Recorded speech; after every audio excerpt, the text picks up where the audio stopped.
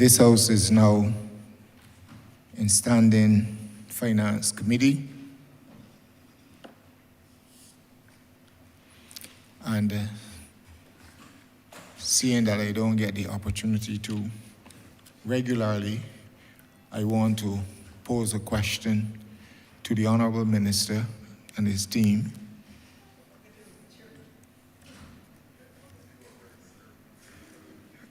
With respect to the welfare office in St. Lucie, which has been closed since 2019. We understand the fact that COVID would have come and hindered some progress or intervened, but I have noticed in a lot of the discussion so far, it seems that most things stop in my good neighboring parish, St. Peter. But I want to, we are all well aware that there's another constituency beyond that, another parish beyond that, the northernmost parish, which is St. Lucie. And persons have to now travel to Speightstown. Persons who wish to see the welfare officer has to travel to Speightstown in this regard. So I want to know what are the plans of the ministry with respect to the reopening of the office or welfare offices, some being either reopened or established elsewhere but in St. Lucie. Thank you very much, Chairman, and good morning to you and to the team, and again, a very special good morning to my team. I will turn over to the Chief Welfare Officer to address your question.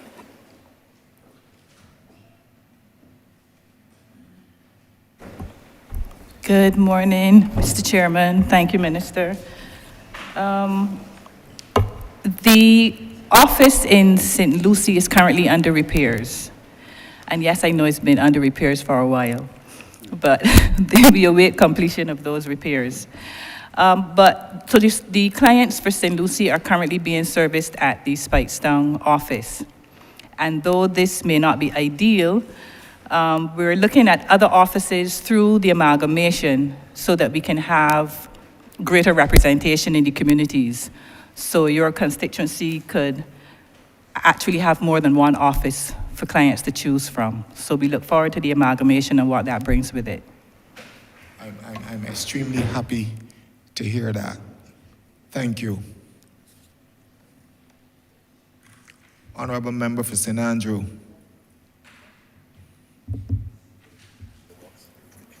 Thank you. And interestingly enough, you should ask that as your first question, because I would have a similar question as it relates to St. Andrew. Because as you know, the building that once housed the welfare office in St. Andrew, that building housed the welfare office, but it also housed the post office. That building has been renovated. I'm very thankful to the Ministry of Home Affairs for that. But I've noticed that there are seems to be no plans for the return of the welfare office to St. Andrew. Of course, we too are serviced by the office in Speightstown, and as the crow flies, Speightstown is not very far from St. Andrew, but the realities of some of the conditions in St. Andrew makes it difficult for some of our elderly and indeed some of our vulnerable to get to Speightstown. So are there any plans similarly to what the chairs had asked for the return of a welfare office or some facility back into the Belle Plaine area in St. Andrew? Thank you, Honourable Member. Unfortunately, I'll have to give you the same answer that I gave to your colleague. We know that the situation in St. Andrew remains critical for an office, and that too is being considered when we're looking at the other community offices that can service St. Andrew. So you're included as well. And you would have spoken about the amalgamation of a number of social services under your ministry, and I'm asking if this will see improved services being offered to those rural spaces. We know, I think I heard mention of the fact that the return of the community nurses and all such things that are peculiar to rural spaces where we do not have ready access to some facilities as you may find in urban spaces. If we may see improved services with the amalgamation of the various social services to those rural spaces in Barbados, St. Joseph, St. Andrew, St. Peter, St. Thomas, St. Lucie. I would let the PS respond, please. Good morning. My name is Jehu Wiltshire, Permanent Secretary in the Ministry of People, Empowerment and Elder Affairs. The amalgamation will certainly see an improvement in terms of the services that are provided. We have selected 35 locations covering all the parishes that were visited by a team comprising the ministry, the Environmental Protection Department, the Environmental Health Department, the Ministry of Housing and Lands, the Barbados Fire Service, as well as officials of the ministry, with a view to identifying specific locations for community-based offices. And the intention is, as part of the amalgamation, and as part of the amalgamation process, is to ensure that a person, I'm going to speak directly on the ground now, so that a person can actually go to this office and receive a number of services. Because what the amalgamation is essentially about is ensuring that there are more efficient and effective services in terms of bringing the National Disability Unit, the Child Care Board, the National Assistance Board, as well as the Welfare Department together. So as I would have indicated on Tuesday, it is going to be based on a technological foundation in terms of a new MIS system, where instead of going to each department for a particular service, you'll actually be able to go to one department, log in your information, your application, and you'll be able to get services at that specific location. So you definitely will see an improvement in terms of the services that are provided to each and every parish in the island. Thank you.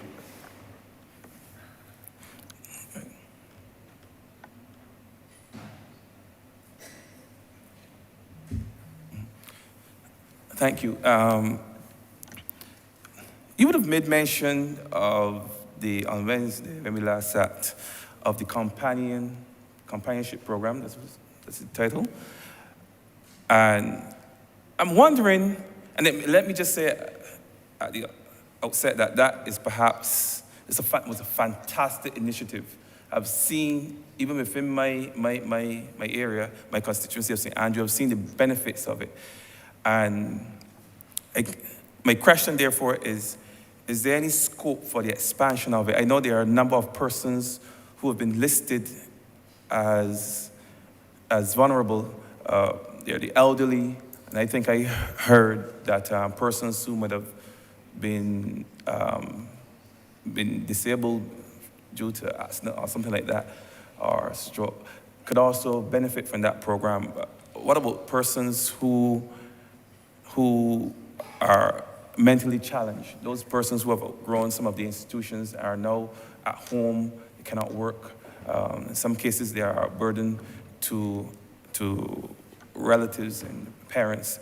If those persons are also captured under that program, or if there's any scope later to incorporate persons like that, whose parents may also need a break. I recall part of the rationale for this companionship program is to give those family members a chance, a break sometimes to go and do stuff, maybe work. In some cases, there are persons who can't work because they have to stay at home and care their mentally challenged children and wards.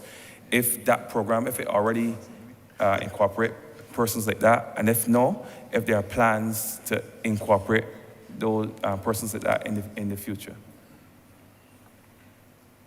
Thank you, Honourable Member. I will add a few words and then allow the Director and/or the Coordinator of the program to elucidate on the real substance of the matter.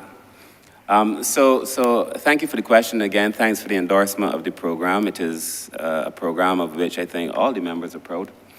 But the reality is for us that the situation facing elderly people, well, facing society, is that our society is aging, and that there are a significant number of people who are elderly now and reside in the community, many without support and some with support. I'm fascinated by the words that you chose to use, though, burden their family, because the truth is the first level of care in any society should be the family. That's the first. And it should only be in the circumstances where it becomes exceedingly overwhelming that the state is then called in. So the state should play a supporting role to the family. In fact, I'm sure when the Director speaks, she would tell you that our program is to age in place, which is to offer support so that the elderly can stay home and be cared for. And I say that because there is now a feeling that the government is going to be able to do all these things. I've made the point that in the next 20 years, we anticipate that a significant portion of our society will be over 60. Some records indicate that 50% of our society could be over 60 or near 60 in the next 20 years. That is 100 and something thousand people. It is going to be almost impossible to offer that level of intervention. So we need to rethink it, and I hope the Director goes through some of the strategies that we've discussed to be able to address it. But here's the thing, Honourable Member. Currently, there are people who, with training, maybe we could get them to take better care of their elderly persons. But then there's some people who seem to think that it's no longer their responsibility too. And so there is a balance. I think we have to offer training so people can offer care, but there's also the idea that at the end of the day, people have to be able to look after their own family with support. I'd asked the Director to inform me, and I could tell you that currently there are now 4 persons who are basically, elderly persons who are basically abandoned at Harrison's Point. There are 9 persons, elderly persons, who are basically abandoned at the QEH. And of course, they become the responsibility of the state, and the caring state will look after them. But we have to do better than that. And I know that when a family has to deal with dementia or any of these other old age diseases that come as a consequence of aging, that it becomes very difficult to deal with. And we have to find a way to help families deal with those things. In relation to your question directly, whether we're going to expand the program or not, if it were up to me, I'd have, thousands of community elder care workers. I'd have hundreds of National Assistance Board home health staff. But these things require resources, and the cost over time will become extremely unsustainable. That is why I think the real remedy here is aging in place, community-based care, home health support, those kind of things. But I would ask the Director of the National Assistance Board to speak, please. Thank you, Minister. Thank you, Honourable Member, for the question. And you would have first talked about the expansion of the program. Now, any expansion of the program has March this year, will make 2 years that we'll be running the program since 2021. And any expansion or so on would depend on the review which we plan to undertake of the program. So 2 things are going to be happening. Currently, we are undertaking an independent review of all of our services. And then in the new financial year, we will be undertaking an independent review specifically of the elder care program. The findings of those reviews will inform where the gaps, the deficits, the strengths, and the weaknesses of the program are. And then that will further inform, because we'll also be going not only to the workers, but to the family members as well. It would not only inform the community elder care program, but also our other services where there are gaps in the services, where we probably need to put more workers. We understand, particularly in the rural parishes, where something is not as densely populated, and rural persons tend to look after their own compared to the other geographical areas in the urban corridor. So yes, we will undertake that review, and then based on that, we'll probably look at how to restructure, reconfigure, look at those. It may not be that we expand the number, but also we may look at what it is that the persons are doing. Are they meeting the expectations of the families? And if we need more, to look at the tasks and the job descriptions of these persons as opposed to numbers, and how, if there are areas of inefficiencies, and how we can address that. But it will all be informed by the review. Thank you very much. And firstly, let me say to you, Honourable Minister, I'm glad that you chastised me for using the word burden. I really shouldn't have used that word, and for that I apologize. But it got me to thinking, even with new legislation, a lot has been said recently about the new legislation that will be coming from your ministry. And I wonder if in drafting this legislation, if close attention is paid to language. There are words that are rooted in the colonial past, rooted in a bygone century, those words have no place in a modern 21st century Barbados. I recall some time ago the word bastard was removed from the legislation, and the indignity that came with that term over time disappeared from the landscape of Barbados. The word disappeared from the lexicon of Barbados.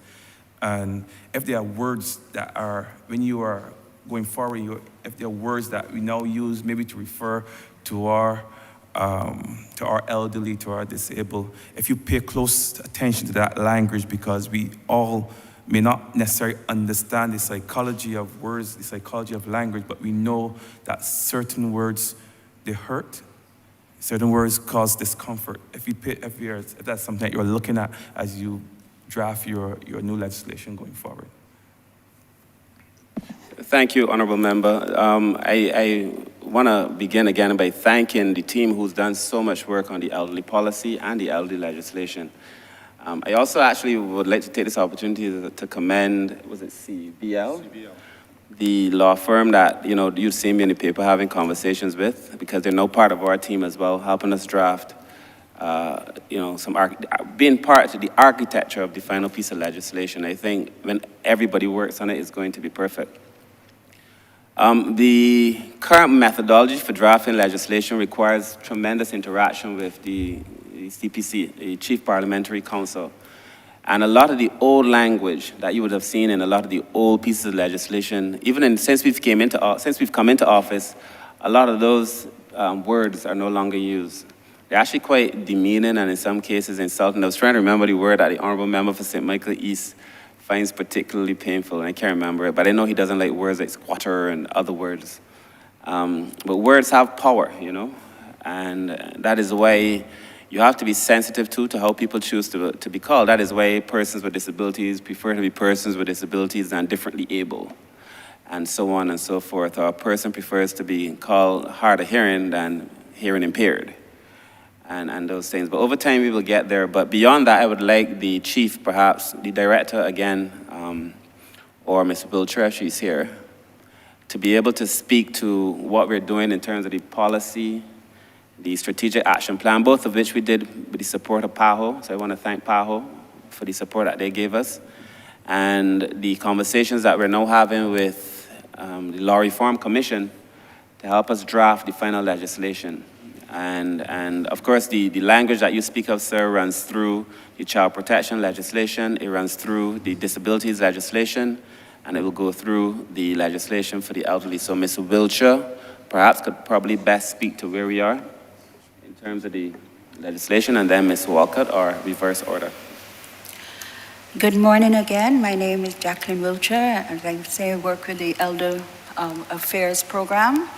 And once this national policy was submitted, we started the groundwork for the legislative framework, which would support the implementation of the policy. We have started to look at what we would call the patchwork of legislation, and looking at where the deficits are, because there's lots of deficits, as you would understand. We are looking at a whole new piece of legislation, an omnibus piece of legislation, which will be implemented hopefully over the next 5 years, which is the span of the policy itself. So we will start with the low-hanging fruit and those areas that must be implemented right away because they're so critical to the comfort and dignity of older persons.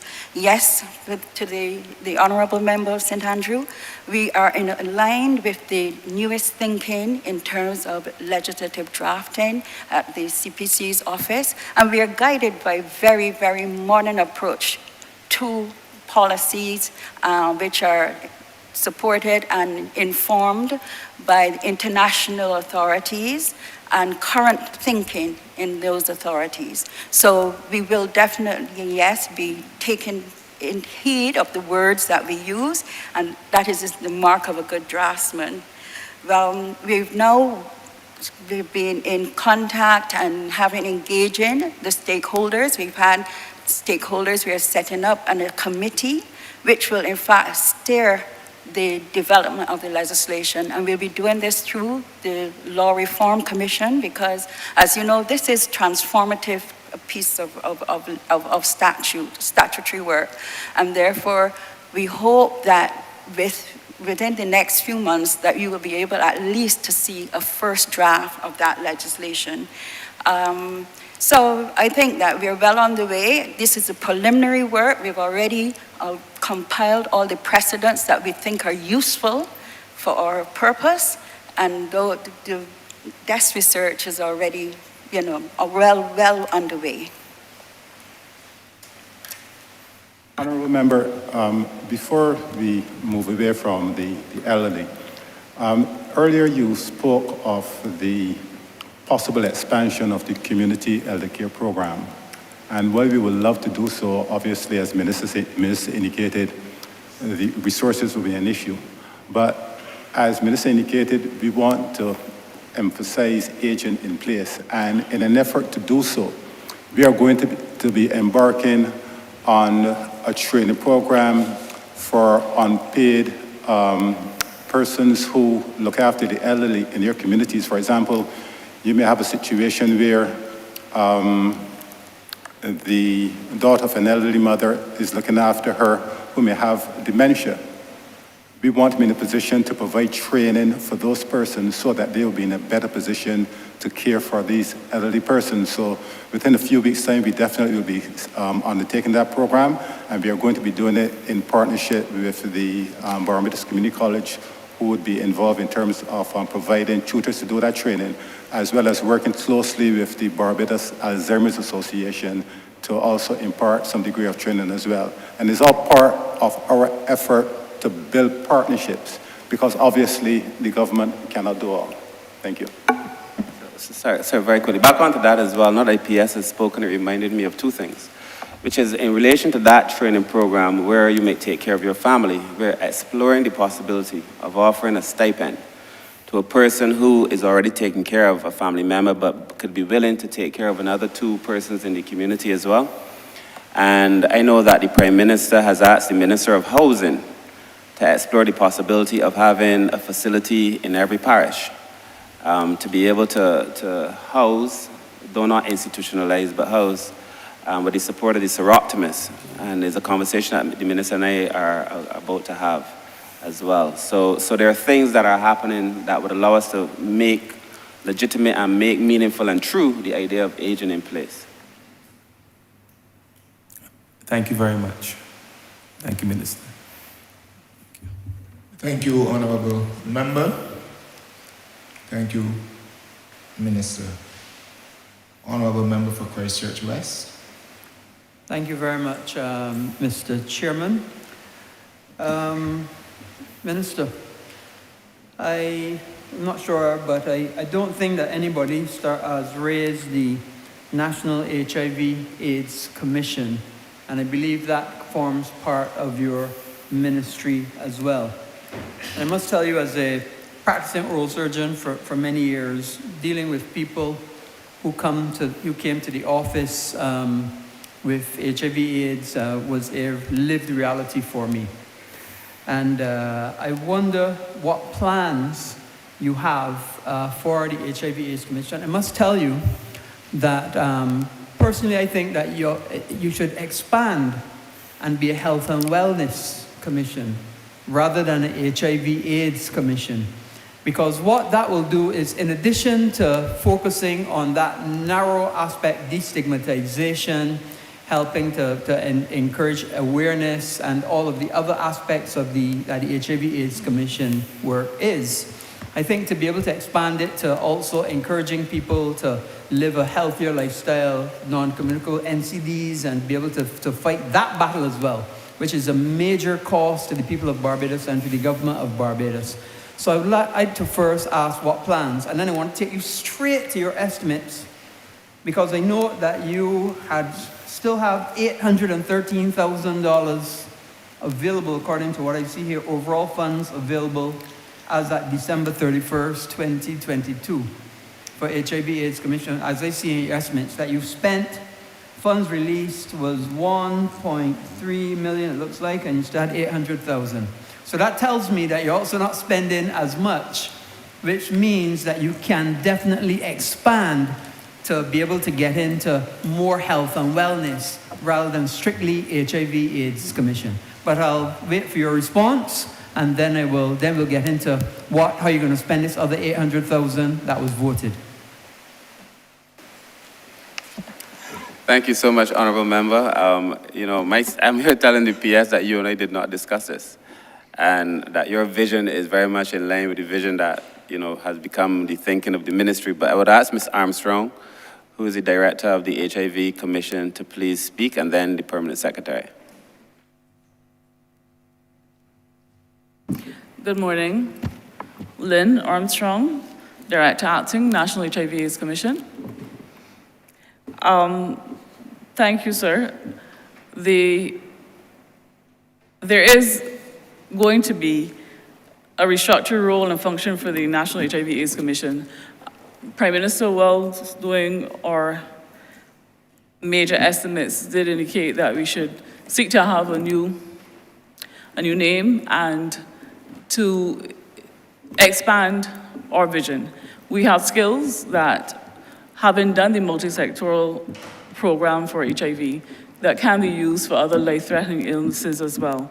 And those are on the books. With respect to the remaining balance, some of those funds, unfortunately, are spent in the last quarter of the financial year because we celebrate, World AIDS Day is December 1st, and then we go into Love Safely Week. So we would have had a literary prose, poetry and prose competition. We have had a number of activities in this last quarter that quite a few of those funds will be expended before March 31st. With respect to I can give you some of the things that we have done. We've scaled up our social media presence on Instagram, Facebook, and YouTube. We push HIV in sports quite a bit. So we have partnered with our road tennis. We've had a road tennis competition. We partner with the Domino Club. We partner with we've had celebrity football matches. We did quite a bit of advertising during World Cup football in Qatar. We would have sponsored and worked with CBC, and we would have had 2 new HIV commercials which were aired continuously throughout the period for the World Cup. And we have scaled up our visibility. But Minister, we take your point in terms of expanding the role and function of the Commission, and that work is indeed in train. And in terms of a new name, I take into consideration that to add wellness to it, we have to get away from the stigma of HIV, and we can go all-encompassing and add wellness. Honourable Member, Ms. Armstrong just spoke to the activities that have actually been undertaken and will be undertaken, but I just want to make a correction to the earlier statement in relation to the actual amount of funds available. We have the actual amount of funds available as of. Yeah. The actual amount of funds available as of the February 20th is $364,780, and we definitely, based on our projections, intend to spend about 90% of that remaining amount. Thank you. So of course, and this is my second question, the reason I asked that is because when I was Minister of Housing, I guess technically I still have responsibility for housing as a senior minister, but when I was Minister of Housing, we actually did quite a few houses. And I was, even although it was not a large number to be able to assist people, your clients, it's something that I was very proud of, because to be able to help people who, through no fault of their own, have a disease that they're having to live with for the rest of their life is a great thing.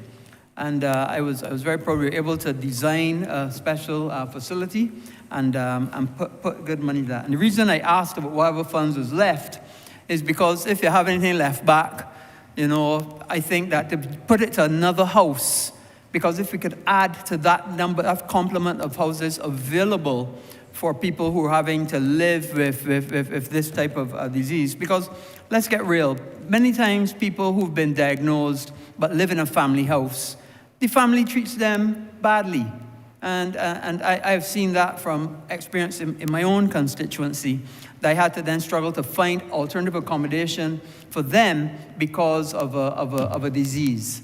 And that obviously should not be. And so if you can see your way to be able to give assistance, I'm sure that the Minister of Housing and me as Senior Minister would give any assistance necessary. But so please check that, or any veerment that you would be able to have in advance, because it is a good program. And another thing that I would like to see you do more of as well is to be able to do more of those health fairs. Because I know that certainly housing, we had a health fair. MTW, we used to have them, but I don't know how many of the other ministries have those health fairs. Maybe you could advise, and if others don't have, maybe we could use our good offices minister to encourage our colleagues in their ministries to have those health fairs. But maybe you could tell me which ministries do and which ministries don't, and what success you've had with those. Thank you, sir. You may not have been aware, but we actually did, the Ministry of Housing did actually have our man-aware intervention on Valentine's Day 2 weeks ago. You may need to explain what man-aware is. Sorry, man-aware is an intervention that was, it is an indigenous intervention where we do HIV awareness, we do HIV games, we do a barbershop. The concept of it was a man cave, where men can come, feel comfortable, and we have trained educators, HIV educators, who interact with the men, share information, and we also do condom demonstrations and distribution and whatnot. So you would have been there for the previous one, but we would have had one, as I said, on Valentine's Day. With respect to the housing program, sir, we still meet. Sorry to stop you, but that's only one ministry. Well, the question I was asking is which other ministries do and which other ministries do not that could do? So not every ministry has a vote now for HIV prevention. The Ministry of Culture under Prime Minister's office, they would have done an intervention for World AIDS Day. The Ministry of Labor, sir, they have funds for HIV prevention. our ministry has its own vote for HIV interventions that would have been done by the National Assistance Board and whatnot. We no longer have a situation where each ministry has an HIV vote. So it would be easier for me to tell you the ministries that do, but I think in the rollout and the restructuring, we have to insist and try to ask the minister through his good graces to ask those ministries who no longer have an HIV vote to include one again so that we can get the program up and I running. guess what I'm trying to say is I want to change it from an HIV vote to a health and wellness vote. So I was about to say, Minister, that the Prime Minister has actually pretty much given that directive.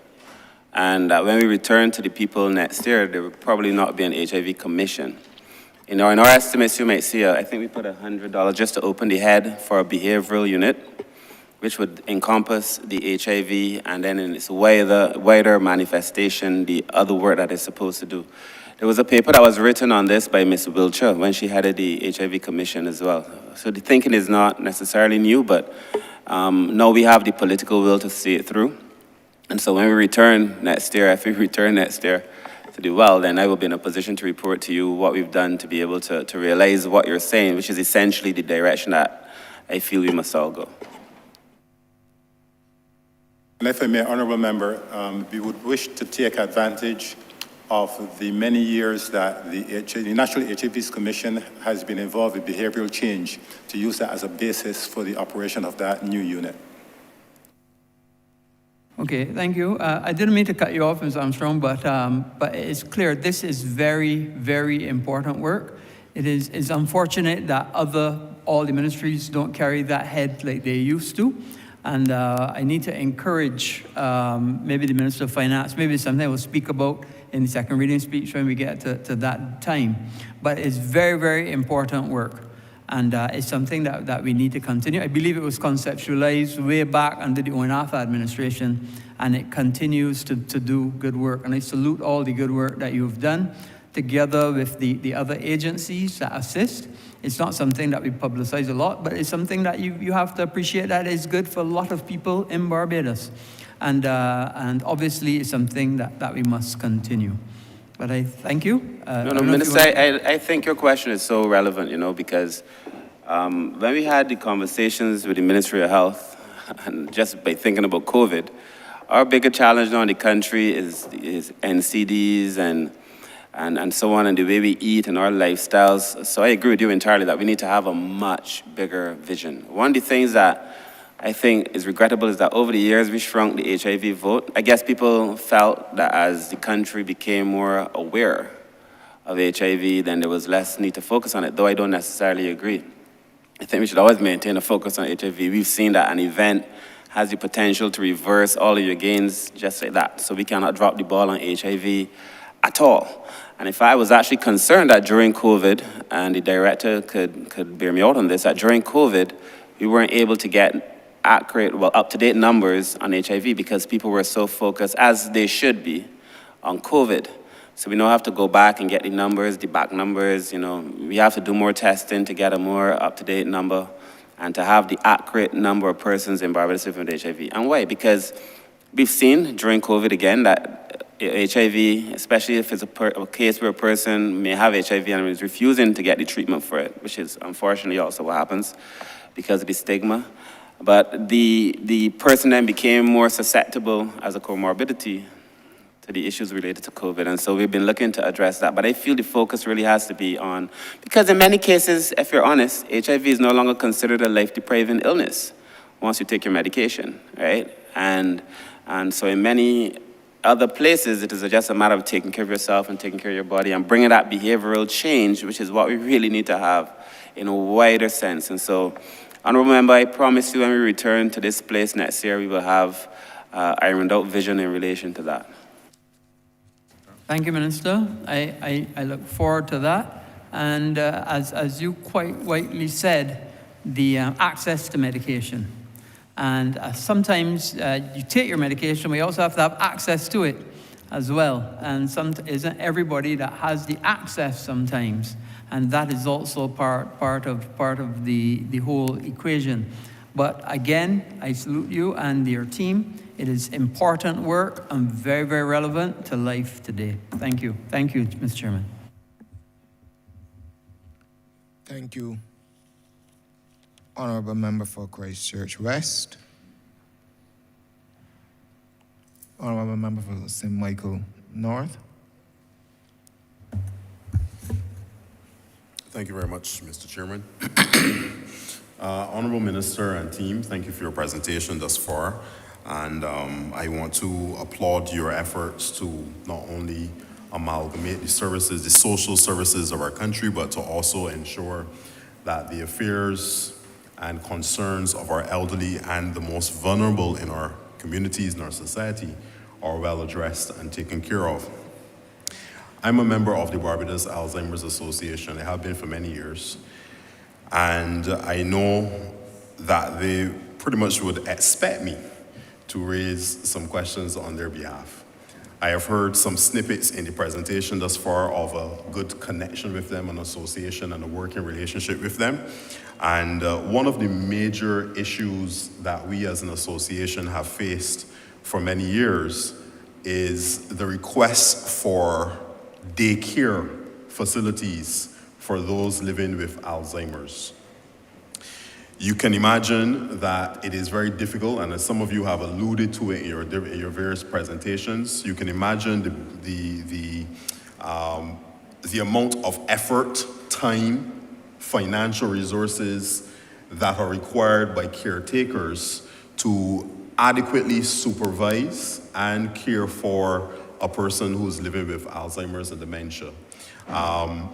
It is a ruthless disease, that's the way I describe it. It is a ruthless disease. It really takes people from who they are and it diminishes them day by day almost to a shell of who they used to be. This is not only difficult for the person who has the disease, but I oftentimes tell people that it seems to be even more difficult for those who are taking care of those individuals. I know many persons who have Alzheimer's who are physically well in terms of their ability to function on a daily basis. Many of them can still walk and talk and do different things up to a certain point. But unfortunately, when they have those episodes, they can turn into another human being, another person altogether. And this poses a significant challenge for the person who is looking on and seeing that day-to-day and progressive deterioration and change. So my first question relates to daycare facilities. The Alzheimer's Association has been seeking a home where they can create that space where individuals who still need to work but have the duty of care for that loved one can still go and continue their normal course of employment, but there's a facility that is dedicated and specifically purposed, spec'd, to be able to offer in day-to-day care for that individual until the caretakers, the primary caretakers, can come back home on evenings and then resume the responsibility for taking care of them. So the first question really relates to, are there plans, concrete plans, that can solve the issue of a daycare facility for the persons who are living with Alzheimer's? I will stop there and I will answer a follow-up question to that first question after. Honourable Member, I would ask the Director of the National Assistance Board, Ms. Walcott, to address your question, please. Thank you, Minister. Thank you, Honourable Member. And thank you for so ably representing the Alzheimer's Association. I'm sure Ms. Brayton will be very, very, very proud and excited. The Alzheimer's Association, we do have a very strong relationship with the Alzheimer's Association. They are one of our partners. Provisions has been made within the estimates in the ministry for that association to have a significant amount of funds to help them with their functions and their activities.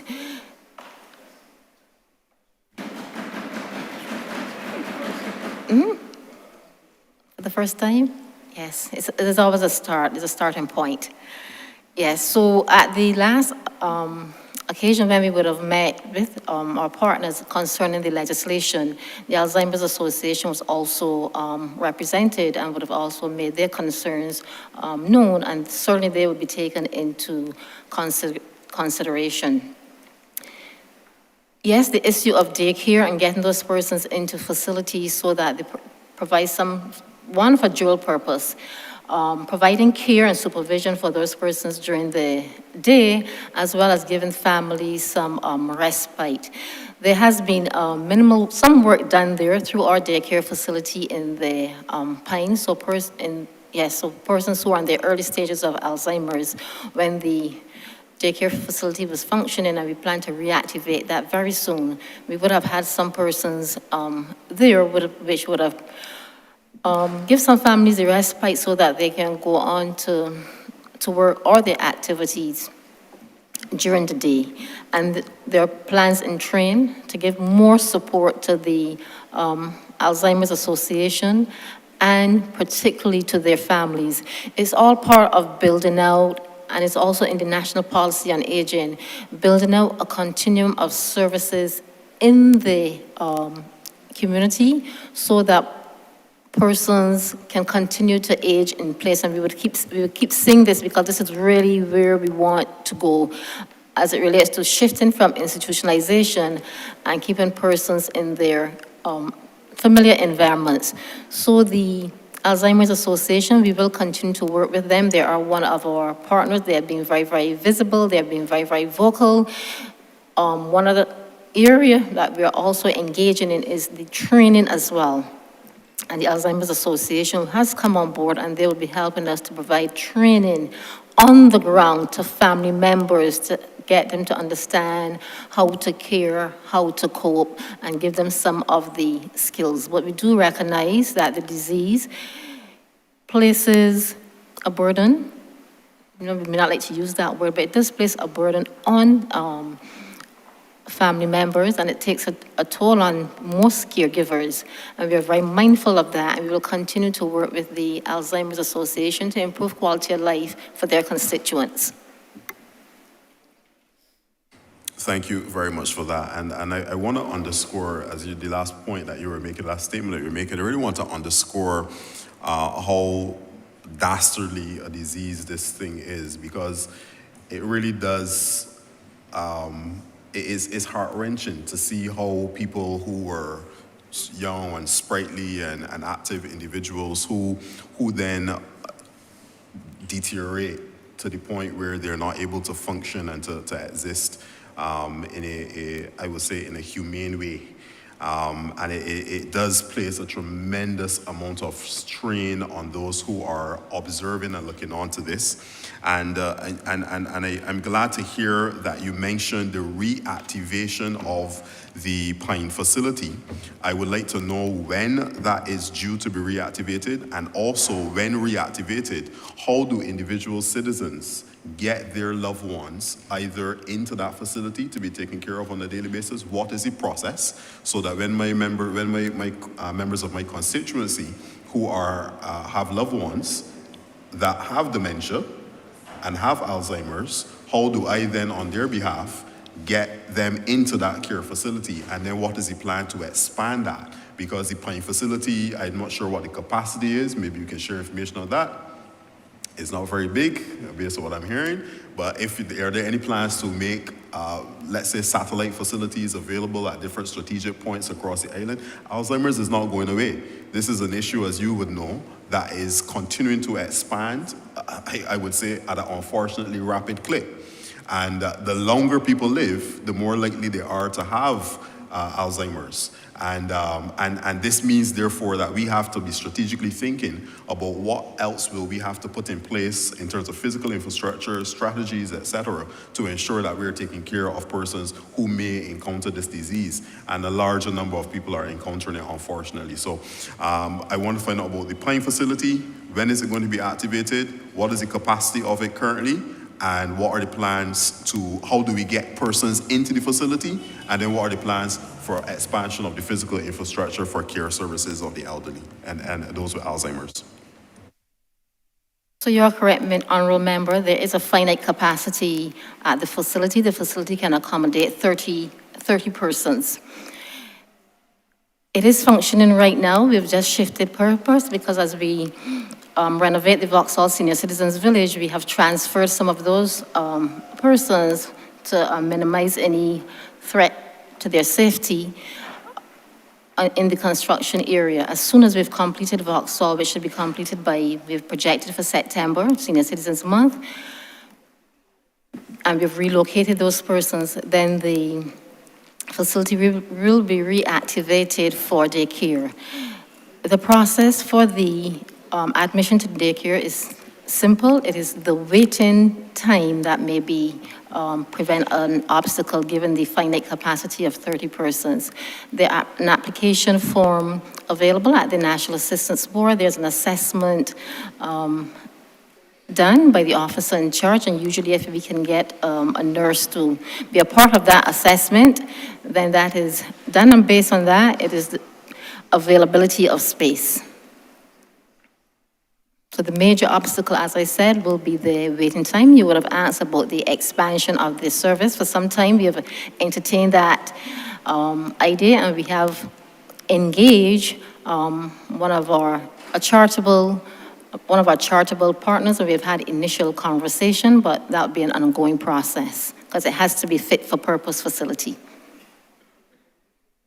Excellent. How many follow-up questions do we have on one question, Mr. Chairman? Did they maximize? I have one more follow-up question on that question, so that's what I'm asking. Yes. Okay, thank you. Thank you, Mr. Chairman. I really wanted to ask about the stipend. I heard, Minister, you alluded to a stipend for persons, and I think you spoke about it in the general context of persons, of taking care of the elderly. But I was wondering if any strategic consideration has been given relative to a stipend for those caring for those with Alzheimer's and dementia. You can appreciate that this is I don't want to say a little bit different from just general care of the elderly. It takes a tremendous amount of attention to care for someone who's living with Alzheimer's, because the episodes can come in and out pretty rapidly. And 1 minute the person is sitting in front of you watching television, and the next minute they're wandering.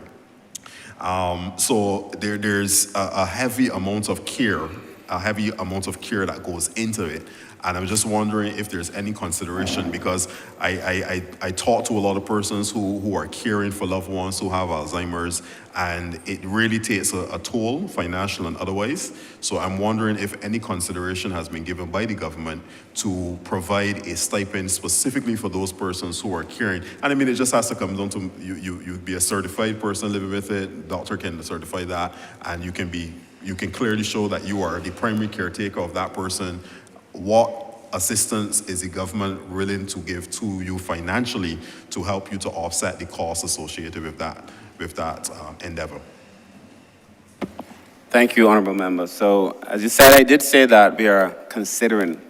It's only a conversation, and so I can't give you a specific number, but it's only a conversation we're having. But with persons with Alzheimer's being a subset of the larger elderly population, I think when we break it down, as you should with any social problem, they say the punishment should suit the crime. I think the benefit should suit the person. And that there are cases where you may not necessarily need a stipend because as Alzheimer's becomes more advanced, giving you a couple $100s more makes no difference. You need professional care, and in the worst scenarios, you need to be institutionalized. And we're not a government that loves institutionalization, or at least very strong professional care. So I would imagine that the vast majority of people who will receive the stipend in the end will be for persons who are dealing with people who have Alzheimer's, because, I've heard of cases where people have tied their loved ones that they genuinely love to the bed, tied them to different places in the house, locked all the doors, and have gone out, in a way of making sure that the person stays safe. But the inherent risk in doing something like that is so great as well, For every action they say, there is an equal and opposite reaction. So we have to be careful. But I imagine that the greater majority of people would be people who are dealing with Alzheimer's. But I think we should have a system when we're able to finalize it and I bring it to cabinet, and I'm sure you'll see it. When we finalize it, it must be a staged system, you know, that gradually leads a person to be able to get the care that they deserve, which may not necessarily be a financial support. It could be more professional help. It could be institutionalization. It could be various things, but Alzheimer's patients would definitely be a priority. My second question relates to welfare in particular. As a member of parliament representing my people, I often have cause to write letters to the welfare department on their behalf, seeking various levels of assistance. I must say to you that the length of time in terms of response to those requests leaves a lot to be desired. I think there's always, as from a child growing up, I used to see on my report card, there's room for improvement. And I do think that there's room for improvement relative to the welfare department. And I wanted to find out from you guys specifically, from the time a citizen approaches the welfare department or a member of parliament writes a letter on their behalf, what is the chronological process for that person to receive welfare assistance? What is the step-by-step? When does the assessment take place? How quickly can you get the assessment done? I'm asking that for the second part of the question, Mr. Chairman, that I'm going to ask one time, is how are you looking to improve that? I get the amalgamation of the social services and I can see some efficiencies being built in there, but I'm specifically talking about welfare assistance requests. How do we get that process to be faster than it is today? Is there use of technology that can make it faster?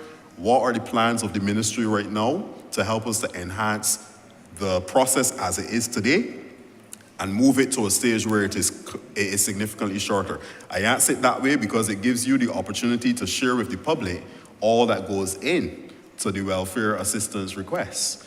And then secondly, you have the opportunity to share how you're looking to reduce that time frame so that in the ideal world, as I tell my constituents all the time, when I write them a letter on Monday and it reaches welfare, that conceivably within 2 weeks, that they could either have at least a yes or a no, or start to receive some checks. I've asked the question. Proceed. Thank you, Honourable Member, for the question that you asked and somewhat answered. The truth is, for many of us, we are, all of us as MPs, we try to get the fastest response from the welfare department. You would be aware that in one particular instance for yourself, I've actually given you a response. I've also said that, you know, there are many cases where people, you know, there's a very difficult way to tell a person that they don't qualify. And that no matter how that is shared, people receive it painfully. So having said that, I think there are a number of things that we would have done during the course of the year to make it better. I would ask the Chief to expand on some of those things, but also to reiterate the challenges that the welfare department faces.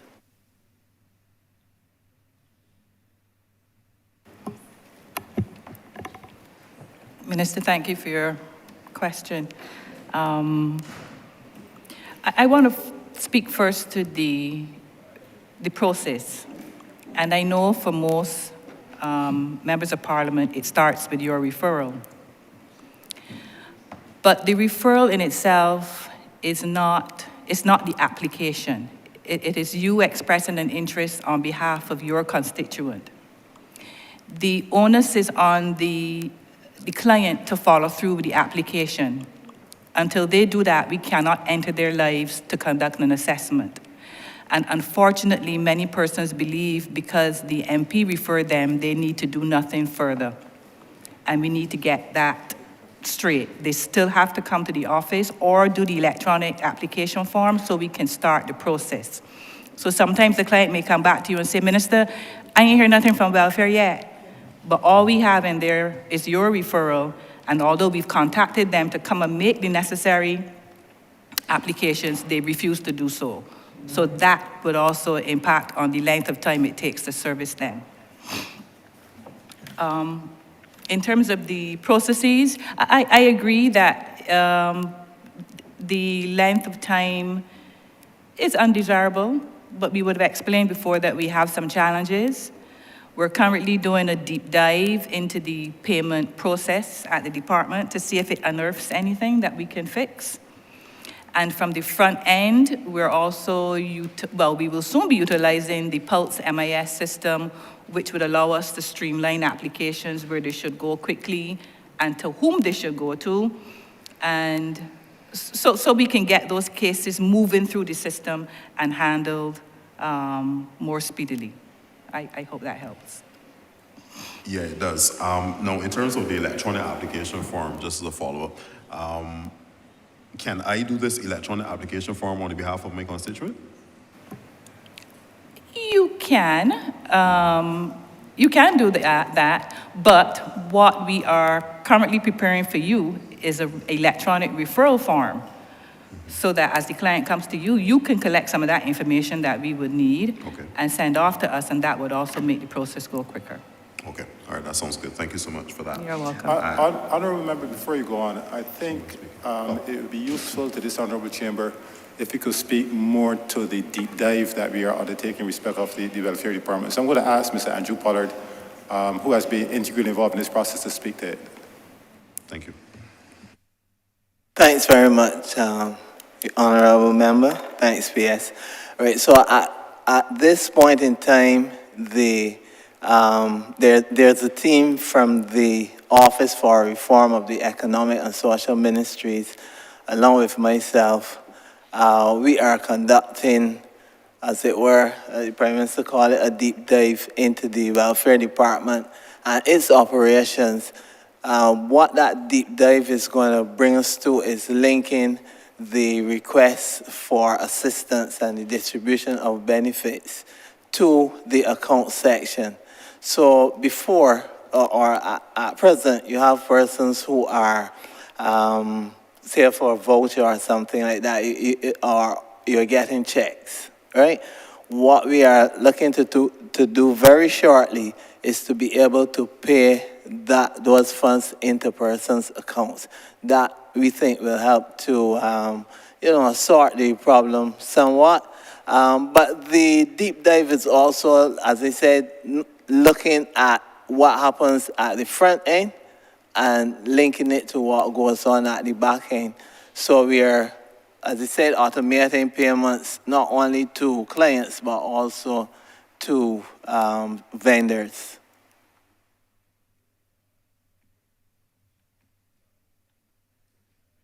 Thank you very much. And my last question, Mr. Chairman, with a few parts, relates to going back to the elderly and their active aging. I would have held in my constituency a branch meeting, and the topic and the minister would have been the featured speaker on that occasion was successful aging.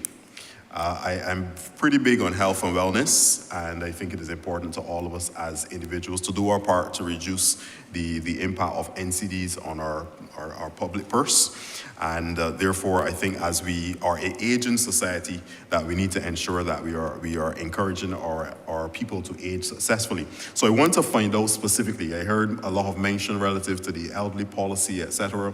I want to find out what are the strategies to help our people to age successfully. What are the programs that we're going to put in place to keep them active as they age? How are we going to be helping them by ensuring that we are creating environmental spaces for them, that we are rebuilding or restructuring our current physical infrastructure so that it caters to the elderly? How are we ensuring that our technological spaces are safe for them as well? Because there is a misconception that elderly people don't use technology. As we are going forward as a technologically savvy society, we know that the elderly will be interacting with and utilizing technology, but how are we ensuring that they're doing so in the safest way? So what programs in terms of training, etc., do your ministry contemplate will be needed to think? And ultimately, how are we protecting them from abuse? That is the last question that I will ask on that. So the health and wellness of our elderly, what are the strategies to ensure that they're aging successfully? How are we accommodating our built spaces, our environment, our technological spaces for their safety? And ultimately, how are we keeping them safe from all forms of abuse, which is a major problem that our elderly are facing. So with that, Mr. Chairman, that would be my last question, I think, all in one. I will ask the director to speak, and then I will speak after. Thank you, Minister. Thank you, Honourable Member. Healthy and active aging. It underpins and it is critical to the whole issue of population aging across the spectrum, whether it's from UN, World Health Organization, and very much our national policy on aging. It is underpinned by healthy and active aging, which really speaks, and you would have summed it up, to the continued participation of older people in all spheres of activity. Very often, we continue to see older persons as just passive beneficiaries of social services. Older persons do not want to be seen like that. Even, and when we speak about healthy and active aging, very often we concentrate and we focus only on the NCDs. You can have NCDs and you can still focus on active aging and aging actively, as we have seen. So on the ground level, you would have talked about activities and programs. One of the programs right now run by the National Assistance Board is what we call the Recreational Activities Program, where you have, right now we have about 21 centers in actual communities where persons can go and engage with their peers in a relatively safe environment in various activities, and that can go from exercise, line dancing, craft, where they can retool themselves as well. So the focus really is on the social and mental stimulation. COVID would have caused that program to lose some momentum because we had to close those centers, given that older persons were the most susceptible and vulnerable to the disease. We have restarted that program. Up to the time that we would have closed, we would have catered to approximately some 500 older persons. We're now rebuilding, and we're just around 200 or so. The National Assistance Board, through our estimates, would provide for the administrative costs, and the participants then provide their own materials. We work very, very closely with our partners and stakeholders in the communities, because none of these buildings which is used for this program is owned by the National Assistance Board. They're either in church halls or in community buildings. So we utilize the community buildings during the day.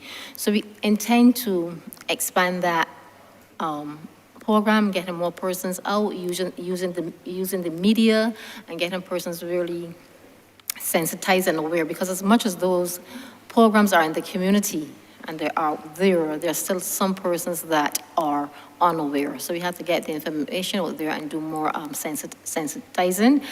The national policy on aging is underpinned, as I said before, with the whole focus on healthy and active aging, which speaks again about keeping persons in their communities and aging well. As we look at our life expectancy, the healthy life expectancy and life expectancy, there's a gap. Our healthy life expectancy lags beyond the general life expectancy. So it says that our society and older persons, yes, are predisposed to health challenges. Notwithstanding that, they can continue. So across the policy, it speaks to the pandemics and threats, natural disasters, all those things that we have to take into their consideration. And also it speaks to the finances about older persons as well. Going forward, we will be working very, very closely. Again, we reiterate that we cannot do this work alone. There are a lot of entities out there which cater to older persons, whether it's the polyclinics, the church. There are a lot of entities out there, and we intend to strengthen our relationships with our partners and get an actual activity. So while at the macro level, we're looking at the legislation and the policy, on the ground, we're going to be pushing our activities for older persons and getting them re-engaged and engaged post-COVID. Honourable Member, I know you're very concerned, and I'm thankful for the support in this area. I know you're very concerned about issues pertaining to the elderly. And yes, you did invite me to speak at your branch on this particular matter, so thank you for that.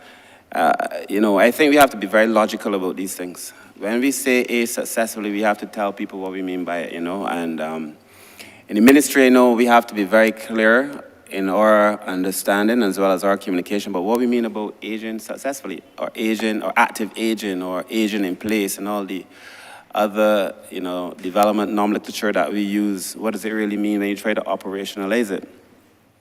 And for me, it's multifaceted, but I'm thinking of three main areas. We have to make sure people are in good physical health. We have to make sure that they maintain their cognitive ability. And we have to try to help people maintain social relationships. And if we can do those three things, then we would really make a difference. Social relationships are so important for older people. And I was reading 2 nights ago, I was reading a study that was done very recently, and it was done about the changes in Japan and China, both of which, like Barbados, are experiencing serious aging in their societies as well. They have a whole set of facilities available, and in fact, at some point, I'm going to ask the staff to visit maybe Japan, because I know we were having conversations with the ambassador, and see what they're doing. But both of those countries have also had policies that, lend themselves to a situation where, just like Barbados, they don't have enough young people. China had the one-child policy for a long time, and now China is actually busy doing assistive reproductive programs to help people get more children. And Japan had a very strict immigration policy, and now they're loosening that to allow people to come in because, when we've done it very well in Barbados as well. We have allowed people to age, and, we've improved or increased life expectancy. Unlike those two countries, though, in Japan and China, I think in Asian countries, older people tend to be healthier than Caribbean people who live longer. So we have a situation where we've reduced mortality, but unfortunately we've increased morbidity. And I think a lot of that about aging successfully, you have to start talking about that at schools, about the food we eat, because what manifests when you get older, as I've come to realize, are oftentimes the things that you experience when you're young. Like I have an injury from playing football that all of a sudden has re-emerged in my life. And the foods, when you see that we're banning sugary products, the minister who sits next to you, that we're banning sugary products in schools, that's going to be important. Imagine the food we eat. I saw Sir Hillary did a study where he said that we had something in our DNA lineage that came from slavery because of all the brain and just the amount of salt and carbs we consume, that the Caribbean black has a different physiological buildup than the average black man somewhere else. And a lot of that has to do with how we eat as well, so that by the time you get older, these things manifest. So when I talk about active aging, I talk about having this conversation at primary school and preparing for it from primary school and throughout our whole system. And then, of course, COVID has been like a very skilled sniper for old people, and it's taken out a lot of older people, and now they're afraid. Many people don't want to come out, they don't want to socialize, they're coming out gradually. And so I do think two things. People will come out for something they would enjoy or for something that would give them some benefit, and we've seen that. And therefore, we have to have greater programs. If we do all these things that you've asked about, people would want to come forward, because there's some benefit to coming forward. But if you come forward and there's nothing, there's no provision for care, there's no support for you, you don't get any help with your issues, or if you feel you're exposed to COVID for nothing. There was also a program that Minister Lane, I don't know if he's online, but Minister Lane and we were discussing this program called ElderNet, which we were discussing with the former MP for many times, Hamilton Lashley, in relation to having a system where you communicate, you set up a free internet system for older people, you teach them how to use it, they log in, and then they can talk to one another online. They don't have to physically leave the house. That's to make sure that they maintain both the cognitive abilities, but also the social relationships as well. But then there are a few things very quickly that I think we have to work on. We have to work on our food, what is available for people to eat, and the cost and the quality of it. We have to work on the negative stereotypes associated with getting older. Many older people do not need help. They're just older. And if we're all lucky, we will get older. Not every older person has to be in an institution. Not every older person has an NCD. So there's not, and I think the director spoke about this person being this passive recipient of goods and services, which is not always the case. They're active agents in their lives. And we need to create a space where older people can work, because we have more older people soon enough. Then we have younger people where they can work, where they can earn, and so on. So I agree with you, Honourable Member. I also note that you do these exercise programs in your communities. I would like to implore all of us, including myself, to be able to do some of those things, because it won't always be the state. To do some in our families, to do some through the community groups, and so on. If we all pull together on this, if it becomes a whole of country approach, then we have a much better shot than if we leave it to the ministry and to the government. Yes, well, in closing then, I just want to thank you and applaud you, Minister, and your team for the responses to the questions. Very, very, very, very good responses. You have a clear plan and a strategy, and I believe that we're in good hands with your team, yourself at the helm, for ensuring that all of the vulnerable people in our society are well taken care of now and well into the future. So thank you very much, and thank you, Mr. Chairman, for the opportunity. Thank you very much, Honourable Member. I just want to intervene here for a short while, just to remind members of the timeframes involved. We have a number of members who have indicated they want to participate, and I therefore want you to be guided and to exercise some brotherly love, knowing that your colleagues want to participate in this session, and we have certain time frames in place. So be so guided. I would not want to intervene again to have to shorten any person's contribution. All right, Honourable Member for St. James South.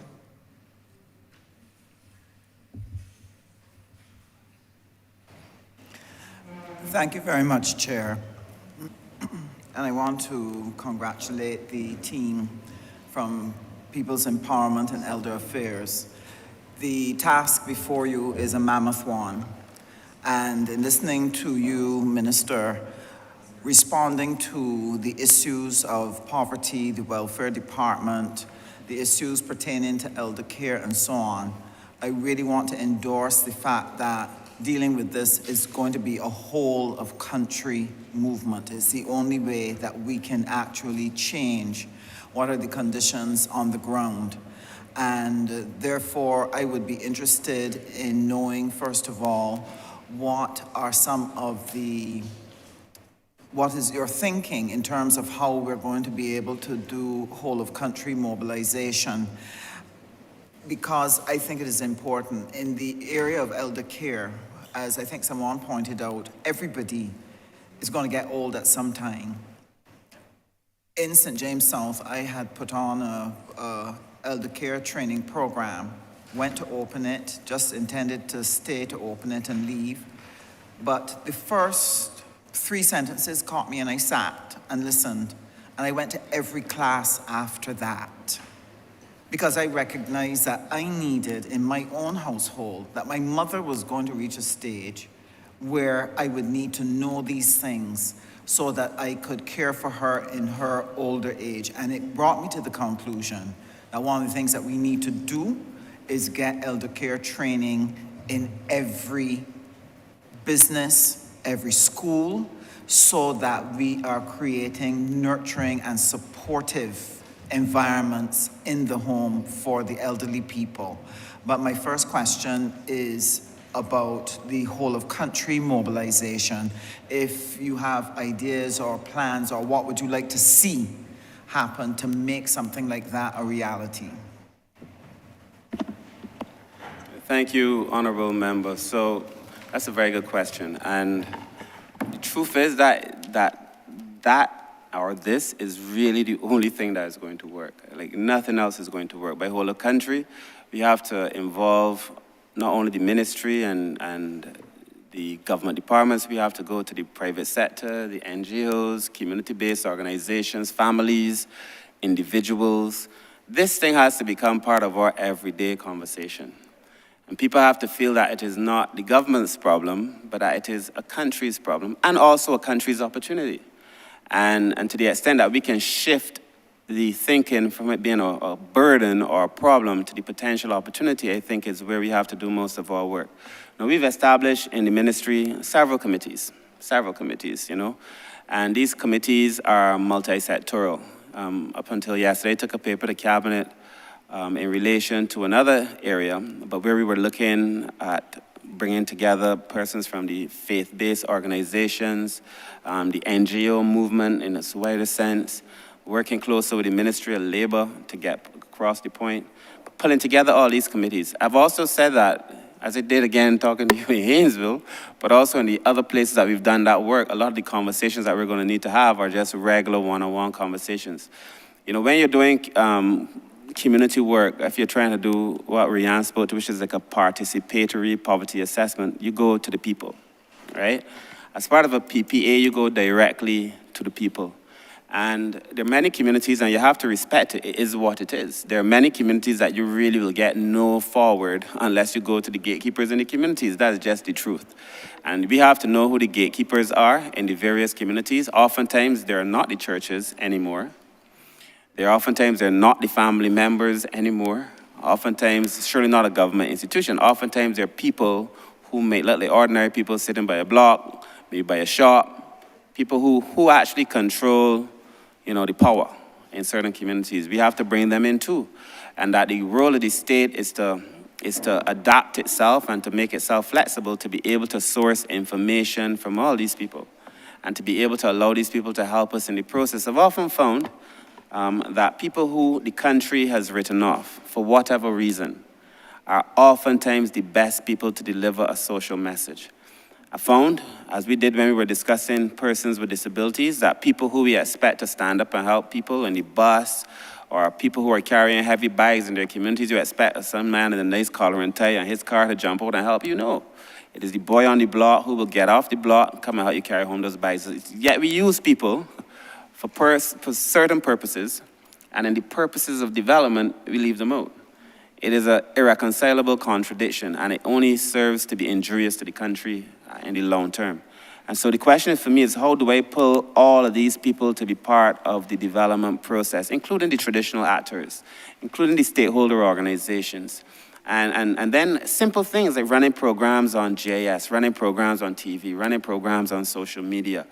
I feel we got to get the message back into the school. I will close by telling you this, Honourable Member. I gave a graduation talk in my constituency, and it was to the children who did 11 plus. It was just my area.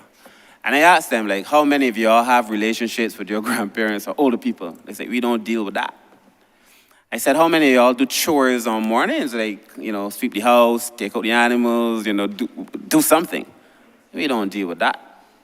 So then I said to them, well, the problem isn't here. The parents were on one side, the family, the children on another side. I said to the parents, said, what y'all doing? They're like, you know what I mean? What are we raising if we don't teach our children some very basic responsibility and basic values? And there was only 2 parents in a crowd of about 60 that felt that what I was saying made sense. But, you know, we have to raise our children in a way that teaches them some responsibility, so that when they become adults, when they become the heads of the NGOs, the bankers, the lawyers, the doctors, the guys on the block, that they are able to receive this kind of message. The challenge is that a lot of our people, in many cases, haven't been given the message. So I know, look, I feel that there's just so much work to do in this regard.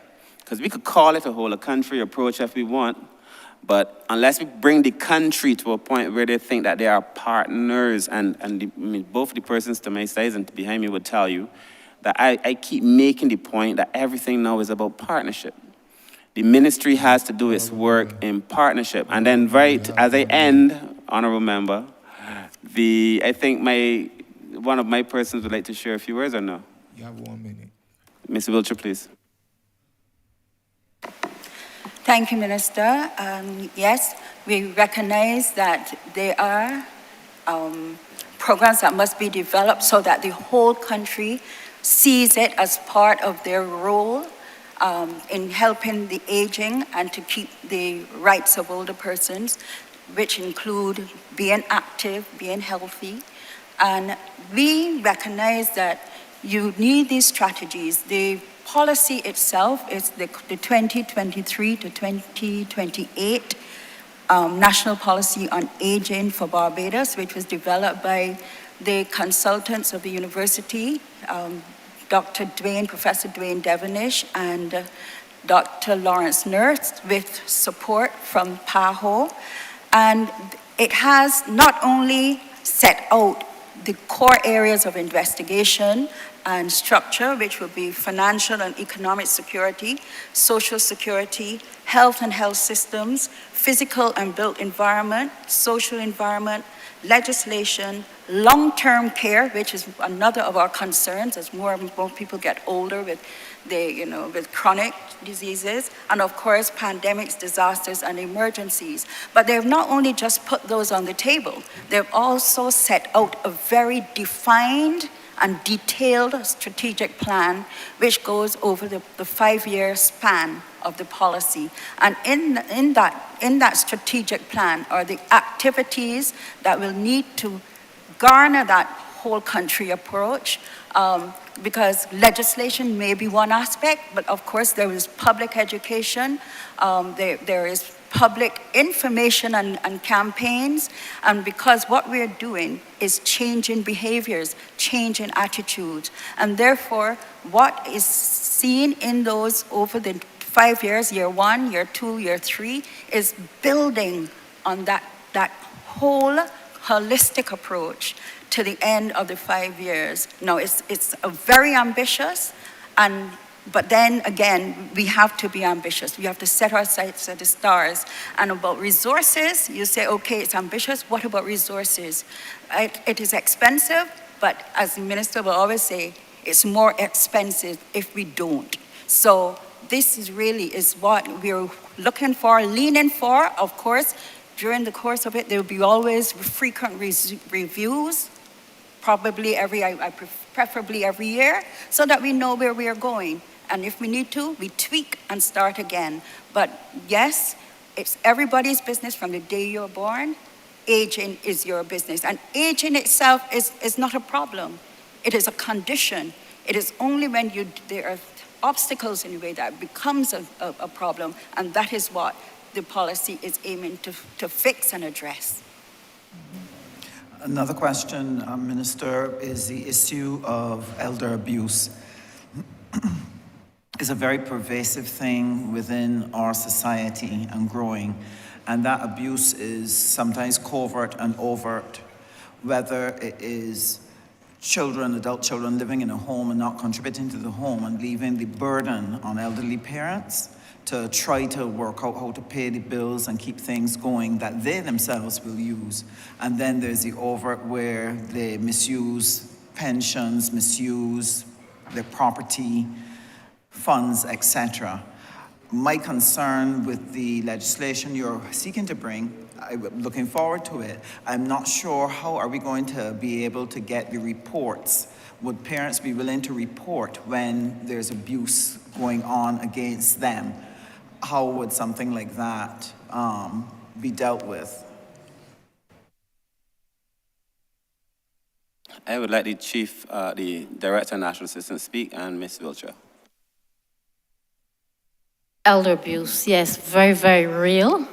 As you would have said, pervasive, but very underreported as well. We get approximately 10 referrals per month for cases of elder abuse.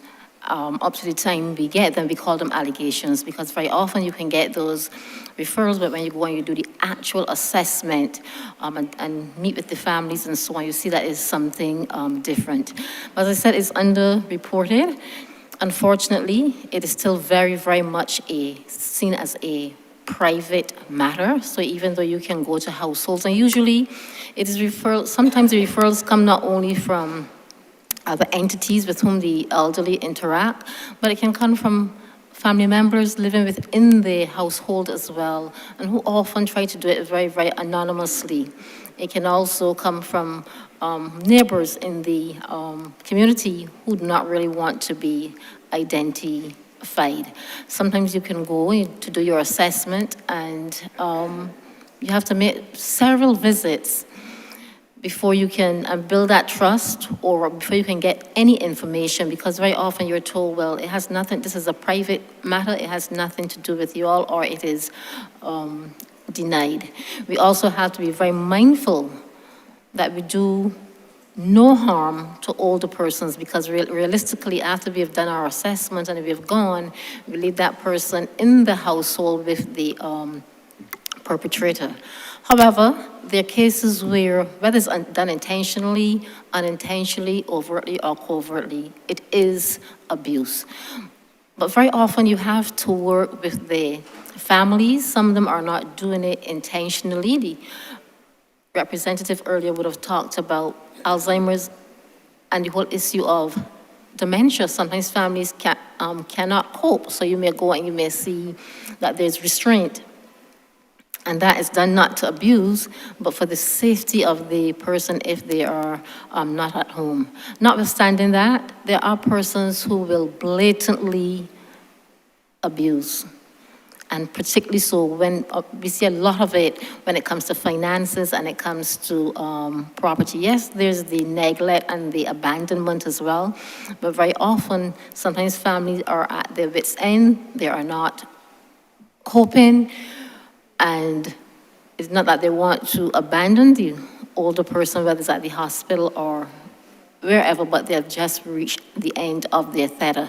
So even as we're talking about legislation, remember we cannot legislate behavior. And the legislation will really for those persons who continue as it relates to property and finances. So we have to balance it. So while we're even doing the legislation, we have to work on behaviors. The question was asked, can we teach people to care? And that is what we have to look at. How do we get families to care for the older persons?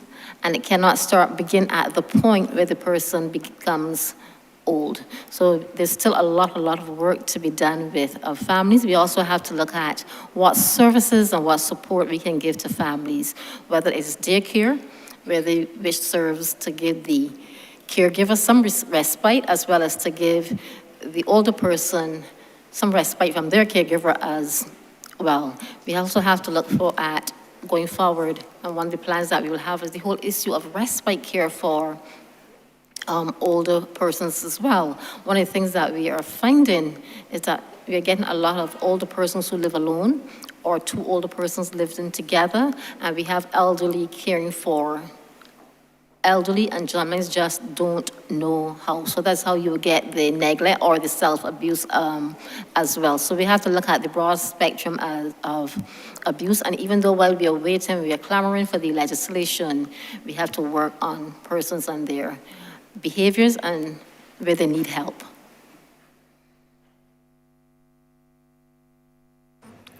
That was my last question. Sorry, Chair. I don't know if Mr. Wiltshire wanted to add. Yes, thank you, the Honourable Member of St. James South. As the Honourable Member of St. Thomas will tell you, every day she gets reports on elder abuse, every single day, numerous reports. The legislation will try to cover the field of such abuses, whether it be emotional, financial, physical. It will cover the field of abuse, and of course, the state has fairly limited opportunity for intervention at this time, because unlike with children, which are minors, the persons have to be, consulted and all of the whole process. But what we are looking at is mandatory reporting, which could then be investigated, and each case will then be given the kind of attention that it needs and the remedy that it would require. Then on that question, look, on elder abuse, as we have done with child abuse in the child protection legislation, and you will see in the coming child justice bill, as we've done in the legislation that is pending for persons with disabilities, and the ministry's orientation on training, education, and support for families, and to do all those things. But after all of those things, and people still continue to abuse elderly persons, there will be a zero tolerance approach in the ministry. There has to be a zero tolerance approach when it comes to this, and that's the only way we're going to be able to address it. So I think that the public could look forward to us being a lot more stern, having done the necessary work to get people ready, but having done that, zero tolerance. Thank you, Honourable Minister, and also Honourable Member for St. James South. Honourable Member for St. George South.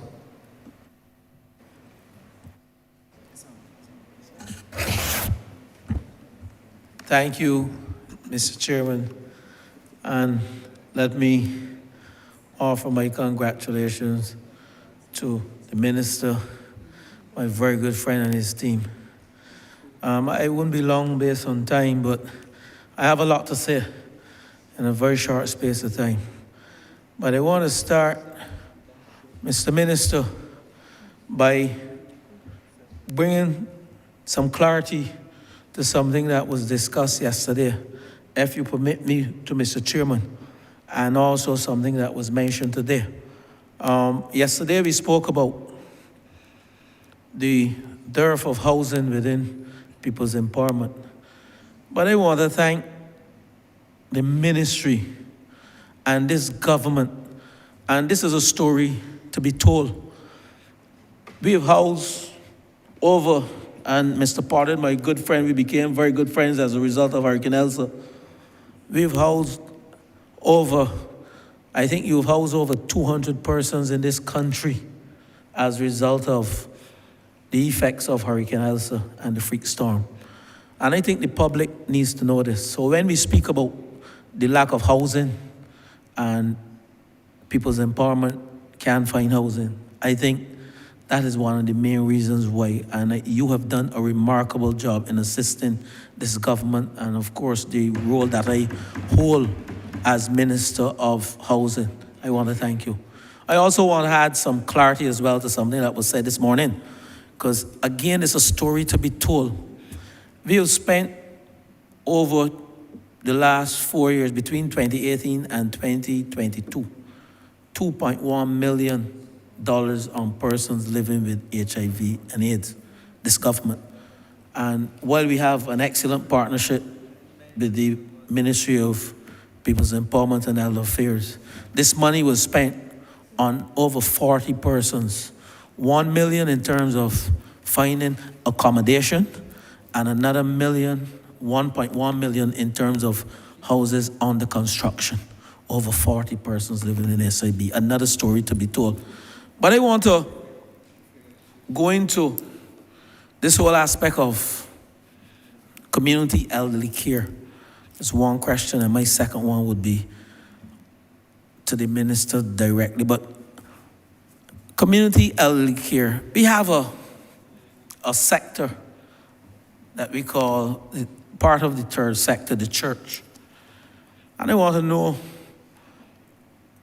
how have we, I know we have embraced the church, but I want you to tell the country, how have we embraced the church in terms of utilizing those built assets? We just approved the building of a new geriatric hospital, and persons may think that that hospital can house all of the elderly people, but that's impossible. And I know you have a vibrant community elderly care program, and you mentioned that yesterday, but I'm specifically targeting the church and the role, the type of partnership you have with the church in terms of providing not only elderly care, but also child care. And I will ask my next question, so you answer all at one point in time, and I have to go to a 12:15 meeting. I want to thank you, DPM, for giving me the opportunity. How are we honoring our international commitment on the rights of the child? And how does that relate to helping children in Barbados? And I know, Minister, you have a story to tell the country. And my final question deals with persons living with disability. And this is directed to my very good friend, Mr. Hollingsworth, as well. I have a lot of friends sitting over here, man. Mr. Hollingsworth, This question came to me from a constituent this morning. Is a wheelchair-bound person, and it's not a hard question. I know you have constraints. I'm not putting you on the spot. That's not what I'm here to do. But I'm here for you to tell the country what are some of the constraints, because the person said to me that the disability transport, they were denied because there's a shortage. The disability transport usually takes person to the polyclinics on a monthly basis for their routine checks. And I know you have constraints, so you can tell the country what are you doing to address some of those constraints, because we have a lot of persons living with disability across the country who depend on that transportation on a monthly or weekly basis. Those are my questions, and I'm hoping if we have more time, I will come back with some accolades, because this ministry has done tremendous work. And in closing, I am one who will put up my hand to say that the people of St. George, they have benefited from the welfare transformation over the last 2 years, Mr. Minister and team.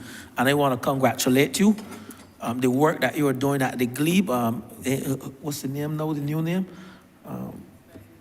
Freddie Miller's facility. And the people of St. George, they have asked me to tell you, thank you for the service that you have provided to those persons who depend on welfare.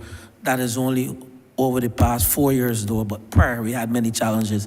But I have seen a rebirth of that unit, and it has benefited the people in St. George. I thank you and keep up the good work. Thank you. May I proceed, Chair? Thank you, Honourable Member.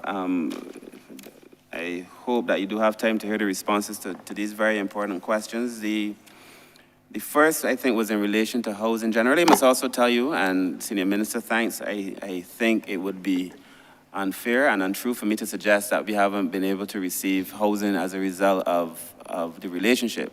It is just that the point we're making is that the pressure on the system is such, and even within the private sector, there are persons who just do not wish to have a relationship with either the department, the ministry, or the people whom we represent. And that's just the truth. In relation to the relationship, I don't know if the PS or Mr. Pollard would want to speak about that relationship over time since ELSA, but I think in a much more philosophical sense, the truth is that the ministry and your ministry must work together. We have an amount in the ministry every year. This year, I think, is 4-point-something million for disasters. So in the event of a disaster, we are able to provide food and provide housing, accommodation, at least pay for it, for persons who might be affected by a disaster, whether it is ELSA, as was the case a couple of years ago, or some unforeseen event. Again, this is a case where the ministry and the government has been fairly forward-thinking, because we cannot be talking about the unpredictable nature of climatic events and not prepare for them. The PM says sometimes that you should never find yourself reacting to a situation you should see coming. And we do know that climatic events, and dastardly ones, are always going to be coming given climate change. So I would ask the PS just to share maybe a few of the numbers in relation to where we're doing with, which we call kind of like social housing, but disaster relief housing. I don't want to get into any details, except to say that we've been able to house persons, make sure that they were accommodated, while the Ministry of Housing works assiduously to provide them with housing. Thank you, Minister.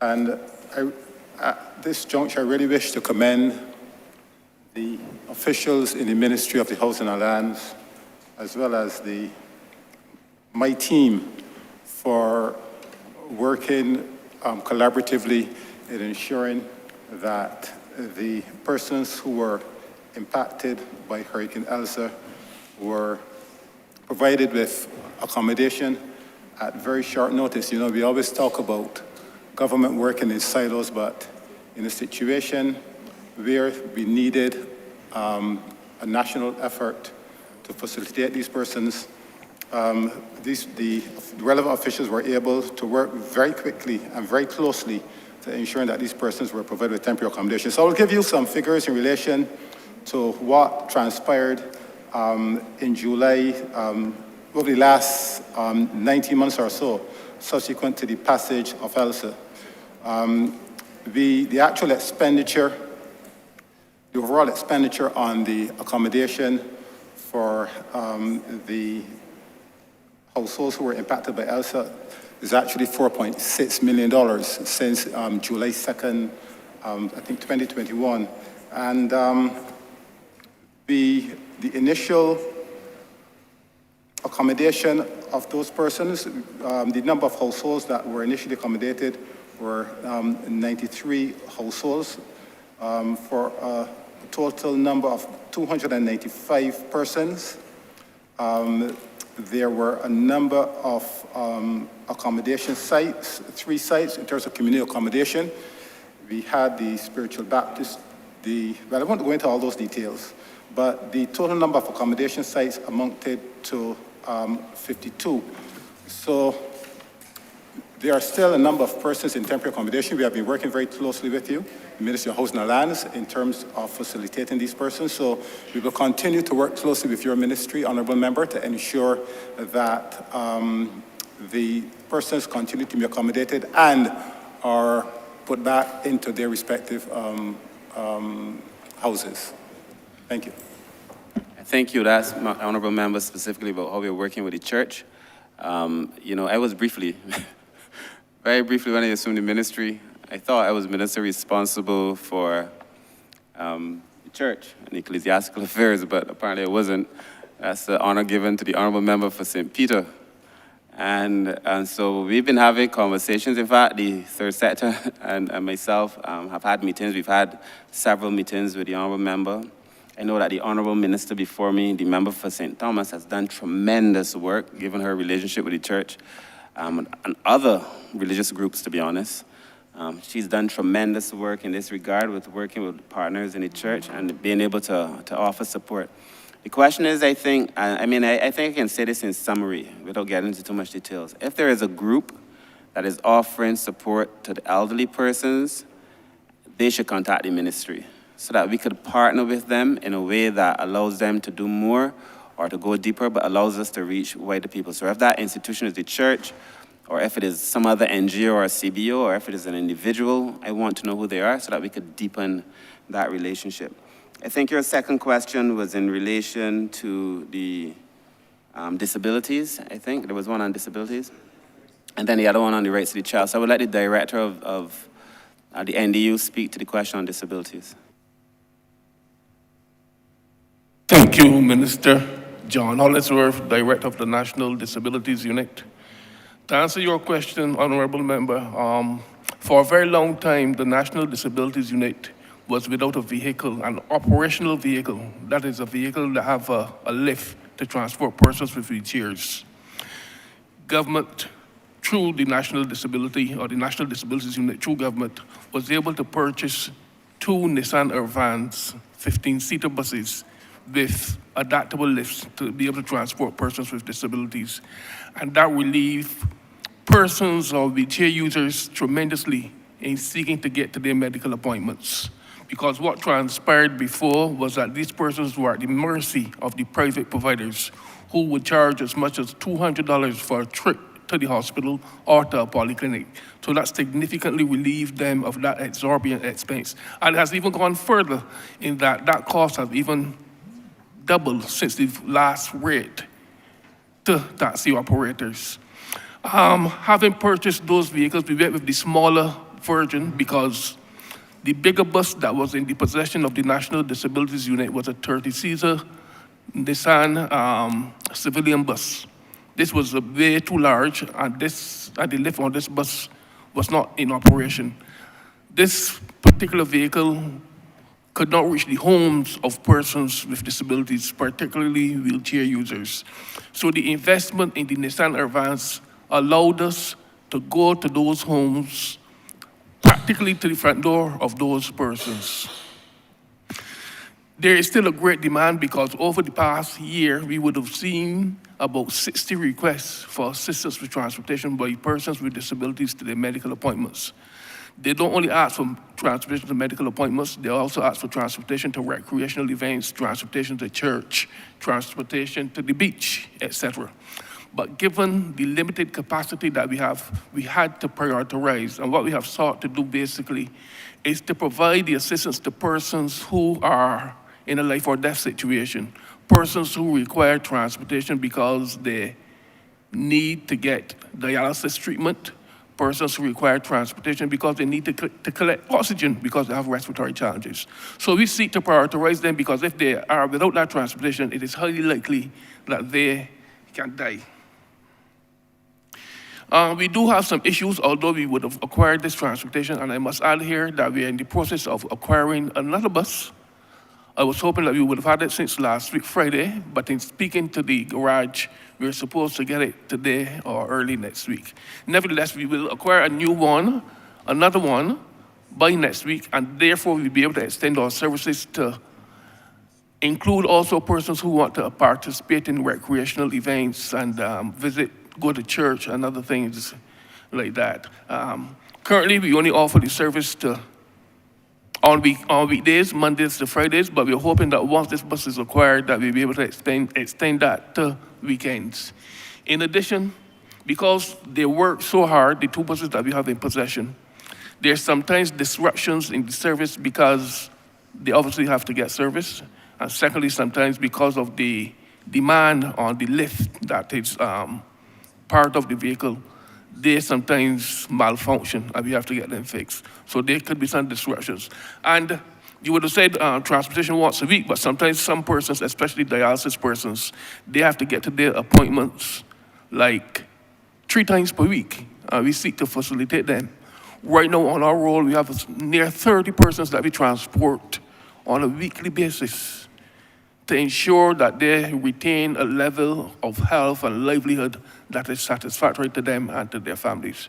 Without that particular service, I think that we could be into a serious problem, a very serious problem, because persons can't afford the transportation and then their health could be at risk.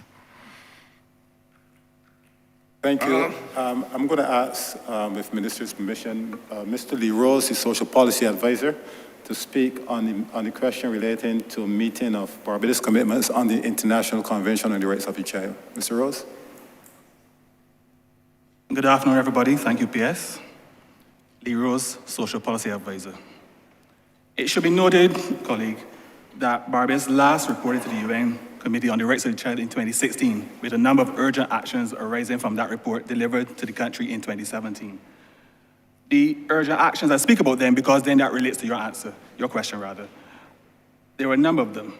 The need to expedite child-friendly child protection legislation based on the best interest of the child, that's one. The need to improve child-specific data collection and analysis. The need for a greater alignment of the legislative framework with the rights of the child. The establishment of alternative care mechanisms for children in need of protection. And this speaks to a greater emphasis on foster care and adoption. Also, the need to amend our national approaches to juvenile justice, and the development of a national action plan for child protection. Those are some of the elements that came out of the report. I'm pleased to say that we've worked on the vast majority of those actions in collaboration with these various sectoral interests and the National Committee on the Rights of the Child, and you will hear a lot more about that early in the upcoming financial year. And in terms of our reporting process on the rights of the child, it should be noted that we have opted to implement the simplified reporting procedure for our national reporting on the rights of the child. The name, as it suggests, is a simpler, less onerous report process in terms of the human and other resources needed to comply, and it is a more focused exercise, and it allows for our national reporting to be fast-tracked for review and then further action. In terms of a date, because naturally that would be a natural question we would ask, the UN has advised that there's no current date for our reporting process, but we in the ministry have all our mechanisms in place for when the Human Rights Office indicates Barbados' report. And partially the reason I understand is because many state parties have had issues related to COVID and related to their reporting, so that's pushed back the process. So I'm hoping that answers your question.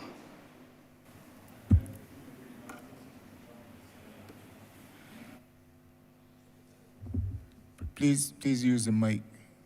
Oh, sorry, my apologies. Right, just to bring the matter close to the ground, I'm going to ask Ms. Roseanne Richards, the Director of Child Care Board, to speak to any specific issues in relation to meeting our international commitments.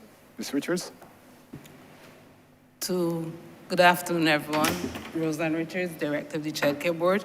To add to what Mr. Rosewood has stated, when we were drafting the new child protection legislation, we made every effort to ensure that we would have been in compliance with the tenets of the Conventions on the Rights of the Child and any other international conventions that we would have signed on to, particularly to ensure that the welfare of the child is taken care of and promoted, to ensure that children are provided with a level of care and protection, that they're protected from neglect and abuse. We also have actively in our ministry a CRC committee that looks at all the different clauses or tenets of the convention to ensure that we are in compliance. And we are guided on a daily basis by the convention as well as the efforts in the new legislation. I mean, it's not enforced as yet, but at least what we had working with before is very skeletal, and we're aware of what we have to do to move forward, what's in the best interest of the children of Barbados. Thank you, Mr. Minister and team. I almost forgot I have a long-standing friend, Ms. Richards, as well in this team. But let me end off by thanking this very important ministry. You have presented exceptionally well. You're doing a lot of work that this country needs to know about. And I also want to thank the former minister who led the charge, member for St. Thomas, for the good work that she pioneered in this ministry. And I know the welfare department is better as a result of the work that the member for St. Thomas pioneered to transform that section. And we are indeed better as a people in St. George. I thank you, Mr. Chairman. Over to you again. Thank you, Honourable Member for St. George South. Honourable Member for St. Thomas. No, I complain.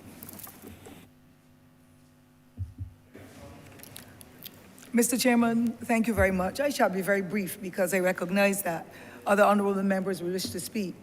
And I was just winking at Dr. Wiltshire to say to her, we're going to set up a forum next week that we could probably go on the calling program or whatever to be able to help to send some of the messages from here.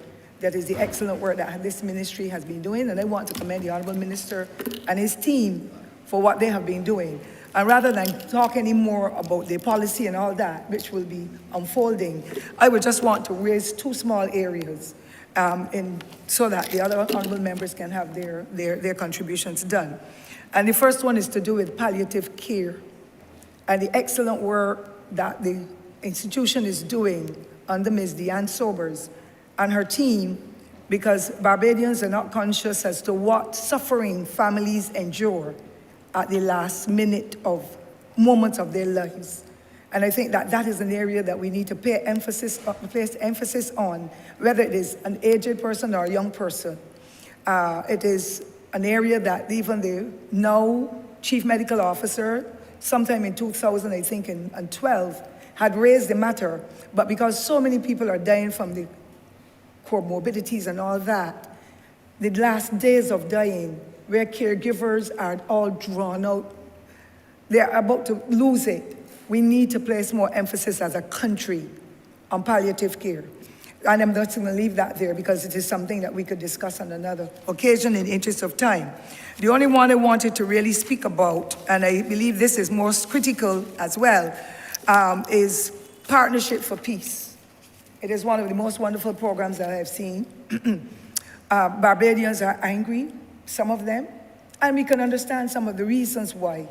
And COVID has exacerbated a really bad situation subsequent to the project when it started, with males who had been engaged or perpetrated females and had to go before the court of law.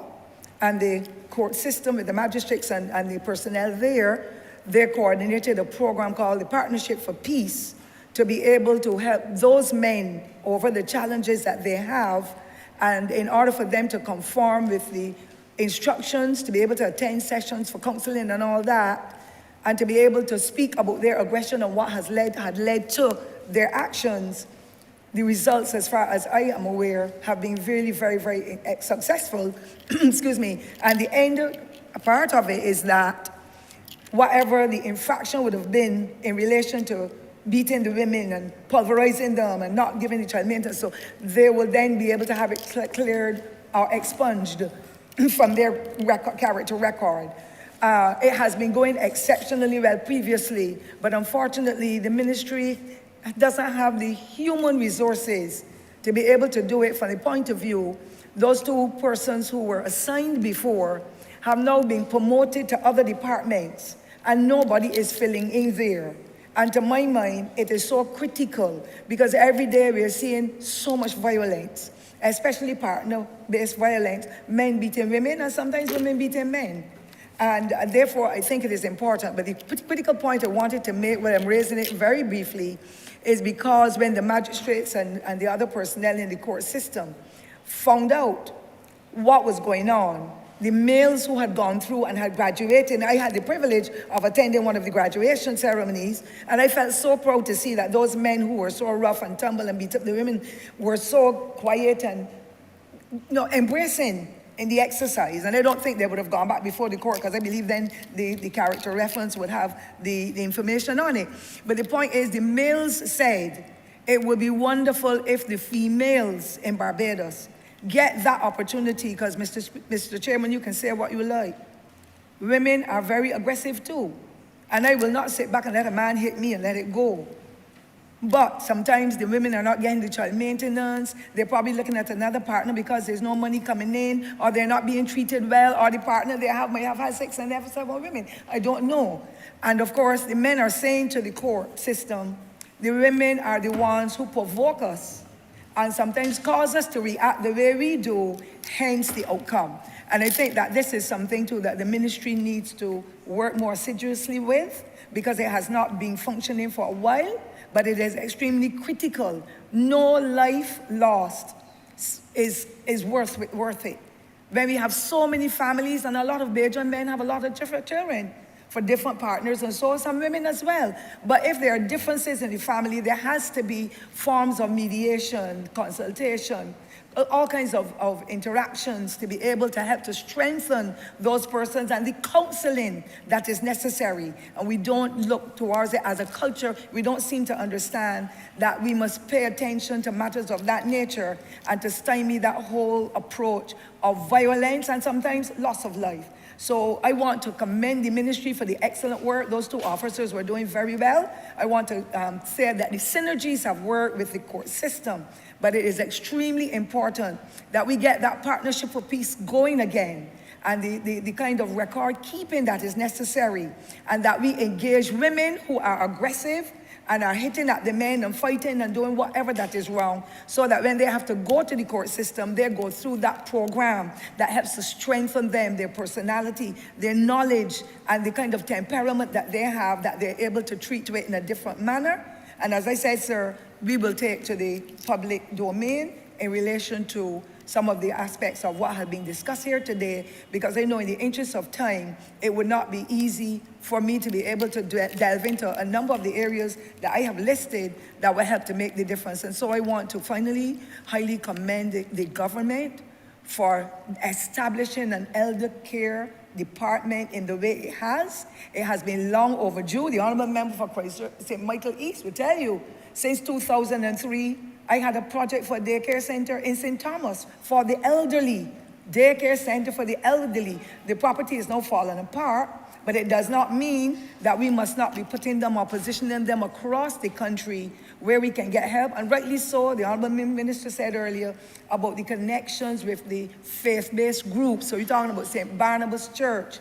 I know of other governmental institutions and faith-based as well as private institutions that are doing daycare and doing exceptionally good work, particularly the National Assistance Board. They're occupying church halls and so on to be able to bring this aged together, that they can recreate, that they can use the skills and their innate abilities to be able to make a difference. And so we will continue to engage. I thank the Honourable Minister for the privilege to be working with Dr. Wiltshire and others.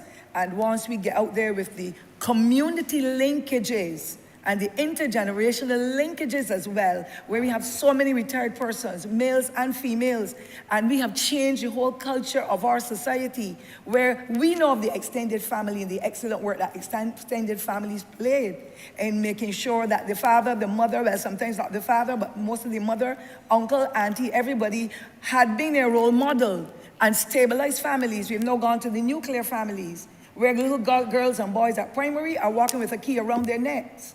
They let themselves in the house. There's no engagement in the community. There are no mentors in the way that there were before, and therefore we are losing a lot of those intergenerational linkages which are associated with our programs that we are designing to be able to get the blessings of the Honourable Minister and the Cabinet of Barbados, that we can go out into the communities. We're ready for the Granddaddy Project to start up. It has got the blessings of the Ministry of Education. We want to do one in each of the zones. We also started the community elder care conversations, where family members are an integral part of it, and the two we have had so far. On the 16th of February, those came off well. People came out in their large numbers, and they were saying for how long we were waiting for this, more than probably 25 years. And so we are on the right trajectory at this time. But as I indicated, in the interest of allowing my other colleagues to get a chance, I know that our time will come when we do the interactions with the various community groups and engage. Up to tonight, the Honourable Minister, well, the Permanent Secretary has sent some kind of communication where there is a group that wants to discuss this matter. And so we are going to be engaging as many organizations and institutions, private, public, as well as faith-based and so on, to be able to help us with this, because this is a matter that is impacting on the lives of every single household in Barbados. And I close, sir.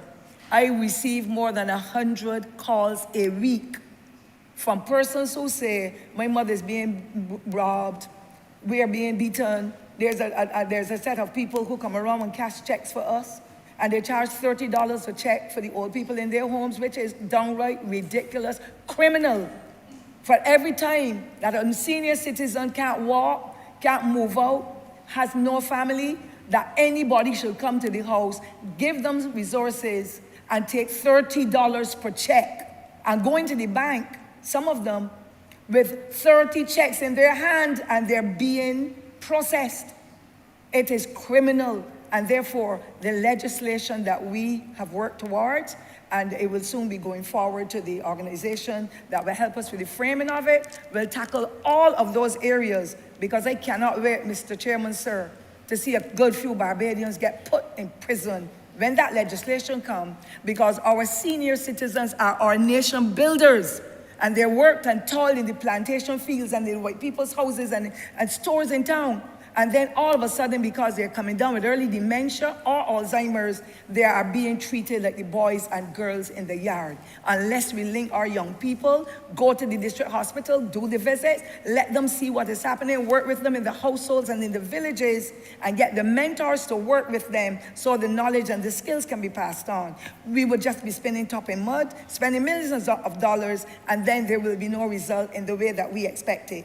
We are in the departure zone. My Honourable Comrade and member here for St. Michael East, whether he likes it or not, we are in the departure launch. We don't know what will happen to us in another few weeks' time, if anything triggers our memory or our health. And therefore, I think it is incumbent upon us to be able to do what has to be done to make sure that the centenarians in Barbados and the aged get and enjoy the services that are required to be able to help them to live longer and healthier lives as a result of what we, the younger generation, do to help them stabilize them and their lives and the longevity that they require, living in peace and harmony wherever they are across this country.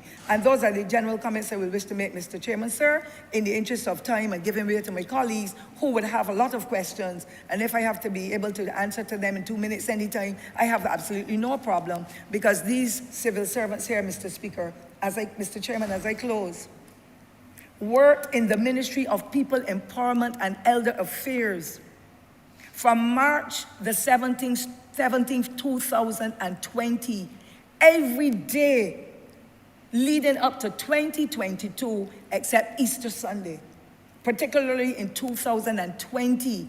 And I think that the insults and the criticisms, because we're not spreading our word to let people know the quality work that has been done there and continues to be done, that when they look at all of them, sir, excellent work, one of the best functioning institutions in this country. And I take kudos off to them, with your permission, to them, sir, with your permission, because I was there. The Honourable Minister for St. Michael East is there.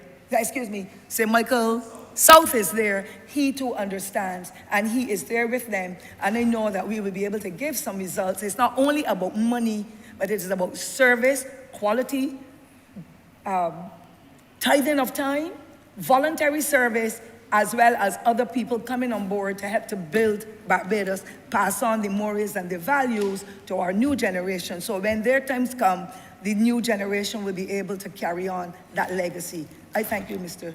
Chairman, sir. Honourable Minister. Thank you, Honourable Member.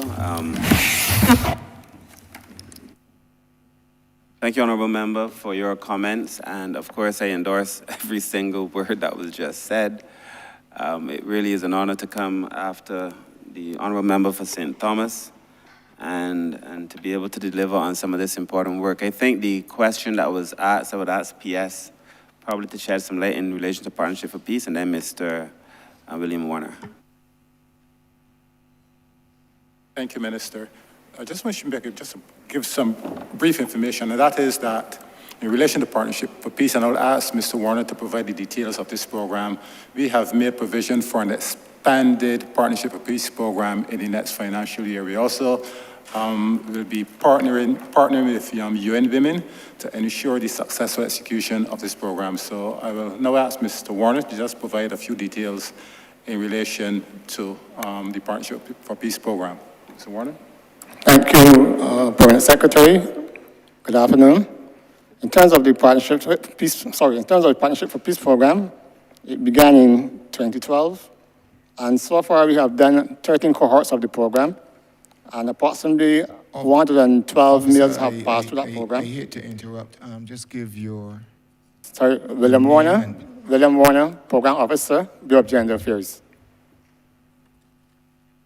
112 meals have gone through the program, and I want to assure the honourable member for for St. Thomas that Partnership for Peace program is alive and well. It has been relocated in the Bureau of Gender Affairs. I actually had some discussions with one of those persons who has been actively involved in the program from its inception, and we have gone through a number of areas where we think the program can be strengthened. One of the areas that we know we have to do a lot of work in is the outreach to the judges and to probably the Bar Association. I share the concern of the honourable member for St. Thomas about the women. Any person who commits act of domestic abuse, I believe, should be held accountable. At this stage, I would be very cautious, though, in terms of having women involved in the program, because as we may very well appreciate, sometimes men need a space where they can feel comfortable. So at this moment, I would be a little hesitant about bringing women into the program. But I think after we do our evaluation, then maybe be able to have a look maybe at how we can improve the program and also incorporate women in some aspect of it. Thank you. Honourable Member, if you could just share what essentially the program is, though. What benefits we could anticipate from a Partnership for Peace, why the Honourable Member for St. Thomas would think it is so important, and why the PS has spoken to the fact that we've put more monies to it. What are some of the anticipated results of the program, and in your experience, the benefits to Barbados?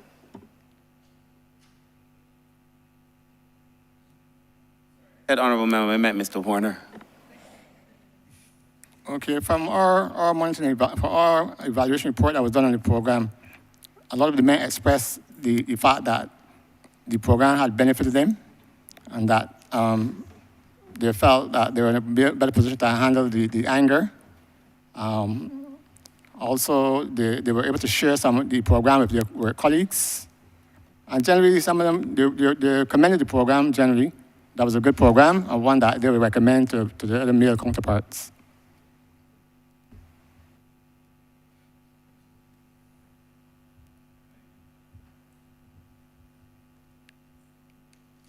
Thank you.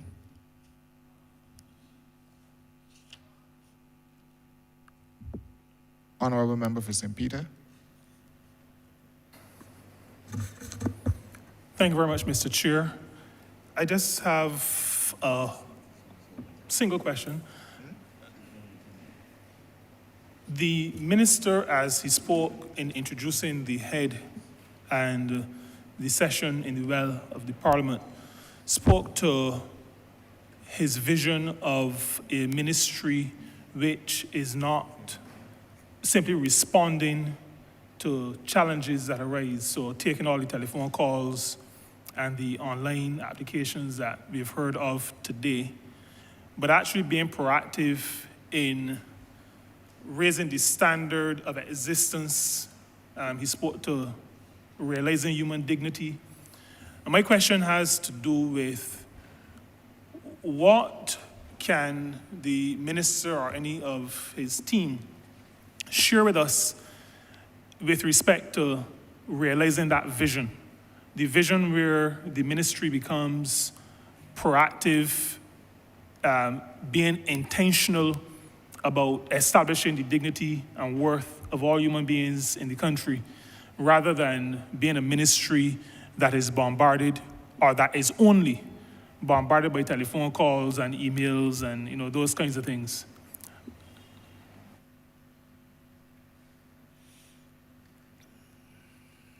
Thank you, Honourable Member.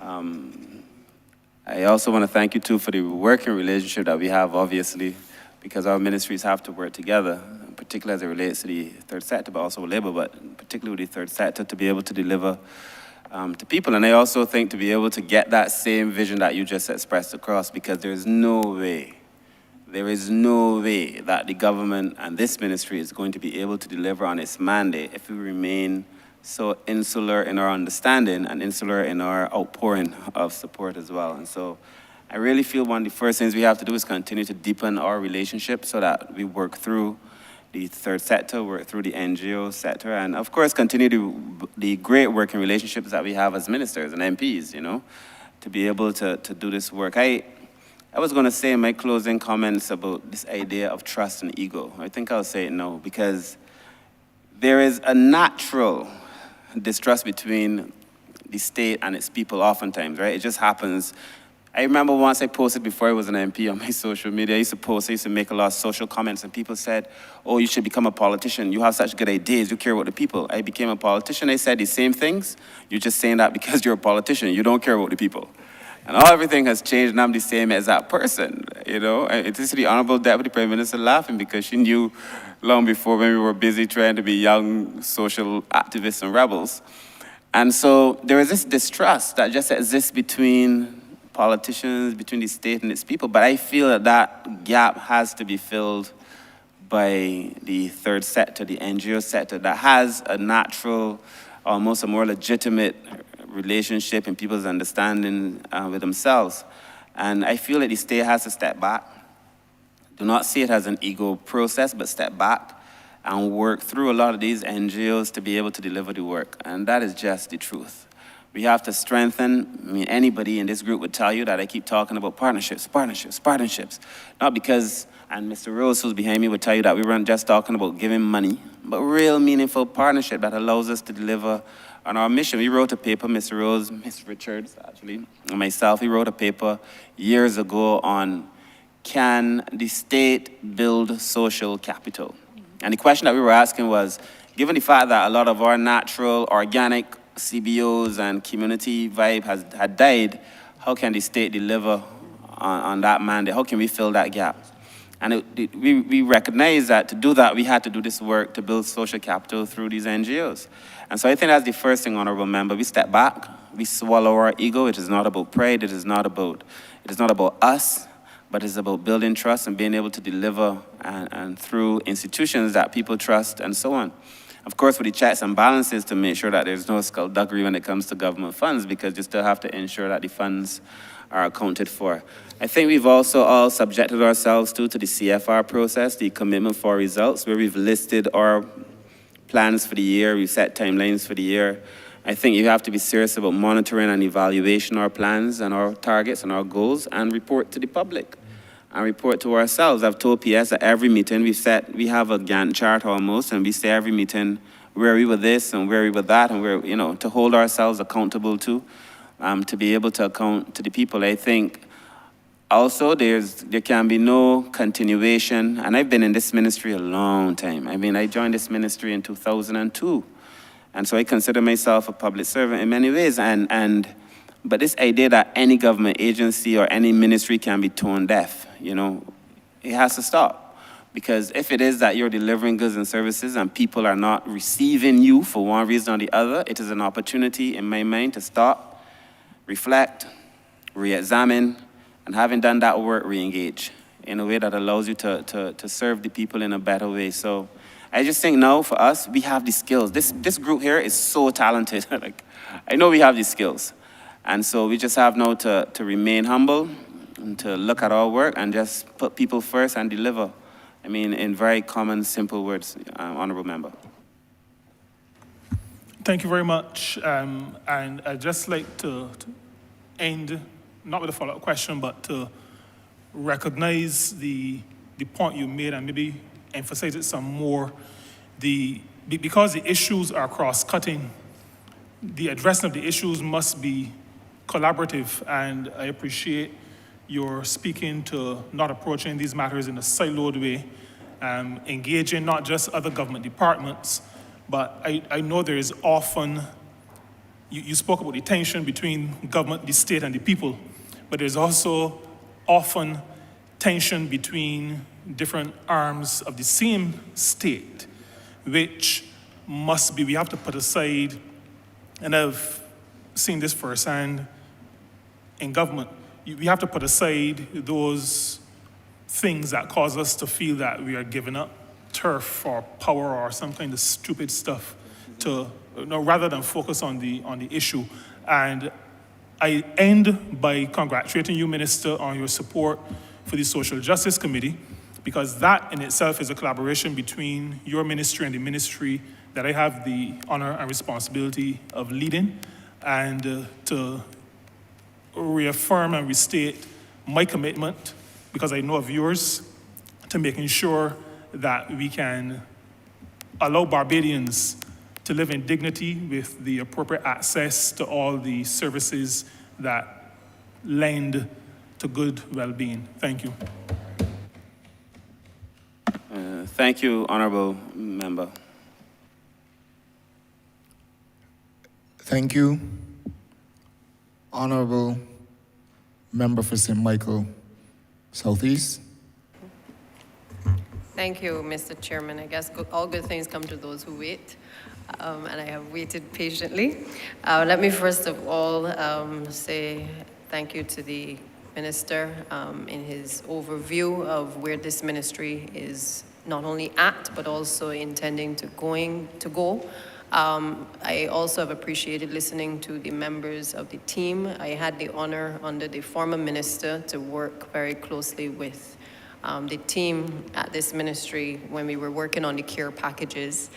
And while I, like some of my colleagues prior to that, perhaps had a different view of the staff at the ministry, I certainly came to recognize, as the member for St. Thomas indicated, that there are a number of very hardworking, caring persons within this ministry who have done a lot with little, and perhaps sometimes have been misunderstood in terms of their approach to dealing with a number of the social matters that come before them. That is not to say that we don't have some work to be done in relation to those who may not interact and interface with people who have genuine issues and need to be, the things that need to be addressed in an emergency. But I am pleased to hear from the minister that dealing with the attitudes of officers is obviously a big part and thrust of these estimates, and that training has obviously started, because I, like the minister, agree that the people who have to interface when they're, particularly when they are in a crisis, but the persons they have to interface with have to also be persons who care. And therefore, I am pleased to hear that that transition is obviously taking place. I'm also happy to hear about the partnerships that the ministry intends to embark on. I just would want the minister perhaps to speak a little bit about how does he intend to break some of the processes that lead to us being able to execute quickly, to enter into those partnerships. Because while we take all this time on process, oftentimes we find ourselves in a situation where the most vulnerable are waiting on very important resources. And therefore, I think we have to really think seriously about the weight in terms of being able to get that aggressive focus of partnerships of the ministry together. I'm also mindful that with the amalgamation, there is going to be much hope in terms of how social services are delivered. And I'm excited by the fact that there's going to be a decentralization of a number of the resources into the communities. But I think, Minister, you mentioned in your opening that obviously there were conversations that now had to be had with the unions. I don't think you mentioned any timelines in terms of how long that is going to take. But my main question to start off with is really, not to pin you down to timelines, but simply to ask you to comment a bit as to what can people expect in the interim. Because while those discussions are ongoing, there are probably going to be conversations regarding transitions in terms of workers' status. What is that going to look like for the vulnerable person who is trying to access services? Are we going to have a longer wait? Are we going to start the phased approach of the decentralization of services into communities with those who are willing? What is it going to look like? It sounds good, but what is it going to look like over the course of the next few months? Thank you, Deputy Prime Minister. And I mean, you're right. I think the truth is that the idea of partnership is very important to the ministry. I have said it several times. The direction that we're going, we've tried to make clear. But at the end of the day, I think I said in my opening, we got to shoot for the stars and still stay among the stones, get the galaxy and the ground right. Big things and small things. And your question is, because while the grass is growing, the horse oftentimes is still starving. So what are we going to do with that? So, the truth is sometimes these things take a little longer than one would like. Bureaucracy has its benefits, but bureaucracy also has its burdens, and sometimes people are loyal to processes that were shaped and given to us in times long past. Colonial era where you had to go through all these checks and balances and steps, People do things sometimes by rote because that's the way it's always been done.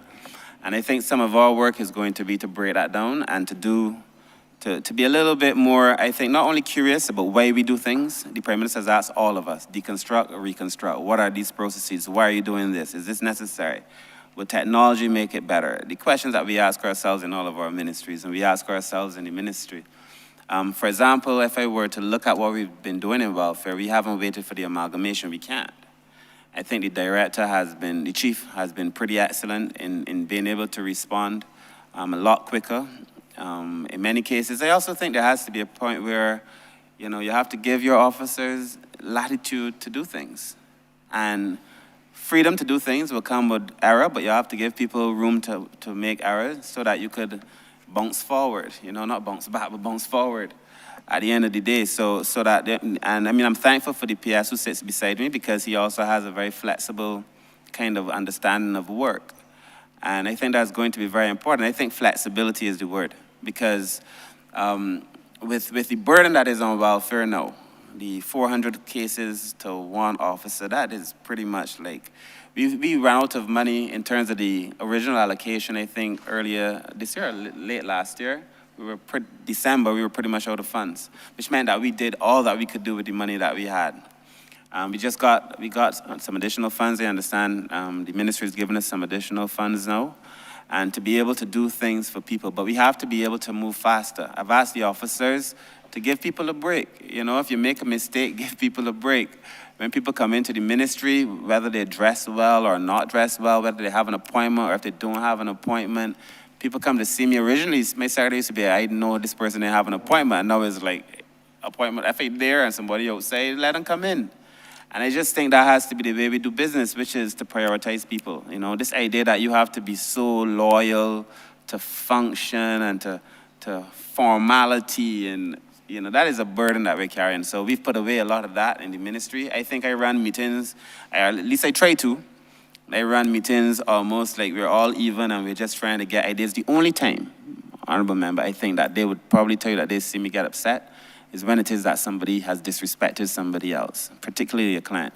But generally, we run meetings like, you know, almost like how a round table is supposed to work. But I think it's about putting aside those functions and being experimental. I know that you care very much about the way we've been doing welfare, for the housing, for example, and how long that takes. Now, people can't get their rent paid and they won't rent to us, and the idea of going to the agents as well, like just trying new things. So go to the agents, let them do the work on behalf of us. As long as we don't step on the crease in terms of the financial rules. So flexibility, reminding people every day, why is it? I asked PS the other morning, why do you come to work? I asked them, why do you come to work? Why are we here? If you keep that at the center, then I think we could do better. But again, recognizing that bureaucracy helps, recognizing that bureaucracy hurts. Thank you, Minister. And I'll just add to that, that leadership matters as well. And the ministry has benefited since 2018 from the level of leadership that cares. And I think that we're on the right track in terms of helping the staff to make that transition, that we're really here to provide a service, whether it's roads, whether it's water, whether it is welfare. At the end of the day, we cannot hold on to the systems that we have held dear because the systems are no longer working for the people and the demands are becoming greater as well. I want to go a little parochial though. I often don't do this, but since you have come from out of the bosom of my constituency, I think it would be only appropriate for you to shed some light for the residents in St. Michael's Southeast as to some of the plans for the Joris Dunner home and also for the Golden Rock Day Nursery. And I ask that because I think in respect, I know there are a number of persons from Vauxhall and I believe Lancaster that are currently being housed at that particular location at Joris Dunner. It also was a facility that would have housed a number of persons during Hurricane Elsa. And I am just curious, I don't see specific mention in the summary of the estimates for renovations to the existing structure. I know that there are some upgrades that are needed. And I would just want to know what is specifically happening there. Also, on my visits to the facility, one of the things, and I know I would have raised it with you, but I'll also raise it here, that struck me was the fact that there was no art in many of the rooms on the walls. The walls were pretty clear of any kind of images. I'm not sure if that is a deliberate intention of the ministry. But I think that places like that we're housing the elderly or we're having as these types of facilities need to look like home, a home away from home. I think that we have to look at that facility perhaps going forward, especially in that community where it is so densely populated, as being able to facilitate the care for a number of elderly persons within the community. You have an excellent program in the form of the elderly care program, which has been certainly meeting the needs of a number of the elderly. But I think once the persons are relocated from Lancaster back to Lancaster and Vauxhall, certainly there needs to be some clarity to the community as to whether they will be able to again utilize that particular space. As it relates to the Golden Rock Day Nursery, there are some renovations that are needed. I know there's also the issue of space. That is the go-to day nursery. I am almost certain that you may have attended that day nursery as well, Minister. And I would want to think that some attention would be paid to this space. There are some vehicles that are across the road from that nursery that I do feel that the ministry needs to pay some attention to, that are creating a nuisance for the residents. And while it should really rest with the environment, I think it has to be a concern deeper for your ministry because you have young babies and small children in that facility as well as staff. So I would want you to just address, are there provisions in these estimates to take into account the renovations that are required for those two facilities?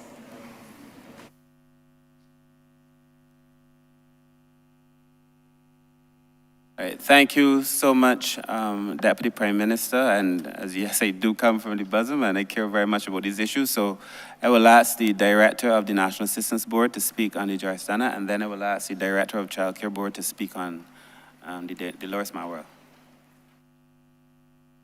Thank you, Minister. So in relation to the Jarstana Elderly Daycare center, yes, we are aware that that facility does need some upgrade. We are concentrating on the completion of the Vauxhall Village first, and Lancaster House. There is a philanthropic entity which has expressed an interest in doing some work with this facility. There was some stalling because they could not find the plans and so on. So they are working on that. We would have had an obstacle. We would have thought by now we would have gotten the facility back and running as a daycare center after being closed during COVID, but as I mentioned before, we had to relocate the older persons from Vauxhall. So as soon as that, most of those persons who would have been housing during ELSA, we only have one person there now, and once his house is complete, which should be within a couple of months, he will be relocated as well, and the facility will be reused for the purpose it was really intended for in the initial phase. You would have mentioned about when you go to the facility, you're not seeing, you don't sense in terms of the ambience, and we would have realized that too, and there are some plans once we have upgrade to have a mural and have some art and so on in the place to improve the environment. If we're going to be speaking really of age-friendly environments, it's not only about the physical structure, but the whole atmosphere as well, and making people feel comfortable. So that is the thrust really, to really have our environments where a place that older people will want to be and staff will want to work. So that is in trend. Ms. Richards on the day nursery. Good afternoon. Roseanne Richards, Director of the Child Care Board. Honourable Minister, I think that I should first start by saying that this year we have put in about $200,000 into the estimates to look at renovations to some of our day nurseries. It is a small amount. I don't want to promise you that my word would be one of them, but we would put them on the 500. Oh, it increased to 500. Yeah, we put in place 500,000, and yes. I've tried to I wouldn't say cajole. I've tried 300 is for the Mawel? I was thinking Mawel and Joan Arndal to be a land and pine, but you know they're in the estimates. But the monies are there to start. It is a small amount. We would like to at least do a lot to the day nurseries, but it's a start. So I don't want to promise you, but we would have you in mind. In relation to, you said about the numbers, the capacity, I think that's one of the smaller ones, and I know that we have a long waiting list. I think we may have to look at, as a department, a ministry, and possibly a government, building more day nurseries because there is requests, and I think that the fact that the fees are so small, it is great attraction for persons to want to get their children, not only the fees, but what we offer.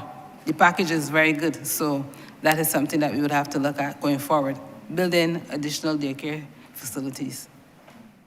I think the Minister has heard you loud and clear, and I'm sure the next estimates will hopefully reflect additional facilities within that community.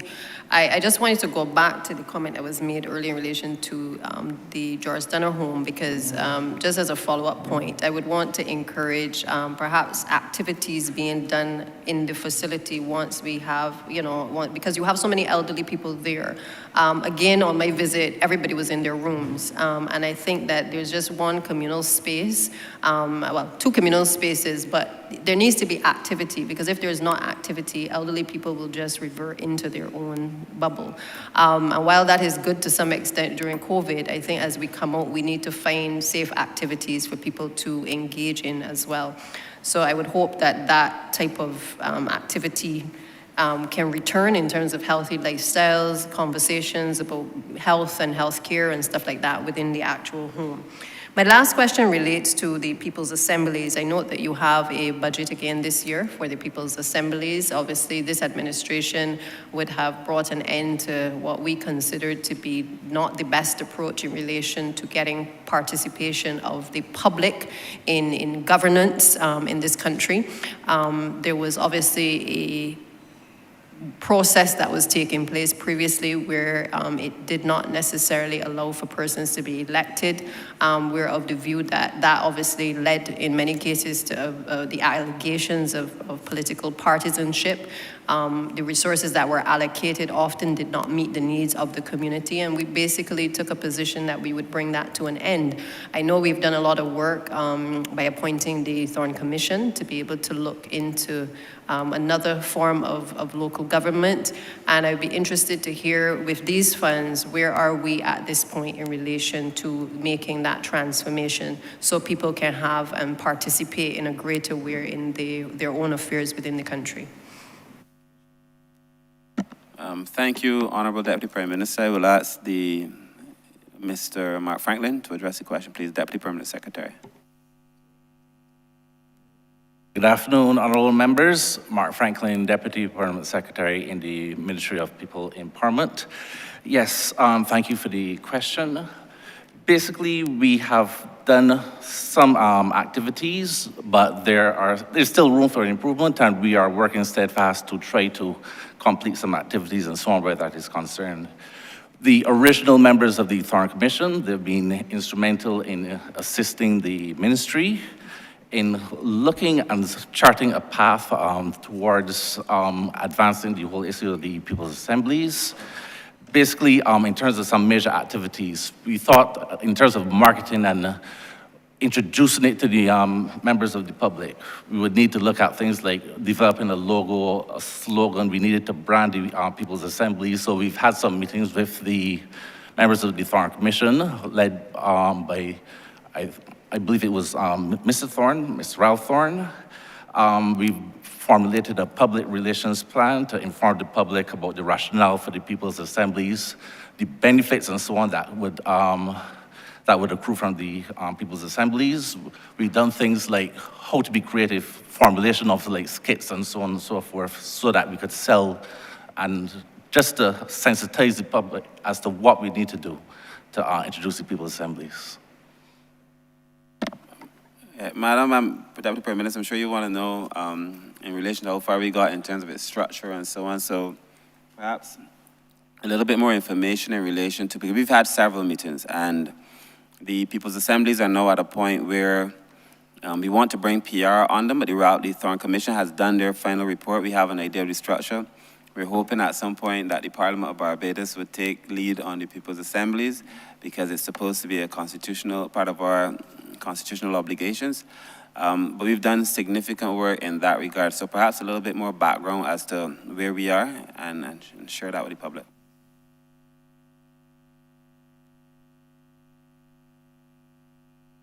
Yes, thank you very much.